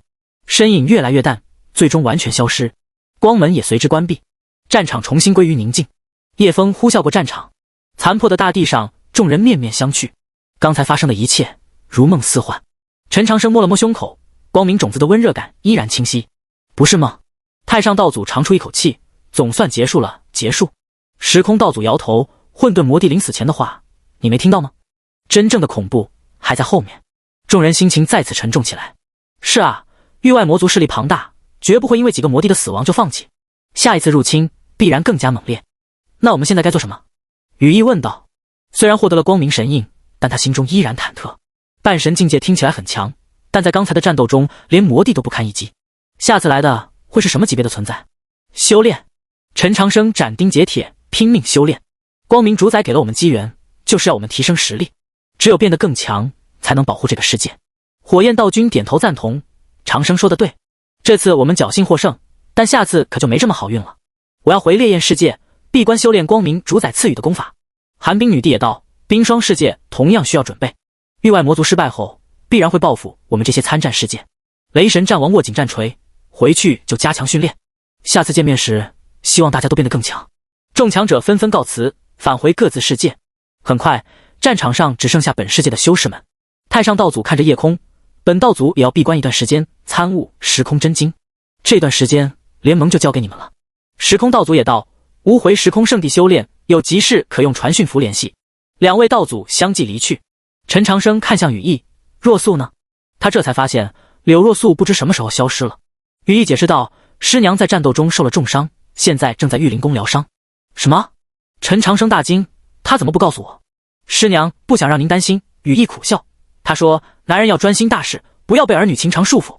陈长生心中一痛，这个傻女人，走，我们回去。玉灵宫密室中，柳若素脸色苍白地盘坐修炼。他的伤势比想象中严重。刚才与魔帝交手时，道气融合剑承受了巨大冲击，反震之力几乎废了他的经脉。现在勉强能坐着，已经是意志力坚强的结果。吱呀，密室门打开，陈长生走了进来。长生，柳若素强笑道：“你怎么来了？外面的事情处理完了？”陈长生看着他苍白的脸色，心疼不已。傻瓜，你受这么重的伤，为什么不告诉我？小伤而已。柳若素摆手，你忙正事要紧。什么正事比你重要？陈长生坐到他身边，让我看看伤势。他伸手搭在柳若素脉门上，真气探入，瞬间他脸色大变。柳若素的经脉破损严重，丹田也有裂痕，这哪里是小伤？如果不及时治疗，很可能影响修为根基。若素，第150章绝境求援。我知道。柳若素淡然道，修为可能要倒退一些，不过没关系，只要你平安，什么都值得。陈长生鼻子一酸，300年分别，再次重逢后，这个女人依然为他默默承受一切，自己何德何能，配得上他的深情？别这样看我。柳若素伸手抚摸他的脸颊，我们还有很多时间，这点伤算不了什么。陈长生握住他的手，这次我来治你。光明主宰赐给我光明种子，正好可以修复你的伤势。可是没有可是。陈长生温柔而坚定，这次轮到我保护你了。他闭上眼睛，催动体内的光明种子，温和的金光从他手掌中流出，缓缓渗入柳若素体内。光明之力确实神奇，所过之处破损的经脉开始愈合，丹田的裂痕也在缓缓修复。但陈长生很快发现自己的修为在快速消耗，每修复柳若素一分伤势，他就要付出10分代价。可他毫不在意，若素为了保护世界受伤，他为了治疗若素消耗修为，天经地义。时间一点点过去，当柳若素的伤势完全愈合时，陈长生已经脸色苍白，气息虚弱。长生，柳若素察觉异常，连忙查看他的状况。你的修为倒退了2个小境界而已。陈长生虚弱的笑道，没关系，可以重新修炼。你这个傻瓜！柳若素眼泪涌出，为什么要这样对我？因为我爱你。陈长生轻抚他的脸颊，300年前是，现在是，以后也是。为了你，别说2个小境界，就算重新开始都愿意。柳若素再也忍不住，扑到他怀里痛哭。300年的分离，重逢后的战斗，现在的温情，所有情感如潮水般涌出。陈长生轻拍他的背，心中无比安宁。只要若素在身边，什么困难都能克服。3天后，联盟总部大厅内，各大宗门代表齐聚一堂。这次魔族入侵虽然结束，但留下的问题却不少。据统计，云中子会报道，此战我们损失修士13000人，重伤2万余人。各大宗门建筑损毁严重，重建需要大量资源。听到伤亡数字，众人心情沉重，1万多条生命就这样逝去了。他们都是英雄。陈长生沉声道，为了保护世界而牺牲，值得所有人铭记。传令下去，为所有阵亡者修建英灵塔，供后人瞻仰。是。另外，陈长生继续道，光明主宰说过，这只是开始，域外魔族还会再来，我们必须抓紧时间提升整体实力。天机阁主点头，阁主说得对，但现在我们面临一个问题，人手不足，损失了这么多修士，又要重建，又要修炼，根本忙不过来。那就继续招人。羽翼提议道，这次战斗让很多凡人见识到了修真的力量，愿意加入的人肯定不少。可是培养新人需要时间，玄天宗主担忧道，万一域外魔族很快再次入侵，那就边培养边准备。陈长生决断道，没有其他选择，而且我们也不是毫无依仗。他看向羽翼，羽翼已经突破半神境界，实力大增，再加上各位获得的机缘，整体战力不降反升。众人精神一振，确实，虽然人数减少了，但高端战力得到了提升。那具体该怎么做？吕梁问道。陈长生沉思片刻，分工合作。云中子，你负责重建工作，优先修复重要建筑。天机阁主，你负责情报收集，时刻监视域外动向。玄天宗主，你负责新人招募和培训。羽翼，你跟我一起闭关修炼，熟悉新的力量。众人纷纷领命。会议结束后，陈长生和羽翼来到玉灵宫后山，这里有一个天然洞穴，是绝佳的修炼之地。师尊，羽翼有些担心，光明主宰说真正的考验还在后面，会是什么？陈长生摇头，不知道，但兵来将挡，水来土掩，现在我们能做的就是尽快变强。他盘坐下来，开始修炼光明种子。这枚种子确实神奇，不仅能修复伤势，还能改善体质，提升悟性。太上炼气诀在种子滋养下，正向更高层次演化。羽翼也开始修炼。半神境界虽然听起来很强，但他知道这还远远不够。光明神印蕴含着海量知识，需要慢慢参悟。时间在修炼中悄然流逝。1个月后，陈长生睁开眼睛，眼中闪过一道金光。他的修为不仅恢复，还有了进一步提升。原本大成期初期的境界已经巩固在中期，而且体质得到全面改善，寿命也大幅延长。师尊，羽翼也结束修炼，您突破了。陈长生点头，光明种子的效果比想象中好。您呢？感悟如何？羽翼苦笑，光明神印太深奥了，我才参悟了一丝皮毛，不过也有收获，现在能稳定维持半神境界了。很好，陈长生赞许道，修炼需要循序渐进，不能急于求成。正说着，外面传来急促脚步声。师尊，羽翼师姐，出大事了！是周不凡的声音。陈长生皱眉，这小子平时很稳重，能让他如此慌张，必然发生了重大变故。进来说话。周不凡冲进洞穴，气喘吁吁道：师尊，天机阁主紧急传讯，说发现了域外魔族的新动向。什么动向？他们在其他世界建立了据点。周不凡声音颤抖，而且数量很多，遍布各界，看起来像是在准备什么大行动。陈长生和羽翼对视一眼，都看到了对方眼中的凝重。果然，混沌魔帝临死前的话应验了，域外魔族的真正恐怖才刚刚开始。走，去总部。陈长生站起身，看看具体情况。联盟总部作战会议室，天机阁主面色凝重，手中拿着一面古镜，镜面上显示着各种画面，都是其他世界的景象。各位请看，他指着镜中画面，这是青木世界，这是赤炎世界，这是黑水世界，所有与我们有联系的世界都出现了域外魔族的踪迹。镜中画面触目惊心，青木世界的参天古树被魔气侵蚀，枝叶枯萎；赤炎世界的火焰变成了诡异的绿色，燃烧着不祥之火；黑水世界的海洋翻滚着血色波涛，散发着死亡气息。这些魔族在做什么？云中子问道。建造传送阵，天机阁主沉重道，而且规模比我们之前见过的都要大。看这架势，他们是要同时连接所有世界，形成一个巨大的传送网络。陈长生心中一沉，目的是什么？不知道，但绝对不是好事。天机阁主调出另一个画面，更可怕的是这个新画面中是一片虚无的空间，在空间中央有一个巨大的建筑正在建造，那建筑通体黑色，形状诡异，散发着令人窒息的威压，仅仅是看着就让人心生恐惧。这是什么？羽翼声音颤抖。天机阁主摇头，不清楚，但从建筑的规模和魔气浓度来看，这绝对是域外魔族的重要设施，很可能是某个大人物的宫殿。大人物？众人面面相觑，能让域外魔族如此重视的会是谁？师尊，羽翼忧心忡忡，我们要不要联系其他世界的盟友？陈长生点头，当然要联系，这种时候必须团结一致。他取出传讯符，开始联系各界强者，但很快他的脸色变得难看。怎么了？柳若素关切地问。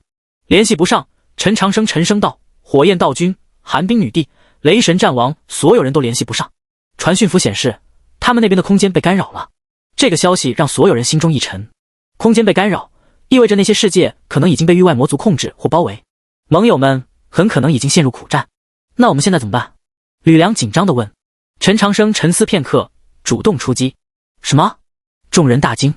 师兄，这太冒险了。云中子劝道，我们对敌情一无所知，贸然行动不行动，只会更被动。陈长生打断他，域外魔族既然在各界建立据点，肯定是在准备什么大行动。与其坐以待毙，不如主动出击，破坏他们的计划。可是我们兵力不足，那就精兵出动。陈长生决然道，选择最重要的几个目标，集中力量突袭。羽翼举手，师尊，我赞成主动出击。光明主宰说过，要守护这个世界，坐等只会让局势更恶化。柳若素也点头，长生说的对，与其被动挨打，不如主动出击。我也支持师兄，石破虎战起身。毒王前辈生前常说，狭路相逢勇者胜。越来越多的人表态支持，最终作战计划获得通过。既然如此，陈长生站起身，那就开始制定具体计划。天机阁主，你再仔细观察一下，选出几个最关键的目标。云中子，你负责组织精锐队伍。羽翼，你和我一起担任主攻力量。是。会议结束后，个人分头行动。陈长生独自来到玉灵宫顶楼，眺望远方。夜空中星辰闪烁，但他知道，在那些看似平静的星空背后，一场波及多个世界的大战正在酝酿。长生，柳若素轻步走来，站在他身边。在想什么？在想这次行动的胜算。陈长生苦笑，说不紧张是假的。我们面对的很可能是比上次更恐怖的敌人。柳若素握住他的手，但我们也比上次更强了。而且他看向夜空，我相信光明主宰不会抛弃自己的信徒，关键时刻总会有转机的。陈长生点头，心情稍微放松了一些。是啊，上次那么绝望的局面都挺过来了，这次也一定可以。对了，柳若素突然想起什么，我刚才参悟道气融合剑时，发现了一些奇怪的变化。什么变化？剑中似乎多了一种力量，很温和，但很强大。柳若素疑惑道：可能是光明主宰留下的。如果真是这样，我们的胜算又多了几分。陈长生精神一振，每一点力量提升都可能影响战局，那就好好研究一下。他说道，说不定关键时刻能派上用场。正说着，远处传来一阵骚动，两人循声望去，只见天边有数道流光正急速飞来。是谁？柳若素皱眉，这个时候来访，而且看速度如此急切，必然有重要事情。很快，流光落在玉灵宫广场上，为首的是一个身穿青色道袍的中年男子，面色焦急。在下青木世界青云道祖，求见陈长生道友。青云道祖。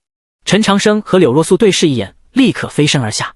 广场石板咔咔作响，青云道祖踉跄几步，青色道袍上血迹斑斑。陈长生目光扫过他们几人，每个都伤痕累累，眼中透着绝望。具体什么情况？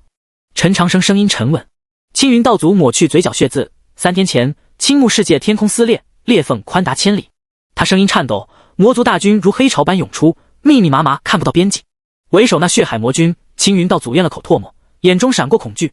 他手持血色3叉戟，周身血海翻滚，仅仅一击就将我青木世界的护界大阵击穿。柳若素倒吸一口凉气，青木世界的护界大阵他曾见识过，坚固程度不下于玉灵宫的山门大阵。护界大阵被破后呢？羽翼急切问道。魔族长驱直入，青云道祖眼中涌出泪水。我们的弟子们拼死抵抗，但根本挡不住。短短3天，青木世界7成区域沦陷，无数生灵被屠戮，古树枯萎，大地龟裂。他双膝跪地，额头重重磕在石板上。陈道友，求您出手相救！青木世界千万生灵，就靠您了。咚！头颅撞击石板的声音在寂静夜空中格外刺耳。陈长生心中五味杂陈。青云道祖修为不俗，平时高傲如云中仙人，如今却跪地求援，足见绝望之深。但他握紧拳头，指关节发白。自己这边也是强敌环伺，随时可能遭受攻击。贸然分兵救援，万一中了敌人调虎离山之计，青云道友，快起来！陈长生上前搀扶，详细说说那血海魔军的情况。青云道祖擦去泪水，颤声道：那魔军通体血红，身高10丈，周身血海环绕，3叉戟每次挥舞都带起滔天血浪。最可怕的是他的神通血海吞天，血海所过之处，一切生机都被吸干，化作养料。羽翼皱眉，听起来像是魔王中期的实力。不止。青云道祖摇头，我感觉他的气息比普通魔王强得多，可能已经接近魔王后期。魔王后期？众人面面相觑。上次终极魔帝等5大魔帝联手都被光明主宰轻松解决，但光明主宰已经离去，现在凭他们的实力，除了血海魔军，还有其他强者吗？陈长生继续问道。有。青云道祖点头，还有2个魔将级别的存在，以及数千魔兵。不过那些魔将和魔兵倒还好说，关键是血海魔军，只要解决了他，其他的不足为惧。陈长生沉思片刻，青木世界确实需要救援，但问题是青云道友，实不相瞒，我们也面临危机。他指向天机阁主，据情报显示，域外魔族在各个世界都有布置，很可能是要发动总攻。如果我们贸然出兵，万一中了调虎离山之计，青云道祖脸色煞白，那怎么办？难道眼睁睁看着青木世界毁灭？气氛顿时凝重起来。救有风险，不救青木世界必亡。就在众人为难之际，天机阁主突然开口，或许有个折中的办法。所有人看向他。天机阁主取出观天镜，刚才我又观察了一下各界情况，发现了一个奇怪现象。镜面上显示着各个世界的画面。你们看，他指着镜中画面，虽然各界都有魔族活动，但攻击强度差别很大。青木世界确实遭受猛攻，但赤炎世界、黑水世界等地魔族反而很安静，像是在等待什么。陈长生眼前一亮，你的意思是域外魔族可能是想逐个击破？天机阁主分析道，先集中兵力攻下青木世界，再攻击下一个目标。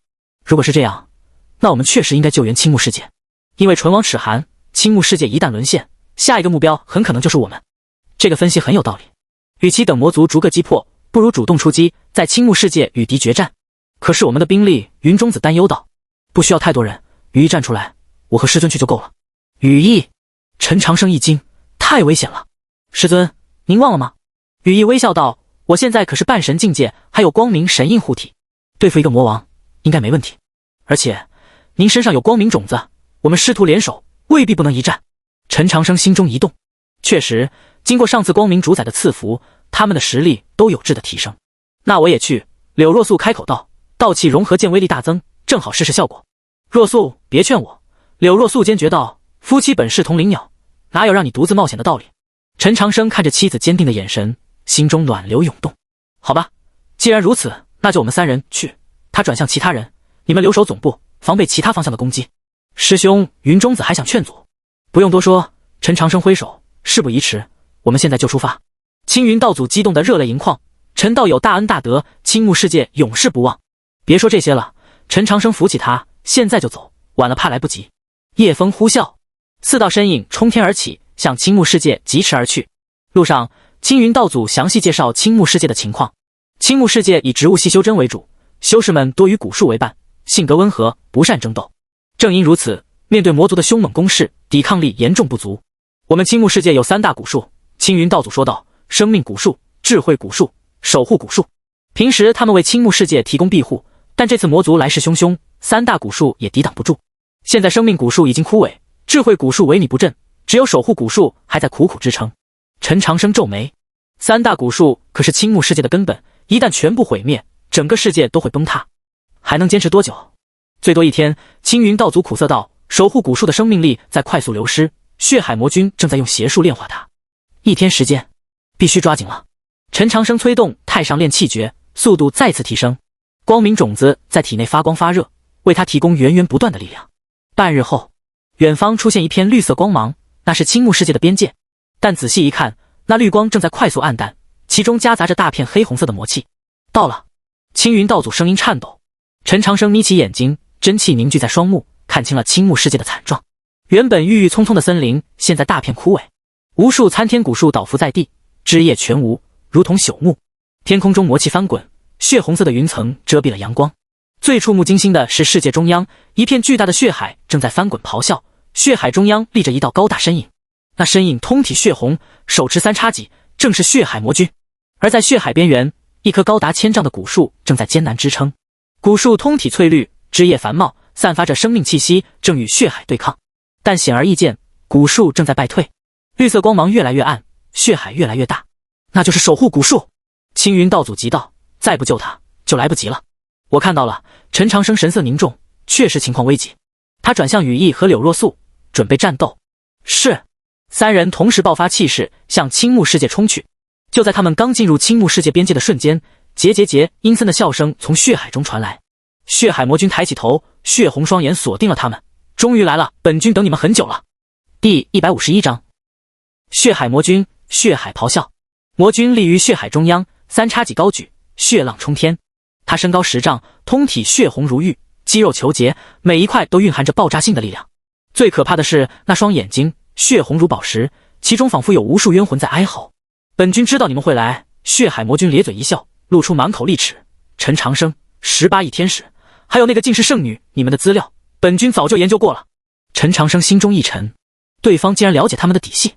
你是谁派来的？他沉声问道。血海魔君不答反问。你觉得呢？废话少说！羽翼娇喝一声，18翼张开，金光冲天，放了守护古树。放！血海魔君哈哈大笑，这棵古树的生命精华，正是本君突破的关键。怎么可能放？他挥舞3叉戟，血海翻滚更加剧烈。不过本君可以给你们一个选择，交出光明神印和光明种子，本君就放你们离开。果然，陈长生瞳孔收缩，对方的目标是光明主宰留下的宝物，想要光明神印。羽翼冷笑，那就看你有没有这个本事了。天使战绩，神圣冲击！轰！金色光柱从天而降，直冲血海魔君。血海魔君不慌不忙，举起3叉戟迎击。血海神通，血浪滔天。哗啦啦，无数血浪冲天而起，与金色光柱碰撞，两种力量相撞，爆发出震耳欲聋的轰鸣声。光与血交织，圣洁与邪恶对抗。片刻后，光柱消散，血浪也平息下来。前势均力敌，不错的实力。血海魔君赞许道：不愧是18亿天使。但仅仅这样还不够。血海尽数，万魂噬心。血海中突然涌出无数冤魂，密密麻麻如潮水般扑向3人。那些冤魂面目狰狞，发出凄厉哀嚎，让人灵魂战栗。是被血海吞噬的生灵。青云道祖惊呼：小心！他们的怨念极重，会侵蚀神魂。净世之光，万恶消散。柳若素及时出手，道气融合剑绽放白光，将冤魂驱散。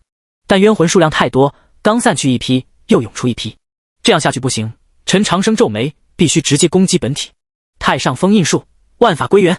无数金色符文凝聚成形，向血海魔君飞去。血海魔君眼中闪过一丝凝重，三叉戟连挥，击散了大部分符文，但还是有几道符文贴在了他身上。封印！血海魔君冷笑，这种小把戏也想困住本君？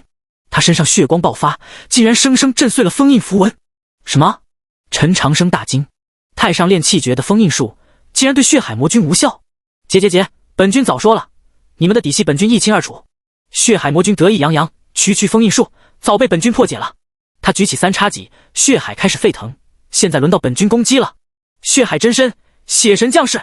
轰隆隆，整个血海突然升腾而起，在空中凝聚成一个巨大身影。那身影高达1000丈，通体血红，六臂12目，狰狞可怖。这是羽翼脸色煞白，血神真身。血神真身，血海魔君的最强神通，能将自身与血海融合，化身血神，实力暴增数倍。受死吧！血神真身咆哮着，12只巨手同时拍下，每一掌都蕴含着毁天灭地的威力。天使禁术，圣光护盾。羽翼全力防御，圣光化作巨大护盾，但血神真身的攻击太猛烈，护盾仅仅坚持了几息就开始皲裂。咔嚓咔嚓，裂痕越来越大，眼看就要崩溃。若素！陈长生大喝。明白。柳若素与他心意相通，立刻施展合击之术。夫妻同心，阴阳二气，两股截然不同的力量融合在一起，化作一道黑白相间的光柱，冲向血神真身。轰！光柱击中血神真身的胸膛，炸出一个巨大窟窿。啊！血神真身惨叫一声，身形踉跄。有效！陈长生精神一振，但很快那个窟窿就被血水填补，血神真身完好如初。没用的！血海魔君狞笑道，血神真身乃是不死之身，除非耗尽血海，否则永远不会被摧毁。而这血海是由整个青木世界的生命精华凝聚而成，你们根本耗不尽。陈长生心中一沉，如果真是这样，那他们岂不是必败无疑？师尊，我有个想法。羽翼突然传音，我用光明神印拖住血神真身，您和师娘去救守护古树，只要守护古树恢复，就能切断血海的补给。陈长生眼前一亮，对啊，血海的力量来源于生命精华，如果救活守护古树，让它重新散发生命之力，就能净化血海。可是你一个人，我撑得住。羽翼坚定道，相信我。好。陈长生咬牙，小心点。光明神印，神威降世。羽翼额头光芒大作，一股恐怖威压从他身上爆发，那威压竟然不弱于血神真身。什么？血海魔君震惊不已，这是光明主宰的力量。没错。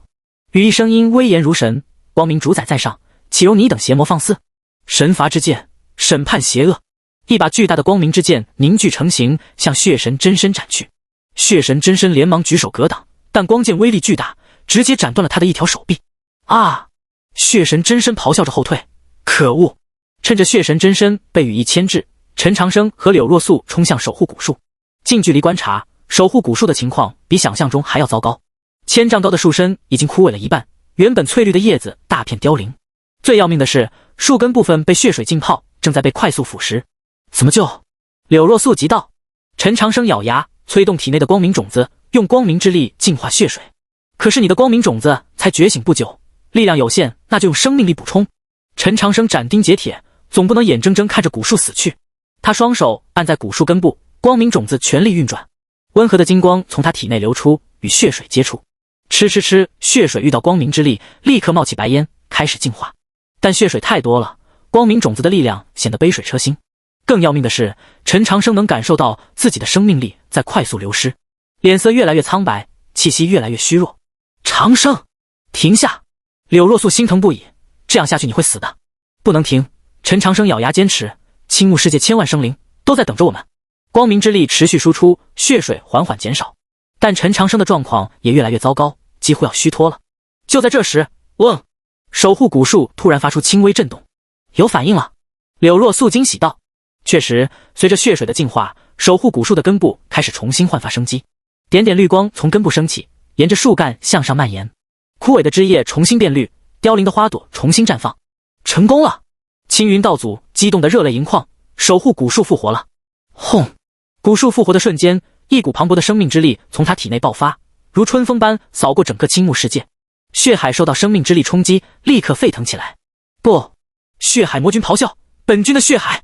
在生命之力的净化下，血海开始快速蒸发消散，血神真身失去血海支撑，也开始变得虚幻。可恶！血海魔君恼羞成怒，既然如此，那就大家一起死！血海尽数，血神自爆！轰隆隆，血神真身开始急速膨胀，显然要自爆了。以血神真身的规模，一旦自爆，整个青木世界都会被炸得粉碎。糟了！羽翼脸色大变，他现在消耗巨大，根本挡不住血神自爆的威力。千钧一发之际，守护之光，万物庇护！守护古树突然爆发出璀璨绿光，将整个青木世界笼罩。轰！血神真身爆炸了，恐怖的冲击波向四面八方扩散，但绿光护盾坚韧无比，将所有冲击波都挡了下来。爆炸的余波在护盾上荡起层层涟漪，但始终没有突破防御。片刻后，爆炸平息，血海魔君的身影彻底消失，连渣都不剩。青木世界得救了！绿光缓缓消散，陈长生瘫坐在守护古树旁，指尖颤抖。刚才为了净化血水，他的五脏六腑像被火烧过，生命力抽丝般流失。长生！柳若素双膝跪地，扶住他摇摇欲坠的身体。我没事。陈长生嘴唇发白，强撑着露出笑容，内息紊乱，丹田空虚，但他说没事就是没事。羽翼收起18翼，踉跄着落地。光明神印的反噬让他太阳穴突突直跳，每一次心跳都像锤击。师尊，您为了救守护古树，差点。他声音哽咽，眼泪滴落。陈长生偏头看向重新焕发生机的青木世界，值得。枯萎的森林重新泛绿，倒伏的古树挺直腰杆，死去的花草从泥土中探出头，空气中弥漫着青草香，鸟儿开始啾啾，生命的律动重新跳跃。陈道友大恩大德，青木世界上下永生不忘。青云道祖重重叩首，额头磕在石板上砰砰作响。陈长生摆摆手，都是应该做的。话音未落，天边一道赤色流光急速逼近，空气被撕裂，发出尖锐笑声。众人警觉地抬头，红光落地，现出一个身穿火红战甲的女子。她胸口起伏，汗珠滚落，明显是拼命赶路。火焰世界的朱雀公主。羽翼眨了眨眼，朱雀公主顾不上行礼，急声道：陈道友，大事不好了！陈长生强撑着站起，什么事？我们火焰世界遭到攻击了！朱雀公主声音颤抖，而且攻击者是火焰道君。轰！这话如晴天霹雳，众人脸色瞬间煞白。火焰道君，那个刚刚与他们并肩作战的盟友，详细说说。陈长生眯起眼，强迫自己冷静思考。朱雀公主深吸一口气，3天前，火焰道君回到火焰世界，说要闭关修炼光明主宰赐予的功法。我们很高兴，以为他要突破了。但昨夜，火焰道君突然发狂，他的声音带着颤音，他眼中全是血光，身上散发魔气，见人就杀，不分敌友。魔气！陈长生脑中警铃大作，他现在的状况如何？已经杀了数千族人。朱雀公主咬牙，火焰世界岌岌可危。柳若素皱眉，光明主宰的功法怎么会有问题？不，陈长生摇头，不是功法的问题。他回想当时的情景，光明主宰的力量纯净无瑕，不可能含有魔气。问题出在别处。羽翼突然开口：师尊，血海魔君说过，我们的底细他早就研究过了。如果域外魔族真的了解我们，话没说完，但所有人都明白了。调虎离山，域外魔族故意攻击青木世界，把他们引开，然后趁机对其他盟友下手。陈长生握拳，指关节咔咔作响，我们中计了。现在怎么办？柳若素担忧地看着他虚弱的脸色。立刻赶过去。陈长生取出一颗回气丹吞下，不能让火焰世界也沦陷。丹药入腹，一股暖流涌遍全身，但治标不治本。他现在的状态连普通修士都不如。青云道友，青木世界交给你了。陈道友放心。青云道祖郑重行礼。4人腾空而起，向火焰世界疾驰。夜风呼啸，吹得陈长生摇摇欲坠。柳若素悄悄放慢速度，暗中用真气托扶着他。他现在躲在火焰圣殿深处。朱雀公主边飞边说：那里有火焰世界最强的禁制，我们进不去，但他时不时会冲出来杀人。陈长生眯起眼，有规律吗？没有。朱雀公主摇头，完全是随机的，像野兽一样。像野兽。陈长生心中一动，如果火焰道君真的被魔化，那理智必然受损。魔化的修士通常有一些共同特征，他的攻击方式变了吗？变了。朱雀公主点头，以前他用剑，现在直接用手撕人，而且力量大得可怕，连山峰都能一拳打碎。用手撕人，力量暴增，典型的魔化症状。但问题是，火焰道君为什么会被魔化？陈长生脑中快速分析，光明主宰的功法绝对没问题，那么问题出在哪里？突然他想起一个可能，朱雀公主，火焰道君闭关的时候有没有接触过什么特殊物品？特殊物品？朱雀公主想了想，有。她说要用火焰圣石辅助修炼。火焰圣石是我们火焰世界的至宝，蕴含纯净的火焰之力。朱雀公主解释道，平时只有历代族长才能接触火焰圣石。陈长生眼前一亮，问题可能就出在这里。那块圣石最近有什么异常吗？朱雀公主愣了愣，你这么一说，确实有些奇怪。最近几天，圣石的光芒变得有些暗红，不像以前那么纯净。但我们以为是正常现象，暗红。陈长生心中警铃大作，纯净的火焰之力应该是金红色，如果变成暗红，那很可能被魔气污染了。火焰圣石被人动过手脚。他断然道。什么？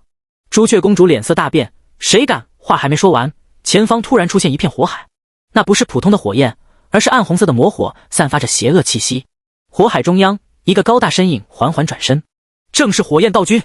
但此刻的他已经面目全非，原本英俊的脸庞变得狰狞扭曲，眼中燃烧着血色火焰，浑身肌肉暴起，青筋如蚯蚓般蠕动。最可怕的是他身上的气息，邪恶、暴力、嗜血。结！火焰道君发出不似人声的笑声。陈长生，你终于来了。他的声音嘶哑难听，像是从地狱传来。本君等你很久了。说话间，他身上的魔火更加炽烈，周围的空间都开始扭曲。陈长生强撑着站稳，冷声道：你不是火焰道君？当然不是。对方咧嘴一笑，本君是寄生在他体内的心魔。火焰道君的身体现在归本君所有了。心魔？陈长生瞳孔收缩。心魔是修士修炼过程中产生的负面意识，通常会被理智压制，但如果心魔得到外力增强，就可能反客为主，控制修士的身体。是你们污染了火焰圣石。他怒道。聪明。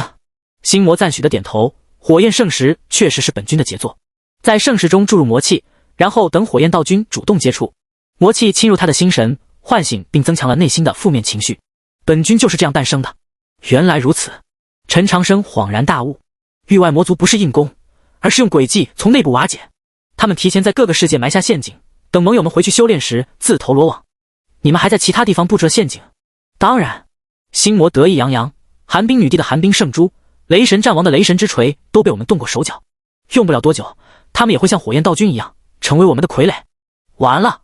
陈长生心中一沉，如果寒冰女帝和雷神战王也被魔化，那整个世界联盟就完了。师尊！羽翼急声道，我们必须立刻通知其他人。来不及了。心魔冷笑，他们现在都在闭关，根本收不到消息，而且他身上魔火暴涨，气息再次攀升，你们也走不了了。魔火尽数，炼狱降临。轰！无数魔火从天而降，要将四人化为灰烬。天使护盾，圣光庇护。羽翼强撑着施展防御，金色护盾勉强挡住魔火，但他的状态很差，护盾摇摇欲坠。若素，你带羽翼和朱雀公主先走。陈长生咬牙道，我来拖住他。长生！柳若素急道，你现在的状态没有时间了。陈长生推开他，快走。他深吸一口气，强行催动体内的光明种子，金光闪烁，但很微弱，像风中残烛。太上炼气诀，万法归元。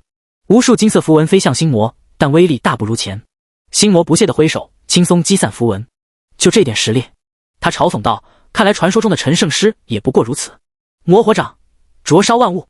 一只巨大的火焰手掌拍向陈长生，陈长生避无可避，只能硬接这一掌。砰！巨大的冲击力将他震飞100丈，重重撞在山壁上。噗！鲜血狂喷而出，染红了胸前的衣襟。师尊！羽翼目眦欲裂，想要冲过去救援，但他刚动身，心魔就挡在了他面前。小美人，别急着走嘛。心魔舔了舔嘴唇，本君对天使的血肉很感兴趣呢。做梦！羽翼怒道，强行催动光明神印，但神印已经暗淡无光，显然消耗过度。绝境！就在众人绝望之际，远方突然传来一声龙吟。吼！声音震天动地，连心魔都为之侧目。什么东西？话音刚落，一道五彩流光从天边射来，速度快得不可思议。流光落地，现出一个身穿五彩衣裳的绝美女子。她肌肤如玉，眉目如画，周身环绕着淡淡仙气。最奇特的是她身后若隐若现的龙印。龙族！心魔瞳孔收缩，来者正是龙族的小公主敖雪儿。姐姐！羽翼惊喜万分。在玉灵宫时，敖雪儿曾与羽翼结为姐妹，但龙族向来神秘，敖雪儿很少现身人间。雪儿妹妹！陈长生挣扎着从山壁上爬起来，你怎么来了？我感受到羽翼姐姐有危险。敖雪儿声音清脆如银铃，所以赶来相助。他看向心魔，美眸中闪过一丝厌恶，区区心魔也敢在本公主面前放肆，你算什么东西？心魔恼羞成怒，本君连真龙都不怕，还怕你一个小丫头？是吗？敖雪儿嘴角勾起一抹冷笑，那就让你见识一下真正的龙族力量。真龙变，五爪金龙！轰！敖雪儿身形暴涨，瞬间化作一条1000丈长的五爪金龙，金光闪闪的龙鳞，威武雄壮的龙角，充满威严的龙眸，这才是龙族的真正形态。第152章连环陷阱。龙吟震天，方圆千里的魔火都被震散。心魔脸色大变，五爪金龙，你是龙王之女？现在知道怕了？敖雪儿俯视着心魔，声音如雷鸣。晚了。真龙神通，龙息灭魔。金色龙息从天而降，蕴含着毁天灭地的威力。心魔连忙施展防御，但在真龙面前，他的实力根本不够看。啊！凄厉的惨叫声中，心魔的身体开始消散。但就在他即将彻底消失时，突然狞笑道：“你们以为杀了本君就完了？火焰道君的身体已经被魔气彻底污染，就算本君死了，他也活不了。而且其他人的情况只会更糟。”话音落下，心魔彻底消散。敖雪儿重新化为人形，但脸色有些苍白。施展真龙形态对他消耗也不小。雪儿妹妹，火焰道君他语意担忧地看向倒在地上的火焰道君。此刻的火焰道君已经昏迷不醒，脸色青紫，气息微弱。敖雪儿上前查看，摇了摇头，魔气入骨，恐怕陈长生咬牙走过来，让我试试。师尊，您的身体没关系。陈长生蹲下身，将手按在火焰道君的额头上，光明种子再次运转，温和的金光渗入火焰道君体内，但魔气实在太浓厚了，光明之力很快就被吞噬殆尽。陈长生脸色更加苍白，但依然咬牙坚持。长生，够了！柳若素心疼地拉住他，你再这样下去，命都要没了，我不能眼睁睁看着他死。陈长生固执地摇头，火焰道君是为了修炼光明主宰的功法才遭此劫难，我有责任救他。就在这时，火焰道君突然睁开眼睛。陈道友，他声音虚弱，但眼神已经恢复清明。火焰道君，你醒了。羽翼惊喜道。火焰道君苦笑一声，多谢陈道友救命之恩。不过他艰难地坐起身，看了看自己的双手，我的修为全废了。确实，他体内的真气已经彻底消散，经脉也被魔气腐蚀得千疮百孔。从一个顶尖强者变成废人，这种打击可想而知。没关系，陈长生安慰道，修为没了可以重新修炼，人活着就有希望。火焰道君点点头，但眼中的失落依然掩饰不住。现在最重要的是通知其他人，敖雪儿提醒道，不能让悲剧重演。对，陈长生取出传讯符，开始联系寒冰女帝和雷神战王，但传讯符毫无反应。怎么回事？可能已经晚了。火焰道君苦涩道，如果他们也开始闭关修炼，接触了被污染的圣物。话没说完，但所有人都明白了，整个世界联盟可能都要完了。传讯符依然无声。陈长生握着冰冷的玉符，手背青筋暴起。寒冰女帝和雷神战王就像消失了一样，任何联系都石沉大海。一定是中招了。火焰道君虚弱地靠在石头上，域外魔族这次的计划太毒辣了。他眼中闪过痛苦，我亲手杀了那么多族人，都是我的错。不是你的错。陈长生摇头，错的是域外魔族，但自责解决不了问题。现在最紧迫的是寒冰女帝和雷神战王的安危。雪儿妹妹，羽翼转向敖雪儿，龙族能联系到其他世界吗？敖雪儿点头，龙族的传音术可以跨越世界壁障，不过消耗很大，那就拜托你了。敖雪儿闭上眼睛，额头浮现出金色龙纹，她张开嘴，发出一声悠扬的龙吟。龙吟声穿透虚空，向着寒冰世界和雷神世界传去。片刻后，敖雪儿睁开眼，脸色更加苍白，有回应了。怎么样？众人急切地问。雷神世界已经沦陷了。敖雪儿声音颤抖，回应我的是雷神战王的弟弟雷神武神。他说雷神战王3天前突然发狂，屠杀族人，现在雷神世界一片混乱，到处都是战火。陈长生心中一沉，果然雷神战王也中招了。寒冰世界呢？暂时还好。敖雪儿松了口气，寒冰女帝正在闭关，但还没有接触寒冰圣珠。她的侍女收到了我的警告，立刻阻止了寒冰女帝。太好了，至少还救下了一个。那我们立刻去寒冰世界。陈长生决断道，不能让悲剧再次发生。可是雷神世界羽翼担忧道，雷神世界已经乱成一团，贸然介入只会让情况更糟。陈长生分析道，我们先救下寒冰女帝，然后再想办法对付雷神战王，这是最理智的选择。火焰道君，我就不去了。火焰道君苦笑，现在的我只会拖累大家，我留在火焰世界帮忙处理善后。朱雀公主点头，我也留下陪伴火焰道君。陈长生看了看自己虚弱的身体，又看了看同样疲惫的羽翼和柳若素，他们现在的状态真的还能战斗吗？但箭在弦上，不得不发。那我们走。4人再次腾空而起，但这次飞行格外困难。陈长生几次险些坠落，全靠柳若素暗中扶持。长生，要不我们先回去休息一下？柳若素心疼地说：“来不及了。”陈长生咬牙坚持，多耽误1分钟就多1分危险。敖雪儿也强撑着继续飞行，施展真龙形态和传音术，他的消耗同样巨大。3个小时后，寒冰世界遥遥在望，那是一个冰雪覆盖的世界，到处都是晶莹剔透的冰川和雪山，空气中弥漫着清冽的寒气，让人精神一振。那里就是寒冰宫。敖雪儿指向一座巨大的冰雪城堡，城堡通体由寒冰构成，在阳光下闪闪发光，美轮美奂。4人降落在城堡门前，守门的冰雪战士立刻认出了他们。陈圣师，您怎么来了？我们要见寒冰女帝，有紧急事情。女帝大人正在闭关，不能打扰，人命关天。陈长生急道：“快去通报！”守卫犹豫片刻，还是去通报了。很快，一个身穿冰蓝长裙的女子急匆匆走出来，正是寒冰女帝的贴身侍女冰灵。陈圣师，您来得正好。冰灵脸色焦急，快随我来。寒冰女帝伸手触向寒冰圣珠。等等！陈长生急声制止，手停在半空，距离圣珠只有3寸。寒冰女帝回头，眉毛微蹙：“怎么了？不能直接碰。”陈长生摇头，眼中闪过警惕。圣珠内的魔气极其狡猾，一旦感受到你的气息，可能会主动侵蚀。确实，刚才火焰道君就是这样中招的。寒冰女帝收回手，后退几步。那怎么净化？陈长生沉思，光明种子虽然能净化魔气，但他现在的状态体内真气枯竭，丹田空虚如洗，强行催动光明种子很可能会要了他的命。但除此之外，还有其他办法吗？师尊，羽翼走过来，让我试试吧。你……陈长生皱眉，光明神印已经暗淡，你现在的状态总比您强。羽翼坚定道，而且天使之力天生克制魔气，应该有用。这倒是事实，天使血脉对邪恶力量确实有天然克制。可是师尊，相信我。羽翼微笑，眼中闪烁着坚定光芒。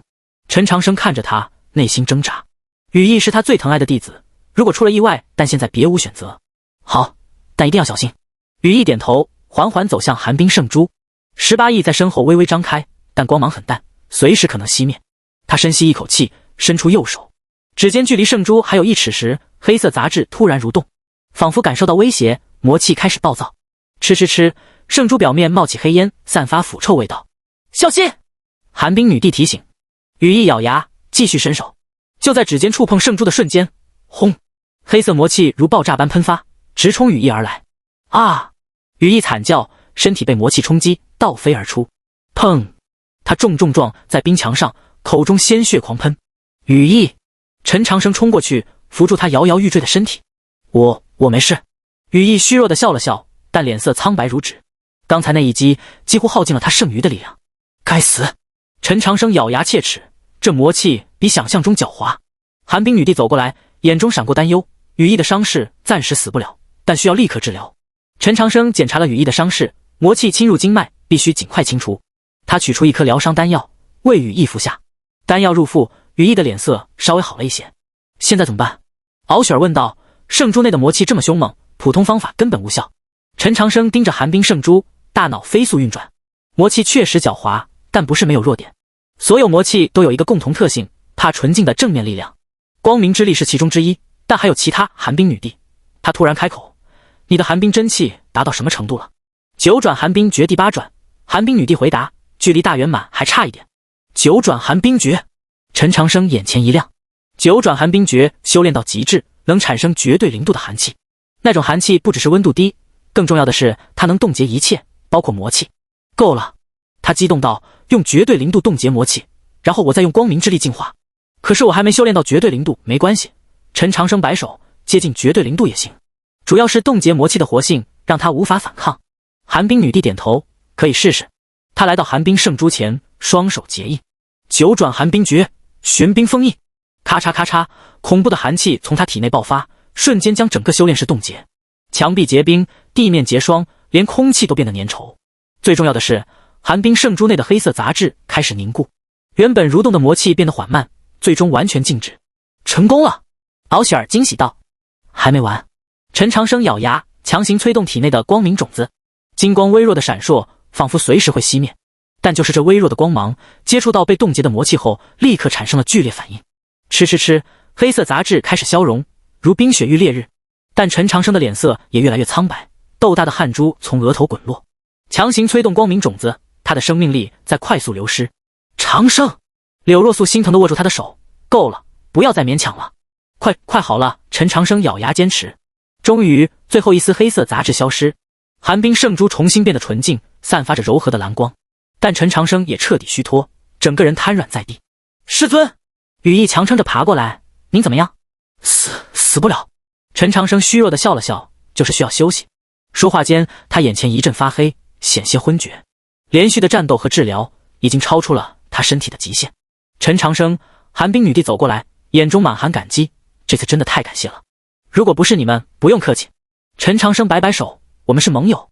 寒冰女帝点头，然后看向已经进化的圣珠，现在圣珠恢复了，我可以正常修炼光明主宰的功法了。暂时别急着修炼，陈长生提醒道，先确认一下功法本身没有问题。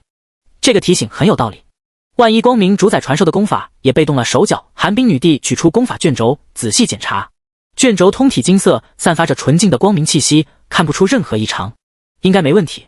他松了口气，光明主宰的力量这么纯净，魔族应该无法污染。确实如此，以光明主宰的实力，想要污染他的功法几乎不可能。那你先修炼恢复实力，陈长生说道，我们也需要休整，等大家都恢复了再讨论下一步计划。寒冰女帝点头，吩咐冰灵安排房间给众人休息。很快，4人被安排在寒冰宫的客房中。房间虽然是冰雪构成，但有阵法调节温度，并不觉得冷。陈长生躺在冰床上闭目养神，体内的光明种子已经暗淡无光，需要很长时间才能恢复。柳若素坐在床边，轻抚着他的额头。长生，你这次真的太拼了。他心疼道，如果出了什么意外，不会有意外的。陈长生握住他的手，光明种子虽然消耗过度，但本质没有受损，只要好好休养，很快就能恢复。话虽如此，但他心中也有担忧。域外魔族的计划如此周密，绝不会只有污染圣物这一招。接下来他们还会有什么阴谋？正想着，房门突然被敲响。进来。冰灵推门而入，脸色焦急。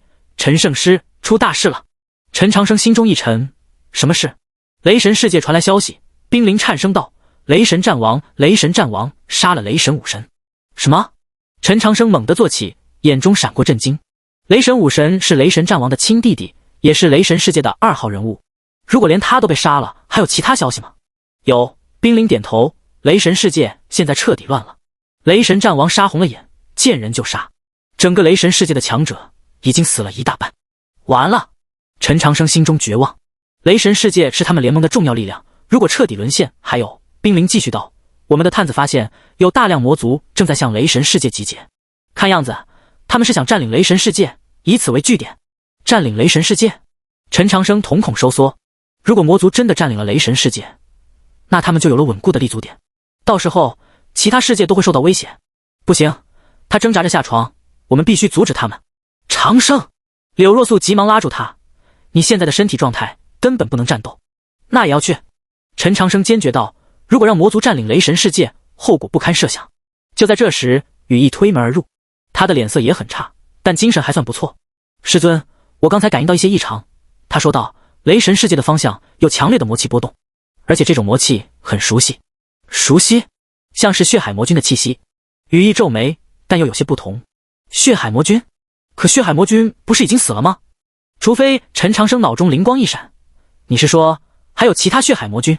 很可能。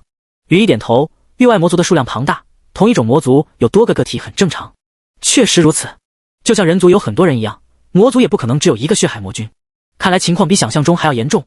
陈长生沉声道，域外魔族不只是想控制我们的强者，还想直接占领我们的世界。这个推断让所有人心中一沉。如果域外魔族真的开始占领世界，那整个世界联盟都岌岌可危。现在怎么办？柳若素问道。陈长生沉思片刻，分头行动。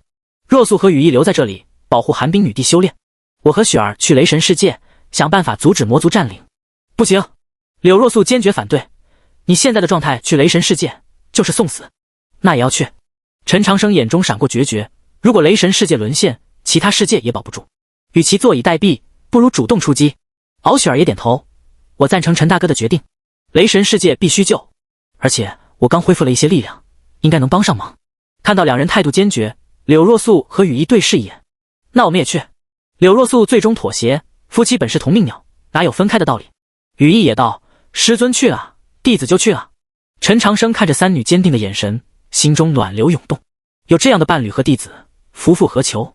好，那我们一起去。雷鸣轰隆，电闪如蛇，雷神世界的天空永远是灰暗的，乌云翻滚，雷电交织。